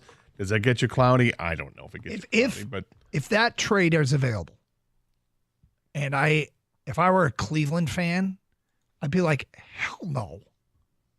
Hell no, we're not giving him Zadarius Smith and a 6th for a 4th-round pick? No, not likely. And I wonder, what Cleveland's thinking right now. I mean, they're 2-6, right? But they just won their last game. Yeah. And Jameis Winston feels like gives them a little bit more juice than what they had with Deshaun Watson. But they're trailing. Pittsburgh's 6-2 in the division. And Pittsburgh looked good last night, albeit against a terrible Giants team, but they're there. And then you got the Ravens are at 5-3. Cleveland's not making the playoffs. It's not going to happen. So they're going to be sellers. How big are they going to sell? They're going to sell Zadarius Smith? Or maybe they're sellers and they make the playoffs, just like the Tigers. Yes, that's entirely possible.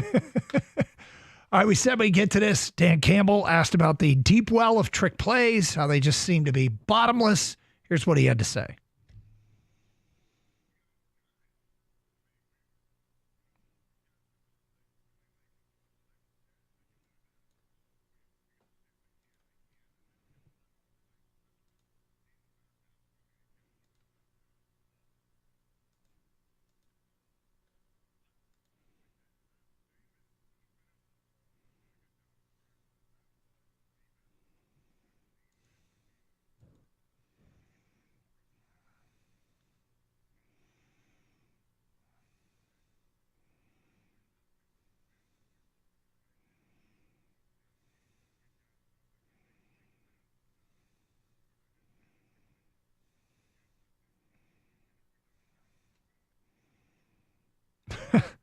They got so much talent, and they've got creativity, and Ben Johnson's just, I feel like we have an offensive coordinator who's on a heater. It feels like everything he calls, the majority of plays he's calling are working.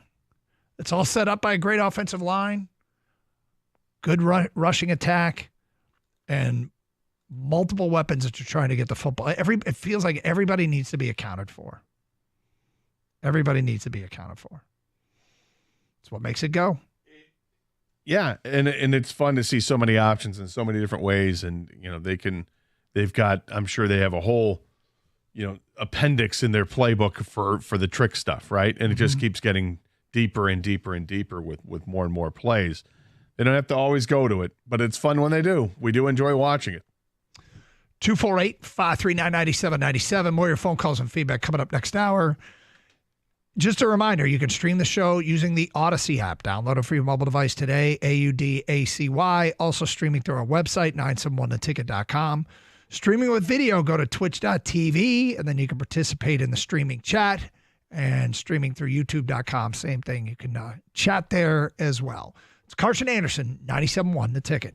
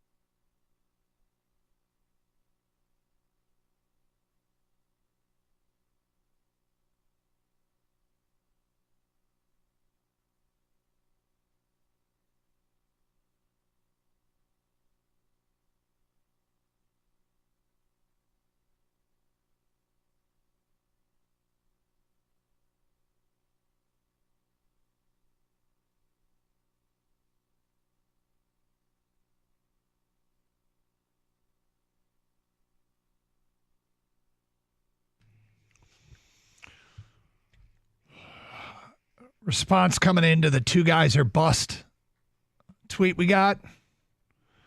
Scott writes in, shoot, I thought we had a good team. Another one here. Doug, I can't stand it when fans like you put blind faith in GMs. You act like he's perfect. If that's the case, why have an opinion? You're worrying about a potential Super Bowl in 2030 rather than capitalizing now over the next 2-3 years. Super Bowl windows aren't open for 6 and 7 years unless you have a unicorn at quarterback like Kansas City or a 7th-round miracle like San Francisco that extend their window. That's from Chandler. Or a 6th-round miracle like New England had. Yeah. Chandler, look, I will understand it. I will give Brad Holmes, let me say, I'm not even going to understand it. I give Brad Holmes the benefit of the doubt to do the smart thing. And I'm really, really intrigued to see what he does here because he usually does the smart thing. He's not perfect, never implied that he was. In fact, I've warned people not to judge him against a perfect standard over and over and over again. But it has nothing to do with 2030. I'm not thinking about a Super Bowl 7 years off. I'm thinking about the idea that if he says no to a deal, I'm going to bet it was smart. And I think he's going to make a deal. But if he says no, I'm going to bet it was smart. He's made plenty of trades that didn't work, draft picks, not as many draft picks, but some free agent signings that didn't work. But I give you my opinion, and that is I think Brad Holmes will do something smart. I think the only way we'll know we're not even going to know if he passed on any deal. But if you see a player that you wanted that gets traded to another team, and if you feel that the Lions should have stepped up and offered more, then you can have free reign to go ahead and complain about it. But if the trade deadline comes and goes and nothing happens and no players of substance or consequence get moved, then okay, I guess, it's disappointing, but it's got to be disappointing for everyone across the league that nothing happened. But to be upset about it now makes no sense in the world. 248-539-9797. Tim in Farmington Hills. Hi, Tim. There's that. And that. Tim, you're on the air. Hey, Tim. Yes, thank you. Thank you. You're welcome. Yeah. Hey, Tim. I just, what you just got through saying is what I was calling about. Does anybody trust our coach and our GM? Geez, Pete, we got to trade. If they think it's necessary for us to do that, then they'll do it. I am so happy after all these years that we have a team like we have today. Why don't we just hold our breath and wait, and he'll do the right thing? I have faith in the guys. This is like either the worst Bluetooth ever, but we got to let you go. I mean, I have faith in him too. I hope he makes a trade. I suspect that he will. I think that some of those players on those bottom-feeding rosters in the AFC, one of those teams is going to agree to a price and let their guy go. I guess I didn't freak out last year when I was told the reason they didn't go after the big-name defensive ends out there is because one didn't fit the scheme or their locker room, and the other wanted way too much money than they were willing to spend, and it might cost them. I mean, you think back to the Montez Sweat situation. What if it cost them one of these players that they've locked up, or they couldn't make the offer they wanted for the player they locked up? Now, did they blow it last year? Would they have won the Super Bowl with one of those trades? I mean, they might have increased their chances with Sweat. I don't think Chase Young was going to fit in here. Sometimes it's scheme related too, that the guy's skill set doesn't fit their scheme. Well, and Chase Young looks like he's a defensive end, period, right? Mm-hmm. Which this year might make more sense than it did last year. But if it's a culture thing, if they're worried about bringing the right guys into the room, I understand all that. But I wonder if that was the case last year with Chase Young, is he a different guy this year? Because he had a taste of what it was like to play with a winning organization, and now he's relegated to playing for the New Orleans Saints right now, and the Saints are just awful because of moves that they've made. So would he relish the opportunity to conform and be the guy that this team needs?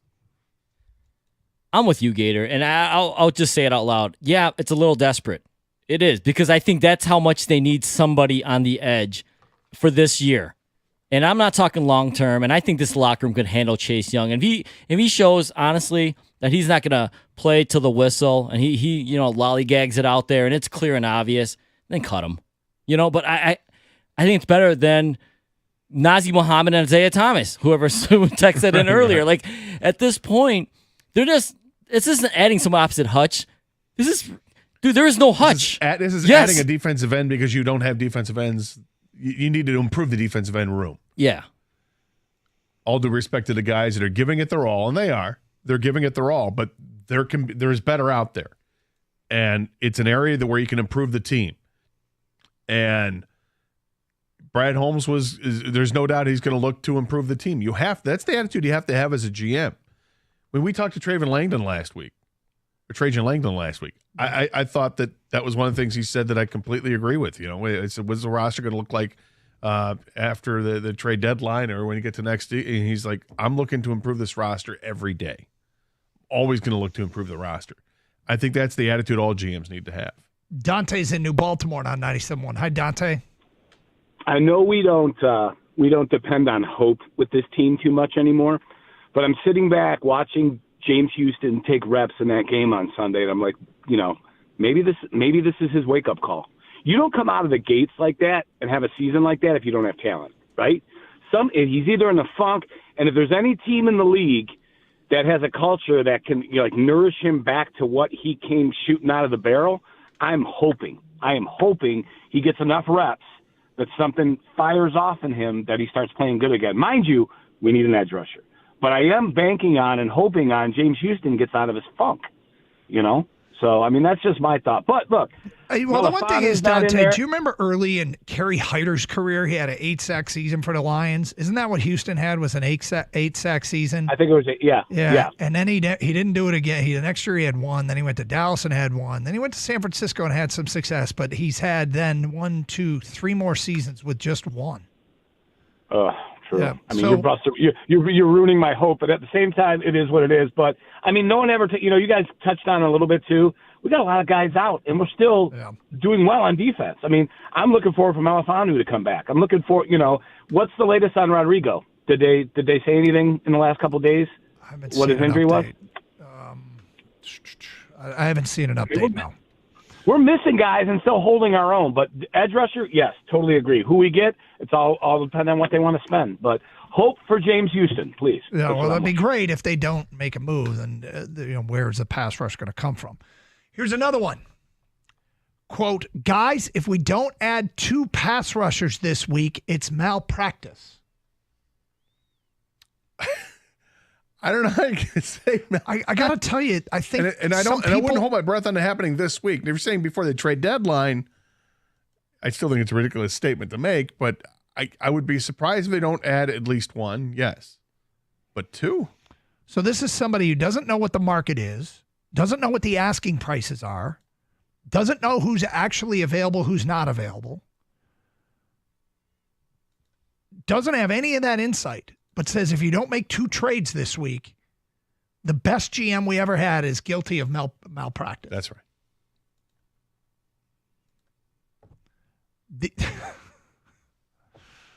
Come on.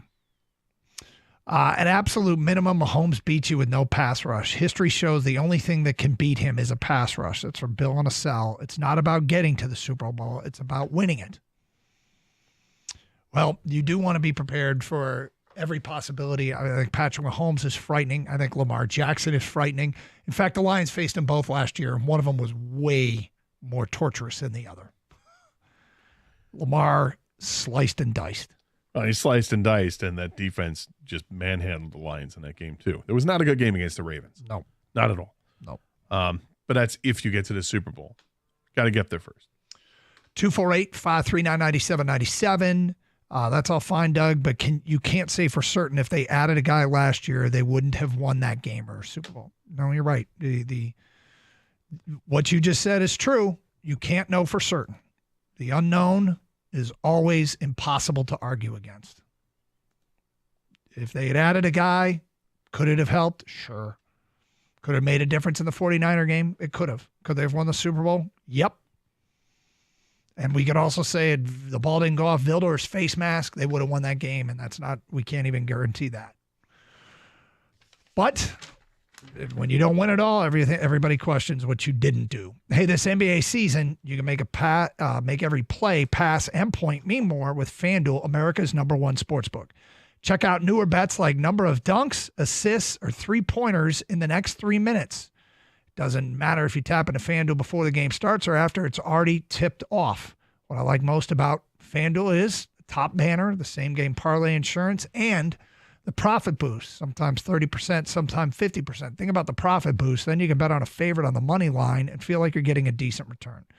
Just visit FanDuel.com/Doug for your chance to score $300 in bonus bets with FanDuel, the official sportsbook partner of the NBA. Must be 21 or over and present in Michigan. First online real money wager only. $5 first deposit required. Bonus issued as non-withdrawable bonus bets, which expire 7 days after receipt. Restrictions apply. See terms at sportsbook.fanduel.com. Gambling problem? Call 1-800-GAMBLER.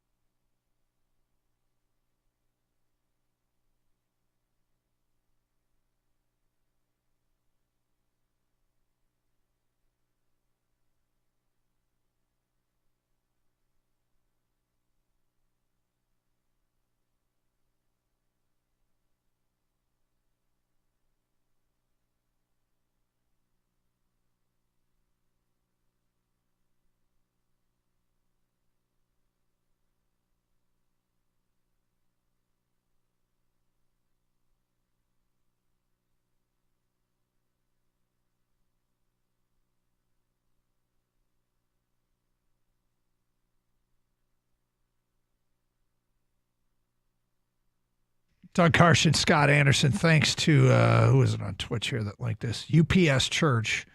Story from Jordan Schultz from Fox Sports. Source: Lions linebacker Malcolm Rodriguez avoided a high ankle sprain in Sunday's game against the Titans. He aggravated an old ankle injury, but it's nothing severe. Rodrigo is likely to miss Week 9, but should return for Week 10 versus the Texans. All right. So there you go. Good news on that front. 248-539-9797. The malpractice stuff or the I'm going to be disappointed if they don't. These are two feedbacks we've gotten in the last 20 minutes. Malpractice and disappointment if they don't add 2 edge rushers. They're the same people that have the hard and fast rules. Doesn't it feel that way? Yep. Can't draft the running back in the first round. Can't do that. Can't draft the linebacker in the first round. Off the ball linebacker. Yeah. That to me is same person. Yeah. It's interesting. If a deal never materializes, okay, why do you think that is? Do you think it because Brad Holmes is stubborn or because the offers, or what was on the table was just not good? I would imagine it's the latter. The offer, there isn't an offer. Like if you call Cleveland and you want Zadarius Smith and they're not willing to budge, and then they say something like, you know what, we'll trade him for first round pick. Are you going to do that? That's desperation. Mm-hmm. Now I do feel like the Lions are kind of in a little bit of desperation mode here, but not that desperate, right? That's ridiculous. So where's that happy medium? There's the bargain basement price. Oh, can you get him for a 5th round pick? Not likely, but maybe. And there's the hell no, we're not going to do for a 1st round pick. Where does that land in? Because Cleveland is going to have to move on. They're not going anywhere. He's a contract that they can get rid of that would benefit their team. I imagine he's going somewhere. Yeah, and like you said, if the asking price for a player like Zadarius Smith or Trey Hendrickson looks like an asking price for Max Crosby with multiple 1st-round picks, I could see saying no to that. Right. 248-539-9797. Leon in Detroit. Hi, Leon. Hey, guys. How you doing? What's up? I'm sorry. I'm laughing because I think it was Kang who answered. And, man, I stirred him up by mentioning Brian Branch. But what I wanted to propose to you guys is what price is too high? Because I personally don't think 3 first-rounders from Detroit is too high of a price for a premium player. But what if some of these other teams are asking for one of our quote-unquote untouchables? Our core players who are producing and everything, well, we'll take 2 first-rounders and this player or that player. And I think that those instances do take place, that sometimes the price is too high, and sometimes standing pat is all you can do. But I would give 3 first-rounders for a Max Crosby, Myles Garrett type of edge rusher because they're actually just 3 second-rounders. I'd also ask for their low pick in return as well. I would tell you that's kind of a low-key smart thing to do is if, okay, you want 3 first-rounders, we want 3 draft picks back. And we can't give up. Because, first of all, Brad Holmes can cook with those draft picks. Right.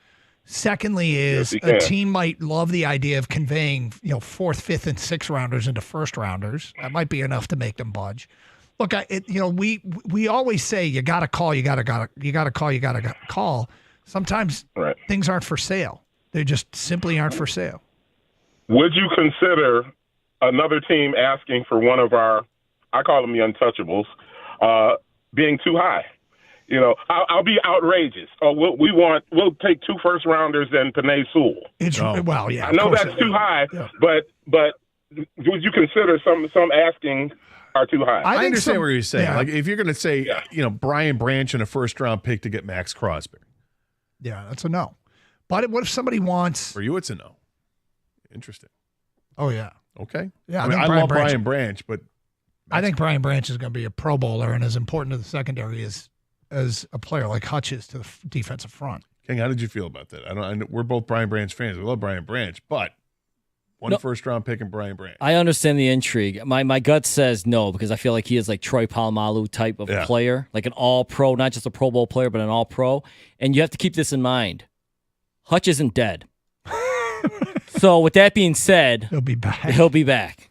So, but Max Crosby and Hutch together, that's what dreams are made of, right? Yeah. But I'm still thinking like Hutch is going to come back next year. We keep Branch, we'll have Hutch. I'm not interested in breaking up like the core here. No.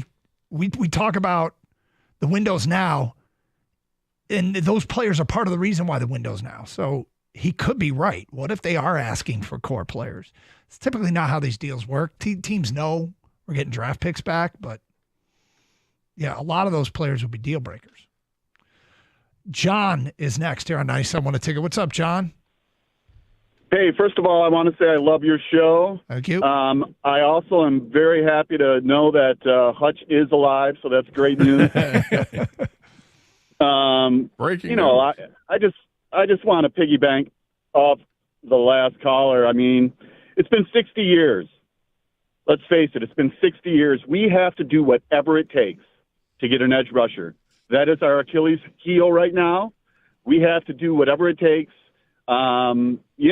It's an obvious flaw. You can see it each and every week. The last 3 weeks, we are not getting pressure on the quarterback. It's just something we have to do. I mean, we may not be able to get back to this position again. We can't take it for granted. I got to tell you that the 60-year variable. Do you want Brad Holmes acting like it's been 60 years, or do you want Brad Holmes acting like this is year 4? Because I'm not so sure. I'm not so sure that he should be acting like it's 60 years. Isn't that taking a default position of sheer desperation? Yeah, I understand your preface, but all I'm saying is it's been a long time. We are so close. We have to do whatever means we have to do. And I'm not saying trade any core players. I think we have enough capital where we can get this thing done. But we got to get it done by the deadline. All right, thank you. Let's go to Jay in Royal Oak. Hi, Jay. Hey, what's happening, fellas? How you doing? Hey, man. Well, hey, I think the Lions are going to do something. I think it's going to be probably the final day. I mean, Holmes wants the most leverage, and so I think he probably takes it up to the final day. They probably make a move. It's going to make everybody happy. But if they don't make a move, it is malpractice. If we're sitting here next week and they don't add anything to complement the roster, to add some ammunition, I would say in multiple areas, then that's a screw up, man. Okay, Two things with that. First of all, okay, 2 things. So what happens if nobody else does either? If there's just no movement at the trade deadline to positions of need? If nobody is traded for a defensive end? What does that tell you? Well, I would be stunned if there's not a guy out there. Right. Well, would you be more stunned? But would you also be stunned if the Lions don't do something? I would. I think they will do something. All right. Then. I think they will. And now the other thing was you said multiple. They need to fix multiple areas. Where else do they have to fix? Well, I'm adding 2 DNs. Okay, number one. And hey, the other thing is, I'm not one of these people that say, hey, if Jared Goff gets hurt, then it's over. If Goff gets hurt, it's over anyway. It doesn't matter. They got no backup quarterback. And look, if Goff gets hurt for the rest of the year. All right, so you want to add a backup quarterback too? I don't trust Hendon Hooker right now to come in. Who do you want to add? And win a half? I don't know. But there's got to be somebody out there. I don't know. Maybe Andy Dalton. Maybe Minshew. I don't know. But I'm just saying somebody that's better than what they have that can win a quarter, that can win a half, maybe win one game. Yeah, I'll take my chance. I don't know. I like Hendon Hooker. I think he's developing just fine. We haven't seen a ton of him. He's got upside. And with the one thing we haven't seen Hendon Hooker do is run this offense with these weapons. We've seen him run it with the backup players, but we haven't seen him with St. Brown and the 2 running backs and Jamison Williams and Sam Laporta and all these other guys. Don't worry about the quarterback position. Okay, any team gets a hit to the quarterback and the quarterback's out for the rest of the year, any team is in trouble. Now, if you want to say that they got to add defensive end, sure. Saying they got to add 2? And a backup quarterback. Then you're starting to talk about luxury adding 2. A backup quarterback, that makes no sense to me. Just get him, Gator. Well, you just get him. I guess that's his take. Just get him. If nobody else gets one, what does that tell you about the market? They're not gettable. But just go get him. 2 and a backup quarterback. Just go get him. We'll talk to the starting quarterback, Jared Goff, straight ahead here on 97.1 The Ticket.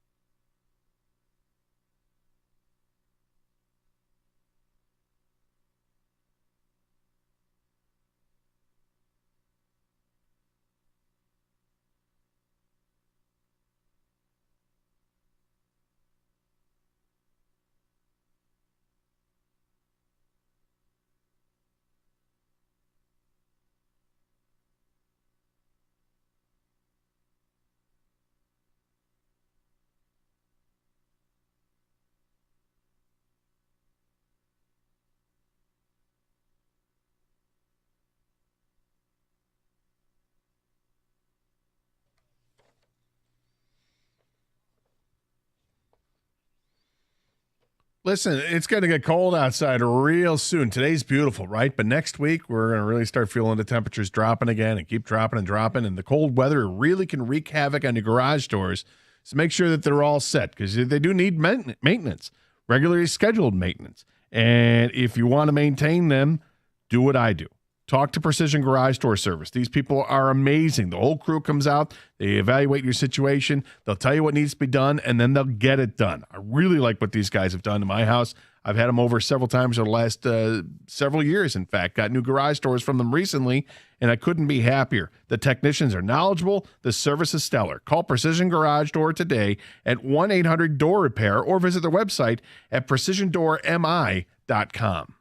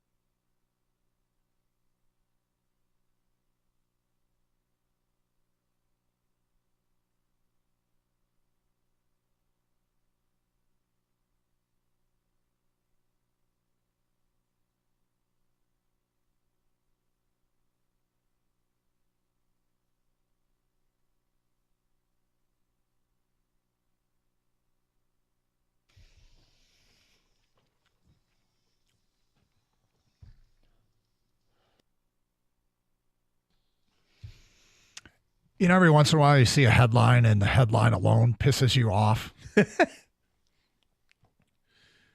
Okay, yeah.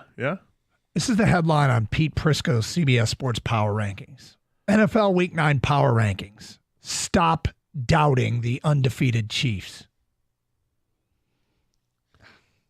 Really? I mean, the two-time defending Super Bowl champ that's undefeated. Do you think that there is a groundswell of anti-Chiefs doubting going on? I mean, there's people that don't like them. There's people that think they get every single call. There's people that are sick of them. Yeah, they've had some injuries and all that. But how well do the Chiefs have it compared to everybody else? Like, people want the Chiefs to suck, and they're hoping that the Chiefs come back to earth. I think the Chiefs went from being a likable story to being now, people are sick of the Chiefs. But I feel like Prisco's making this point like he's going out on the limb, making them number one. They're either number one or number two in every power ranking. Yeah, they're good. Yeah, but the ones that have them number two, Doug, they've got to fight those naysayers. Why do you look irritated? More with me than with this story. Not with either. What's wrong? Statement from the Big Ten. Yeah. Big Ten Conference thoroughly reviewed video of the incident that occurred in the conclusion of Saturday's Michigan State football game. Amidst the confrontation, student athletes from both teams were on the ground and surrounded by so many individuals that both parties were completely obscured from view. The video review was inconclusive as to whether individual discipline was appropriate for anyone in the immediate vicinity of the two players who were on the ground. While the confrontation was a disappointing conclusion to the contest, the conference appreciates the efforts made by the staff from both teams, security personnel, and game officials to rapidly de-escalate the incident, as well as responses by both head coaches. The Big Ten discussed the situation with both institutions and determined that no further action will be taken. All right. Well, there you go. It's what we asked for, was the independent investigation, and got it. The ruling on the field stands. Am I right? I don't feel satisfied with that, but that's okay. Well, what did you want? I thought at the very least that there should be some kind of discipline doled out because the lack of control of the sideline of the players coming all onto the field while the game was still going on.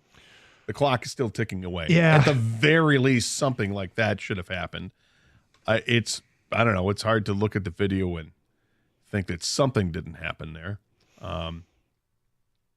So look, I mean, if there were clear video, and I'm surprised that no other video emerged, that nobody with a cell phone out there had anything that might, and maybe it did, and they reviewed that too. But hey, an independent, the league has spoken, so there you go. Gator, I said to you last week, I say this every year before Michigan State. Can we just have a football game without any controversy? And it very rarely happens. Very rarely happens. Because at some point, the game gets overshadowed by the controversy. And it happened again this year. And I'm looking forward to both teams continuing their season. I think Michigan State played a pretty damn good game on Saturday, and I think Michigan played also a pretty damn good game on Saturday and did something they hadn't done all year, which was not turn the football over. Can they build on that? I sure hope so. Does Michigan State have reason to feel optimistic about their future? They do. They do. So there you go. I mean, do you like their chances against Indiana?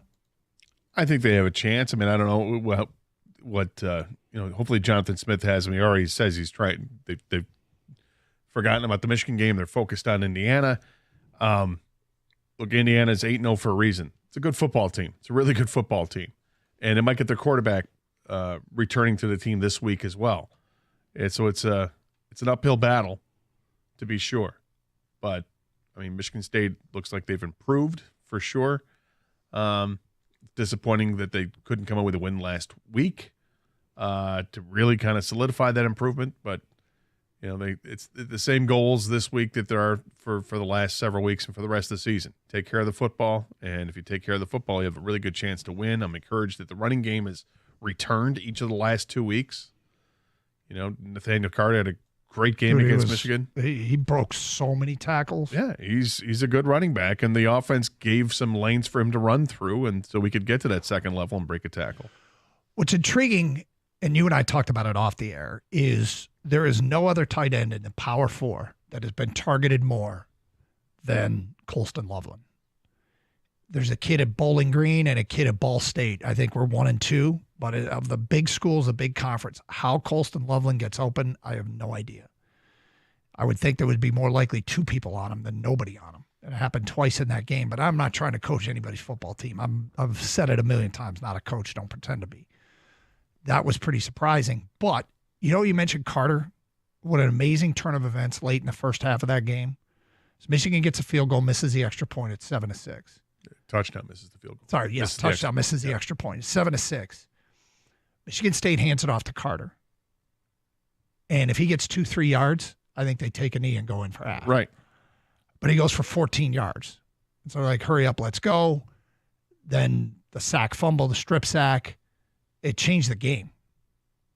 I thought that changed the entire game. And I've heard Michigan talk about this, and I've heard I've heard other schools talk about this. The middle 8. Have you heard the middle 8 referenced? No. It's end the first half strong, start the second half strong. The middle 8 minutes, the last 4 minutes of the first half, first 4 minutes of the second half. And the middle 8 was critical in this game. And Michigan, for the first time, felt like the first time this year, got some plays out of the wide receiver spot, which was important. But I feel like both teams have something to build on. Yeah, both teams have really tough schedules. This weekend for sure. Michigan's schedule the rest of the way is not going to be easy. No. They'll learn more about Indiana when they take Michigan State on this weekend. But, Michigan's got, obviously, Oregon, Ohio State, Indiana, and I think it's no Northwestern left to go on the season. And it's going to be a struggle for them to win 2 more games, but they can. I think both teams have one of those variables that can work for them this weekend. For Michigan, Oregon will be making their second cross-country trip in 3 weeks. And for Michigan State, Indiana just had game day there. So I think the adrenaline dump for Indiana could be significant. So I think both teams could have a variable work in their favor. It could help make them, as both big underdogs, be a little bit closer. Might be a variable, but I don't think it's a deciding factor, unfortunately, for either team. I think it's one that could keep it closer than expected on both fronts. But Rico Beard has made his way in studio and joins us now on 97.1 The Ticket. Hello, sir. How are you? Gentlemen, what's going on? Just fighting a throat thing, my friend. Sore throat. Okay, well, you stay over there. Yeah. Yeah. So I'll clean down the workspace for Mike before you. I was just, you know what? That's okay. That's okay. You're good. You know what? You rest yourself. Rest your arm. I'm not gonna do that. So now I just was reading the updated message from the Big Ten. Here's my shock face. Yeah. Okay. Sometimes, you know what? Dogs bark, cats meow. Big Ten cowers. So. Well, I was thinking that there would be other video that emerged, and maybe it did. That didn't show anything more clearly. But well, no, because players don't keep their cell phones handy. So no, but I wondered if maybe some body cams. Or anybody on the field with a cell phone, but maybe it did merge and show that there was nothing more than it looked like. Somebody could have got shot. Nothing would have happened. So. You don't think, huh? No, it's Big Ten's a joke. Honestly, if it was me, if I was Alan Haller, you know what? We're not coming back here. Obviously, we can go to any other stadium and nothing happens. When we come here, stuff happens. So you know what? Till you fix this Big Ten and make everybody play by the same rules, we're just not. Well, what happened to him 2 years ago? The egregious tunnel video and all of that stuff, and the secret video that we've never seen, but that Harbaugh said he saw, but it never got released, and players got held up, and they were going to go to court, and Well, having players from both teams going into the tunnel at the same time, that's a problem. Right, but the rules say you don't do it, and it really doesn't happen in any other school but one. But you know what? That's why I'm not shocked at all. You know what?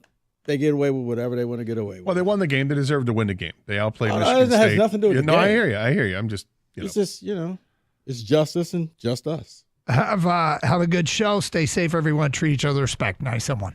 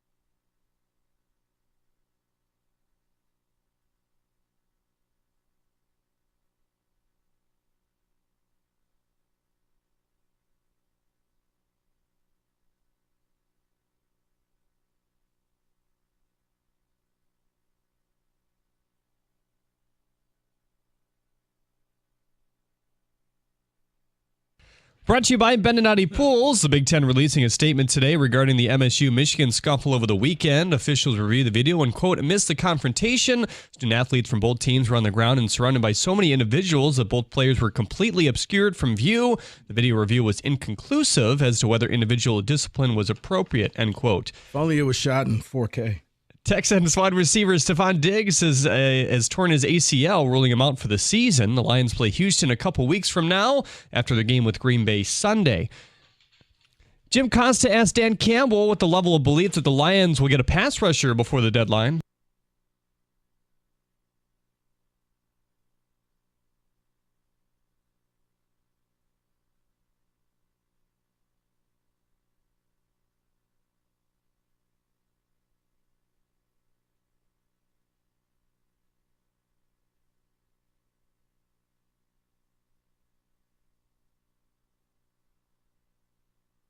Per the Detroit News, it looks like Malcolm Rodriguez is tracking towards missing this Sunday's game at Lambeau Field. According to Sixers writer Keith Pompey, both Joel Embiid and Paul George will miss tomorrow's night's game with the Pistons. Neither player has appeared in a game so far this season. Philly 1-2 to start the year. The Red Wings are off until tomorrow as they prep for Winnipeg. Head coach Derek Lalonde said that Alex Lyon will likely start in net. Michigan State basketball is back on the hardwood tonight to complete their exhibition schedule against Fair State. Tip at 7. Joe Flacco taking over the starting quarterback job with Indy. The 39-year-old has played in 4 games so far this year, completing 66% of his passes while throwing 7 touchdowns and just 1 pick. At the Corwell Health Sports Desk, I'm Jeremy Otto. For more, go to 97.1 The Ticket or Odyssey.com.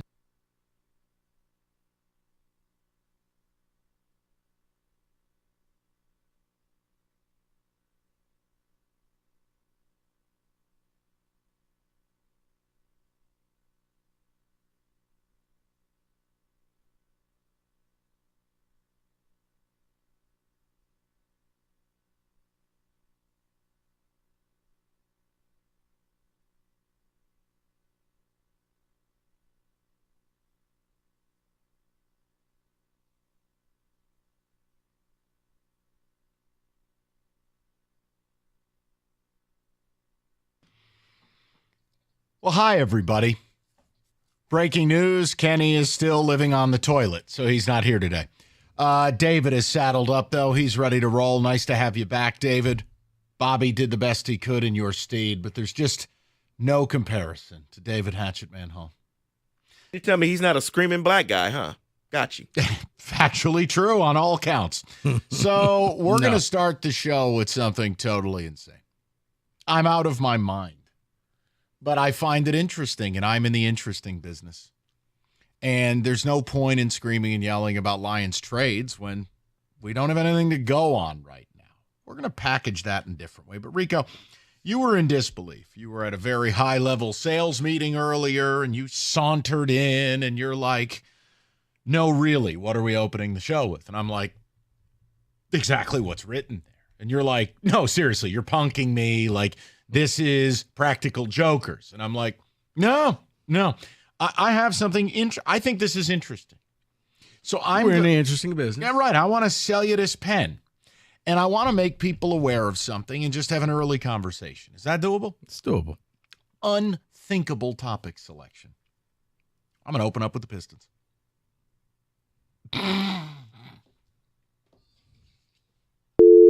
Right, as radios across Metro Detroit. Right. Actually, that's live from Kenny's house. Hey, Kenny, how you feeling? So, look, hear me before you turn the channel.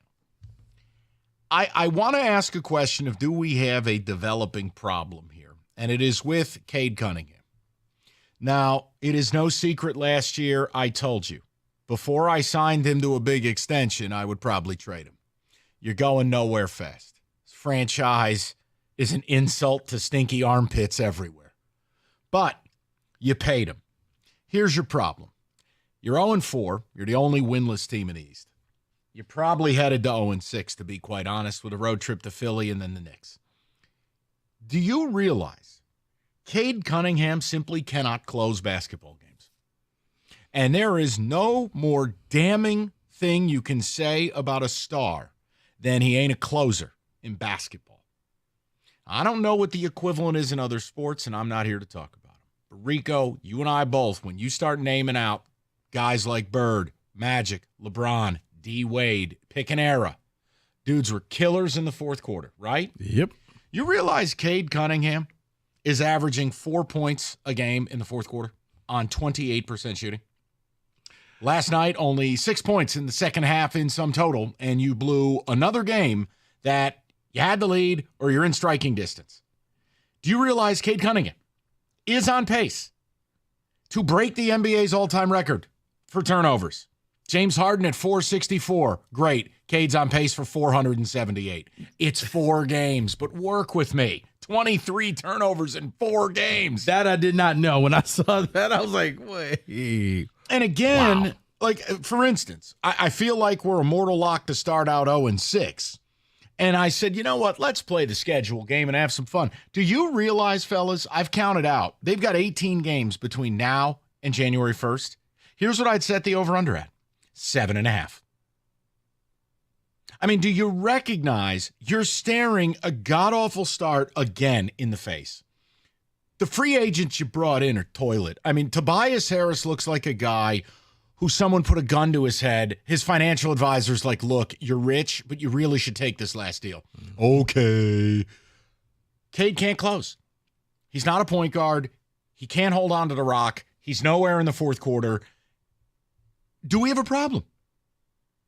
Go ahead and laugh. But I want to know, right here, right now, if you want me to wait, tell me the date. Tell me when I have to wait till. You don't. Okay, then. No, you don't, Mike. I realized that last year. There's a different – Cade could be a star. Some may even think he's Detroit's superstar. But you nailed it earlier. There are certain players, man, they own the fourth quarter. Get out of their way. Clear out. I got this. I'm shooting every shot, and if we're going to win or lose with me, LeBron James, Steph Curry, like certain guys you already know. Just get out of my way. Let me make this. Hop on the back. I'll take you to victory. That's not Cade. Either you have it or you don't. He doesn't. Doesn't make him a bad person. It means that you don't have a closer on this team. You don't have an assassin. You don't have that killer instinct guy who just doesn't care and we're going to win this thing. That's not him. It's never going to be him. So, no, there's no arbitrary date because nothing's going to change. You want me to fix it? You can fix this? Here's what you have to do. Well, they chose not to fix it because they didn't bring any meaningful free agents here. But I think you have to take every single piece that you have, whether it's Ivy, whether it's Duren. I'm not paying Duren. I'm not paying Ivy. I'm not signing either of those guys to a max. Whether it's draft picks, you need to package it all up, duct tape it like Tommy Boy with the road flares when he shows up at Zelensky Motors, and you got to get a point guard, and you got to move Cade off the ball. Simply put, the turnovers aren't getting better. And I don't know who the point guard is. I just know you're going to have to put an offer together to go and get one because it doesn't work. Cade and Ivy doesn't work. And Cade, Rico, 23 turnovers in 4 games, including several critical ones in the fourth quarter last night. Look, guys, I'm asking the question because here's my problem. Nobody wanted Cade here more than me. But it doesn't mean he should escape criticism. I don't understand how we arrive at a point where certain players skate. Well, everyone has made every excuse for Cade. You know what I want to see when the ball's in your hand in the fourth quarter? Not 4 points a game in the fourth quarter. Yeah. I know that. I think he escaped because we all waited because Cade and Ivy were never healthy at the same time, and it was always, what's it going to be like when these two play together? And you got a glimpse of that last year. Okay, well, give them another year. It's not any better. No, you're right. This is these two can't play together. Cade's not that killer. He's not the guy to lead the team in the fourth quarter. Maybe 1 through 3, sure. But you need somebody who can just step up, whether it's driving to the basket, whether it's shooting three-pointers, who can just do something to help this team win. Because if games ended at the end of the third, they'd probably have some more victories. But going into the fourth, it's literally how will they screw this game up? How will they lose it this time? Who will be the person that turns it over? Who will be the person that shoots the dumb shot? Who is it? And it's now where you're just like, okay, when will the first victory happen? Because it's just kind of sad. And the other problem is, we're close. I mean, even if you want to sell me that this is a year for Trajan Langdon to do a full evaluation, try to get rid of some dead bodies like Tim Hardaway Jr. or Malik Beasley, get a collection of second-round picks I don't care about? There's no way you're going to pay Cade Cunningham north of 25% of your salary cap to sit here and win 18, 20, 24 games. It doesn't even make sense to me. At what point do we add players and actually try to, be near to play-in? Now, look, it's 4 games in. Maybe they do the unthinkable and turn it around. But in the early returns of me watching this team, one thing is for certain. Cade, in the fourth quarter, is Kenny on the toilet. And it just continues. He's not a closer. No, he's not a closer, and that's what I need. And I went back not because I know it's just 4 games this season. Yeah, but we have to talk about it. But I went back to January 1st of 2024. So the second half of last year into this season. All right. And Cade Cunningham only has 4 double-digit fourth quarters points where he scores in the fourth quarter. Since only 4. January? Since January.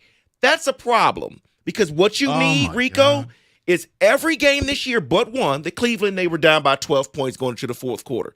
But every game this year, they've been in it, leading, maybe down by 1. Yep. And you need that guy to take you in the fourth quarter and say, all right, this is my team. Let's go. Whether it's scoring-wise or you're distributing the ball to make things happen. And that's not happening. That's the problem that I have with Cade right now is he's not that guy. And I hate to say this, but I'm starting to give up on him. I'm the guy that brought him here, and I'm starting to give up on him. I'm not giving up. I'm just telling you. I don't think it can work because every turnover you have in the fourth quarter that leads to a run out to the other end, those are 4-point swings. You're not good enough to have a 12-point swing in a basketball game on 3 god-awful turnovers. Like, you can't do it. Guys, he has 23 turnovers in the first 4 games of the season. Here's my answer. You got to get a point guard. You got to get somebody who can be a primary ball. Look, I talked about this for a long time with the Celtics. We were never going to win a title with Marcus Smart as our point guard. Why? He's not a point guard. He's not a primary. He can't handle a rock in the fourth quarter and trigger the offense. That's the other thing. Look, it's 4 games. Bickerstaff, I need some plays. I need some sets. This AAU stuff might work if you're the Celtics. I was about to say, just don't run up and down the court and jack up shots. Yeah, I mean, that's what it looks like in the fourth quarter. It really does. Now, that works if you're the Suns or the Celtics or the Lakers, but like, JB, I don't know if you're aware. You're coaching the Maine Red Claws here. This is a problem. I wanted to hear from the people because, look, I'm not sitting here and telling you everything wrong with the Pistons is Cade. I'm not saying that. But when I lay out a contract that's worth the better part of $250 million, and I know I got to create a winner sooner rather than later, well, here's the thing. Maybe Cade needs to be off the ball. If that's not me blaming Cade. I'm saying if you have, what was it, David? 4 fourth quarters? 4 fourth quarters where you've, quote, taken over in basically, 60 NBA basketball games. Correct. You're not a closer. And if you're not a closer, yet you're my highest paid player, that's concerning to me. There's a difference between being concerning and then executing someone. But Rico, I mean, my God. And you're stuck with him. So you're right. This is the best solution. What's worse than Cade's fourth? Is it his fourth quarters or his commercials? His fourth quarters. Because you could always go to acting school. You could always take an acting class at a local community college. Where are you going to learn how to close in the fourth quarter? The commercials are bad when they don't hand Cade the microphone on opening night and they give it to Tobias Harris. The hell was that? You know what? You win. Mm-hmm. You're right. Hey, Tobias is back. What about Cade? Tobias. You want Tobias. Yeah, it is. He's not that guy. You need somebody who could help this man out. You need to add some additional players, and it's no one on this team. You need to do what Houston did. Everybody mocked what Houston did with Freddie Van Vliet or bringing in Dylan Brooks, a guy I know you like. Look, bottom line, Houston's rebuild started when yours did. Their roster looks totally different. Their playoff fortunes look totally different. And frankly, Jalen Green, who I think is a bit of a loser and a weirdo, he's averaging 28.8 a night. Why? He's got some help. He doesn't have to do everything. And he's not on the ball. See, that's the other key. Cade can't be on the ball. Do you at least, guys, if you want to blindly defend this guy, cool. Bottom line, can we come together? Kumbaya, y'all. Can we come together and just say, dude needs to be moved off ball? Let's see if that's the compromise. America's favorite place to watch football is Stadium Swim. Circa Resort and Casino. All the biggest games, best viewing experience built for you, the fans. It's simple. 6 pools, 3 levels. Perfect view of the big screen right in the heart of Vegas. Stadium Swim. Book your spot today. CircaLasVegas.com.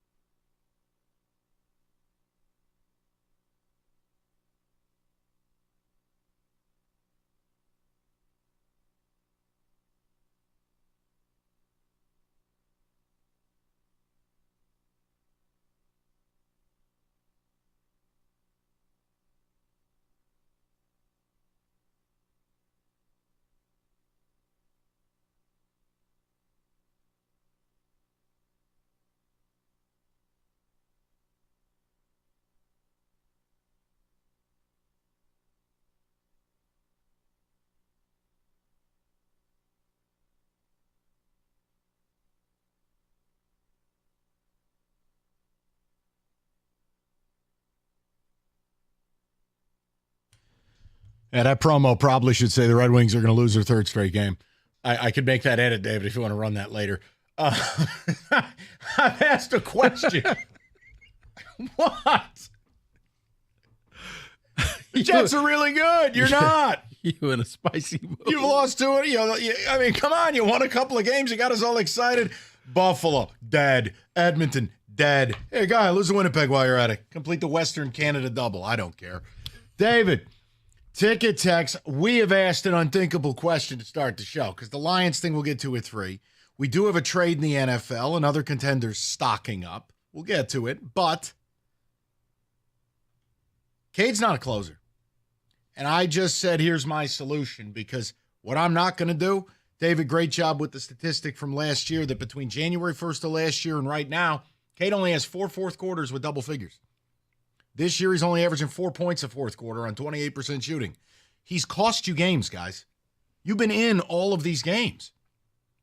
There he is, fumbling the ball all over the place. He's not a point guard. At what point do you arrive in a league where I got to go, you know what? I got to get a primary ball handler. I got to get Cade off the ball. And in my backcourt, look, Cade's got the size to be a 2. We'll be fine. They got to get a point guard because it ain't Ivy. No. I'm not going to pay Ivy a max, and I cannot extend Duren if he can't figure out how to put ball in basket through other methods than dunk. David, what do you got on Ticket Text? Yeah, I know we're crazy. We started with a crazy topic. Not ready to say he's not a closer, but agree the lack of fourth quarter production is a major problem. Also agree we need a point guard to move Cade to the 2, and let's see what we have then. Okay. Cade is not a winner. He hasn't won at any level, or you should either package him up for something in the future or put enough around him to make him a non-factor that is K-Moo in Fort Worth, Texas. Well, you can't do that, K-Moo. You paid him $230 million. You can't ask him to be Robert Parrish when you played him like Larry Bird. You can't do that. I had to hear all off season how much Harris, Beasley, and Hardaway Jr. would positively influence winning. So far, nothing positive has come from this signing. That is from Will. Tobias Harris looks like Roger Dorn. Honestly, I don't know what the hell you know what's funny? I mocked it all last spring. I go, don't worry, you're signing Tobias. How the hell was an idiot like me right about that? They actually did the thing I mocked them for in the months leading up to free agency. Because I think what happened was, what about this guy? No. What about this guy? He said no. What about this guy? They hung up the phone on us. All right, what about Tobias? Yeah, who's got credit problems? Honestly, what the hell? Call up Tobias. Tobias looks like Monty Williams on court. Right, and I got 78 more games than this. Right. Well, Tobias, no, they're never going to bring me back. Pistons need me. I can make some money. Wait, they're offering multi-years? You know what? Screw it. Coney Island's for everybody. Let's go. David. I'm a huge Cavs fan, and this was the J.B. Bickerstaff experience the fan base became tired of last season. No set plays and 0 in-game adjustments. Yeah, and understand, this is not old boomer white guy screaming for the four corners offense. But there's an element of the National Basketball Association where certain teams need more structure and certain teams need less. I cannot tolerate the Pistons getting a rare stop in a fourth quarter and not turning it over, come down the floor, and it's AAU. I got Rico coaching Moneyball over here, or Money Jam, or whatever it's called. Moneyball. Okay. You can't. It's nonsense. And if Cade was a closer, then I would understand it because you would trust him to do what he needs to do, set the team up, score, whatever. Right. If Cade had earned that, and if Cade was an assassin like Ja Morant, then you look at it and go, okay, less structure, your show, clear out and go. Can't do that. And Cade's on pace for almost 500 turnovers this season. I know it's 4 games, but I ain't waiting until December. We're here now. We're living in the moment. And I'm seeing some things I really don't like. I've been screaming this for years. Cade needs to be off the ball. It frees him up to score, and he won't turn the ball over as much. At least I hope he won't. No, he won't. He won't because he won't have to initiate. I can't understand how smart basketball people whose lives are basketball can't figure this stuff out. Come on. Because everybody thinks that they can fix somebody. Everybody thinks that they can turn this person from a nothing into a something. And that's how the GMs and coaches end up getting fired, because you find out in the end there was nothing there. This person is what they are. And that's why. If you're expecting Cade to handle the ball, if you're expecting Cade to stop the turnovers, if you're expecting Cade to become that assassin in the fourth quarter, you're mistaken, because it's not him. It's not going to happen. David. I hear there's a guy named Killian Hayes from France. He's definitely available. All right. Yep, we're good. We're going to Dre in Southfield, 97.1. Dre, how you doing, buddy? Yes, we get to talk Pistons basketball. I love it. Basketball in general, I'm all for it. Hey, savor the flavor. This is a rare dish we're serving today. I know. That's why I had to call, man. I call anyway, but definitely call this time. Yeah. Well, for one, you guys watch a lot of basketball, I think the biggest issue with this organization, I know you like to poke fun at them, and they deserve it, by the way. But I think the biggest issue with this team is that, and Mike, you actually said a little bit, you hinted at this, I think at some point last year during the big losing streak, when you lost so much, especially the young guys, when you've lost so much, it becomes ingrained in your culture, in your mind, in your energy. And even when new guys come on the team who are veterans, it becomes contagious. And I think the biggest issue, and I'm going to get to the K thing, trust me, the biggest issue right now with these guys, especially in the fourth quarter, is that they suffer from that oh-no-itis. They don't know how to win. And they've lost so much. Guys, Cade, Duran, they never won anything. It's just being there on the Pistons. And so I think they're so ingrained in this cloud of losing that the only way that we're going to see any kind of progression from a record standpoint is somehow they have to find a way to get a winning streak, at least 2-3 game winning streak. I'm talking big picture right now, to really see what they are. I think right now their confidence is so low or easily shaken that I think that's the biggest leading to these huge losing streaks that we're seeing. Now, systematically, I agree that Cade is best off ball. And I disagree in terms of the killer instinct. Go back to his rookie year. David, if you could do it, it'd be great. I think he was in the top 5 or something, and as a rookie in fourth quarter points scored. He's shown it before.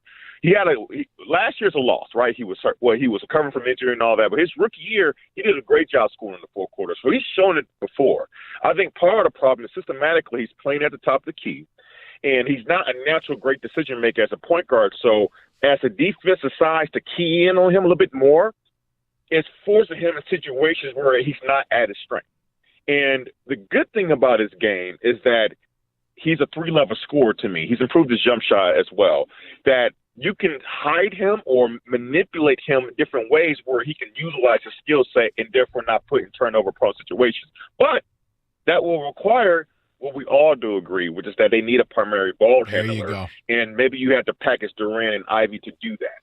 That's where I'm at. That's where I'm at. Because, Dre, here's the reality. Rico may disagree. I'm not paying either of those guys. So you may as well get them up out of here. I wholeheartedly agree. And Dre, yeah, I'm looking at the stats. He averaged 4.4 points in the fourth quarter of his rookie season. So you may have seen some big games. I could be wrong. I thought it was something that where he was scoring really well in the fourth quarter as a rookie, but I could be wrong. I think overall, the young guy, he's shown that he can be a efficient high scorer. Like I think he is somebody that he may not be a superstar, but he has shown that he can be a damn good player, but he needs somebody who can take – everybody can't be Luka Doncic, right? I think his comp coming out of college that he could be Luka-esque. He's not that. No. But he has shown that he can be damn good off ball, but somehow Trajan has to get a primary ball handler, and that's what – and somehow this team has to break this losing cloud. Because right now I think it's really hard to see how successful they can be because they're so ingrained in losing. And – you know, we saw with the Suns. You guys remember when the Suns broke out in 2020 when they had like that? They were bad. They added Chris Paul. Yeah, and that helped. But remember, that was the following season. Previously, they were in the bubble, and they went off like a 7-8 game winning streak, and that was the precursor to them getting Chris Paul that off season, then taking off. They need to somehow. I don't know how it's going to happen. I'll tell you how. Dre, you know? I love where your head is at, but it's going to happen by doing what not you, but this fan base mocked the Rockets for. Bring in some actual effing players, and you're not going to like the price, but you got to do it. Or you're not going to like the players. Oh, that guy sucks. Oh, I'm sorry. No, you're good, and Rico has more of that next. All right, Ideal You, John Jansen and things. You want to lose some weight? Call Ideal You. John lost 40 pounds in 40 days. He lost something like 60 pounds overall. Book your free consultation at idealu.us. Just that simple. They'll get you on the road to success. They'll show you the plan they put John on. And again, if you want to weigh less, book that free consultation right now at idealu.us. That's idealu.us.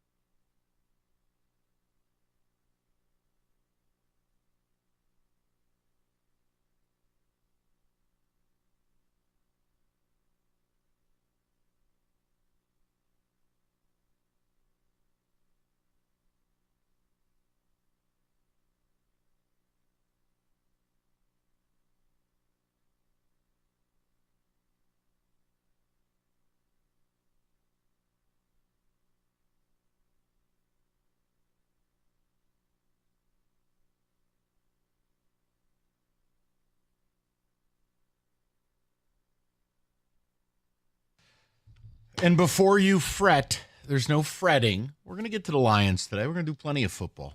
But I just, it's been bothering me. I've seen it multiple times, and I started doing a little bit of data mining, and I go, nope, you're not crazy. The guy you just handed $250 million to is a zero in the fourth quarter. It's Cade Cunningham. And here's your other problem, guys. It's very simple. You paid the guy. What incentive does he have to get better?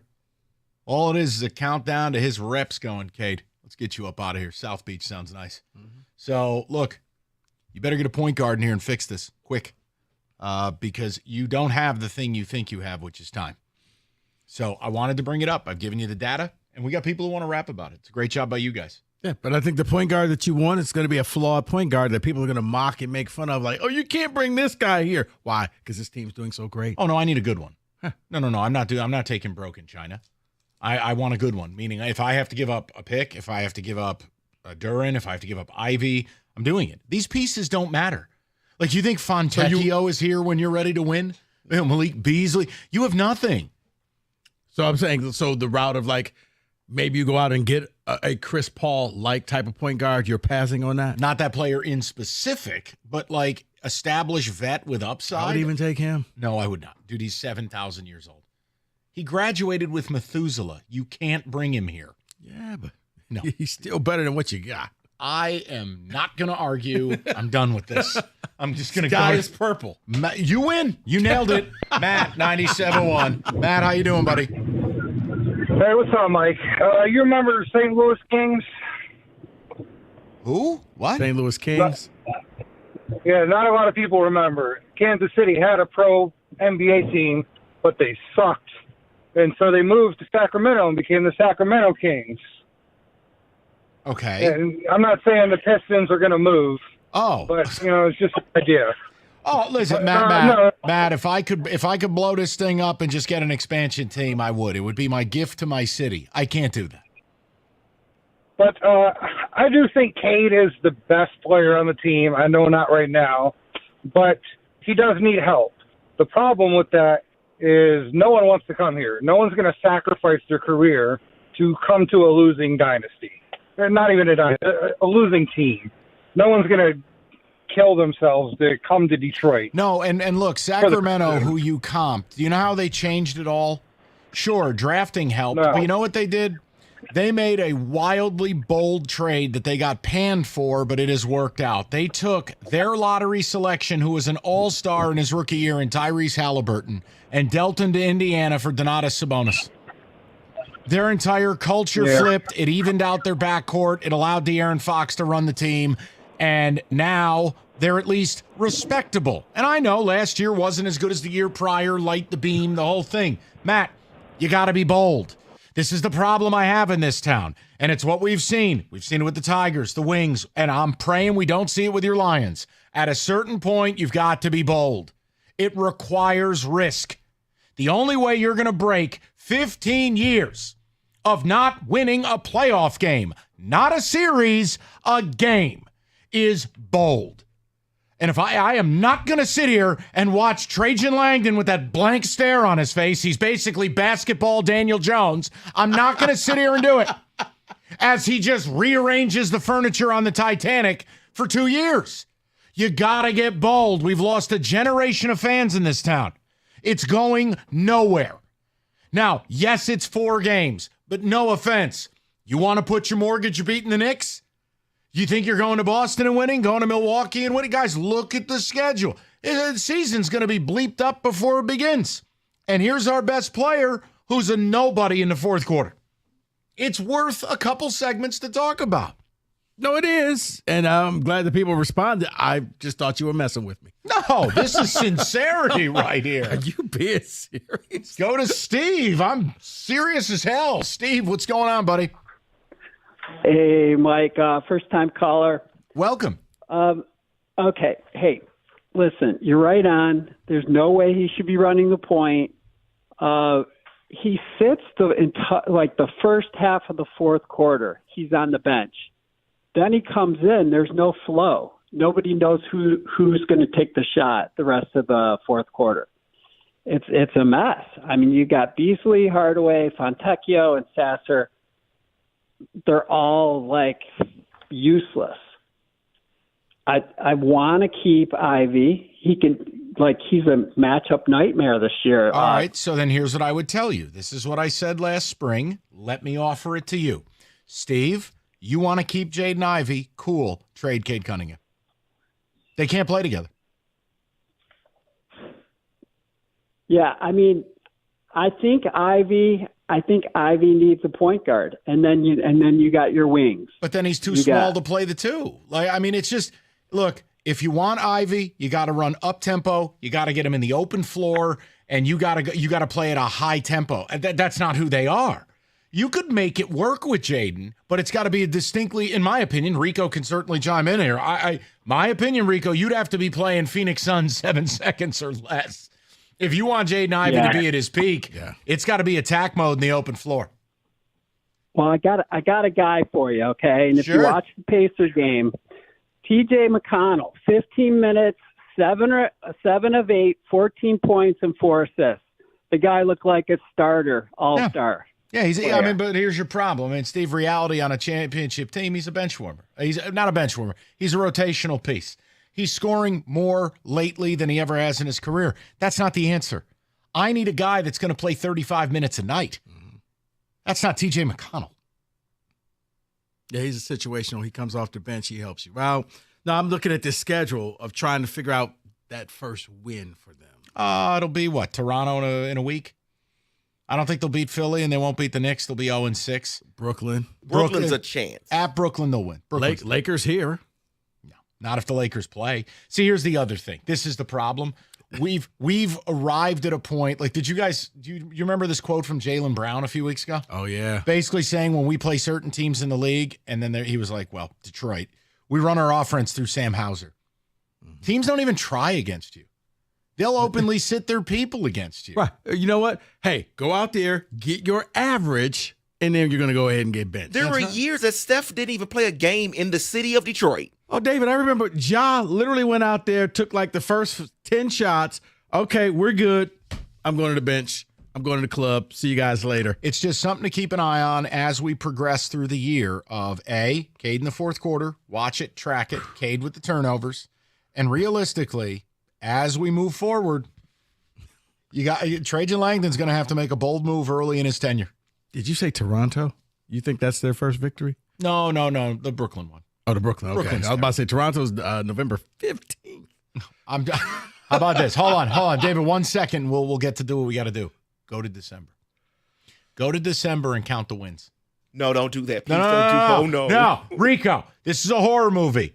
Open that door and walk down the dark corridor. I promise you the killer's not there. Hey, brother, I'm black. I'm getting in the car you're and I'm first to going go. home. You're first to go in the horror movie. The second you say, hey, go through that door, you go through that door, I'm going home. And dead. For December. No. Go look at December. Where's the win? You don't. You know what? I would set the over-under at 0.5. There you go. With the prop bet casino. There you go. David, Milwaukee, at Boston, at New York, Utah, at Phoenix, at LA, at Sacramento, at Denver. They can beat Utah. So that's what I said. I would set it at 0.5. Do you win a game in December? 248. Is Tom Gores aware the season started? Your thoughts? He'll be out the LA game. We've talked about Northville Lumber for quite some time. Oldest company in the state, largest Trex decking outlet in the country. Nobody stocks or sells more Trex than Northville. Last year, contractors, homeowners bought enough Trex to cover 26 football fields. Now, here's the deal. They can do it because it's all in stock. There's no waiting, no shipping delays, no nonsense. Deck season is here, so take advantage of it. Don't wait. Beat the spring rush and get that deck built. It's going to be, 75 today, tomorrow? You're still in deck season, late October. It's beautiful. Get it done. Call Northville Lumber today or go to northvillelumber.com. That's northvillelumber.com.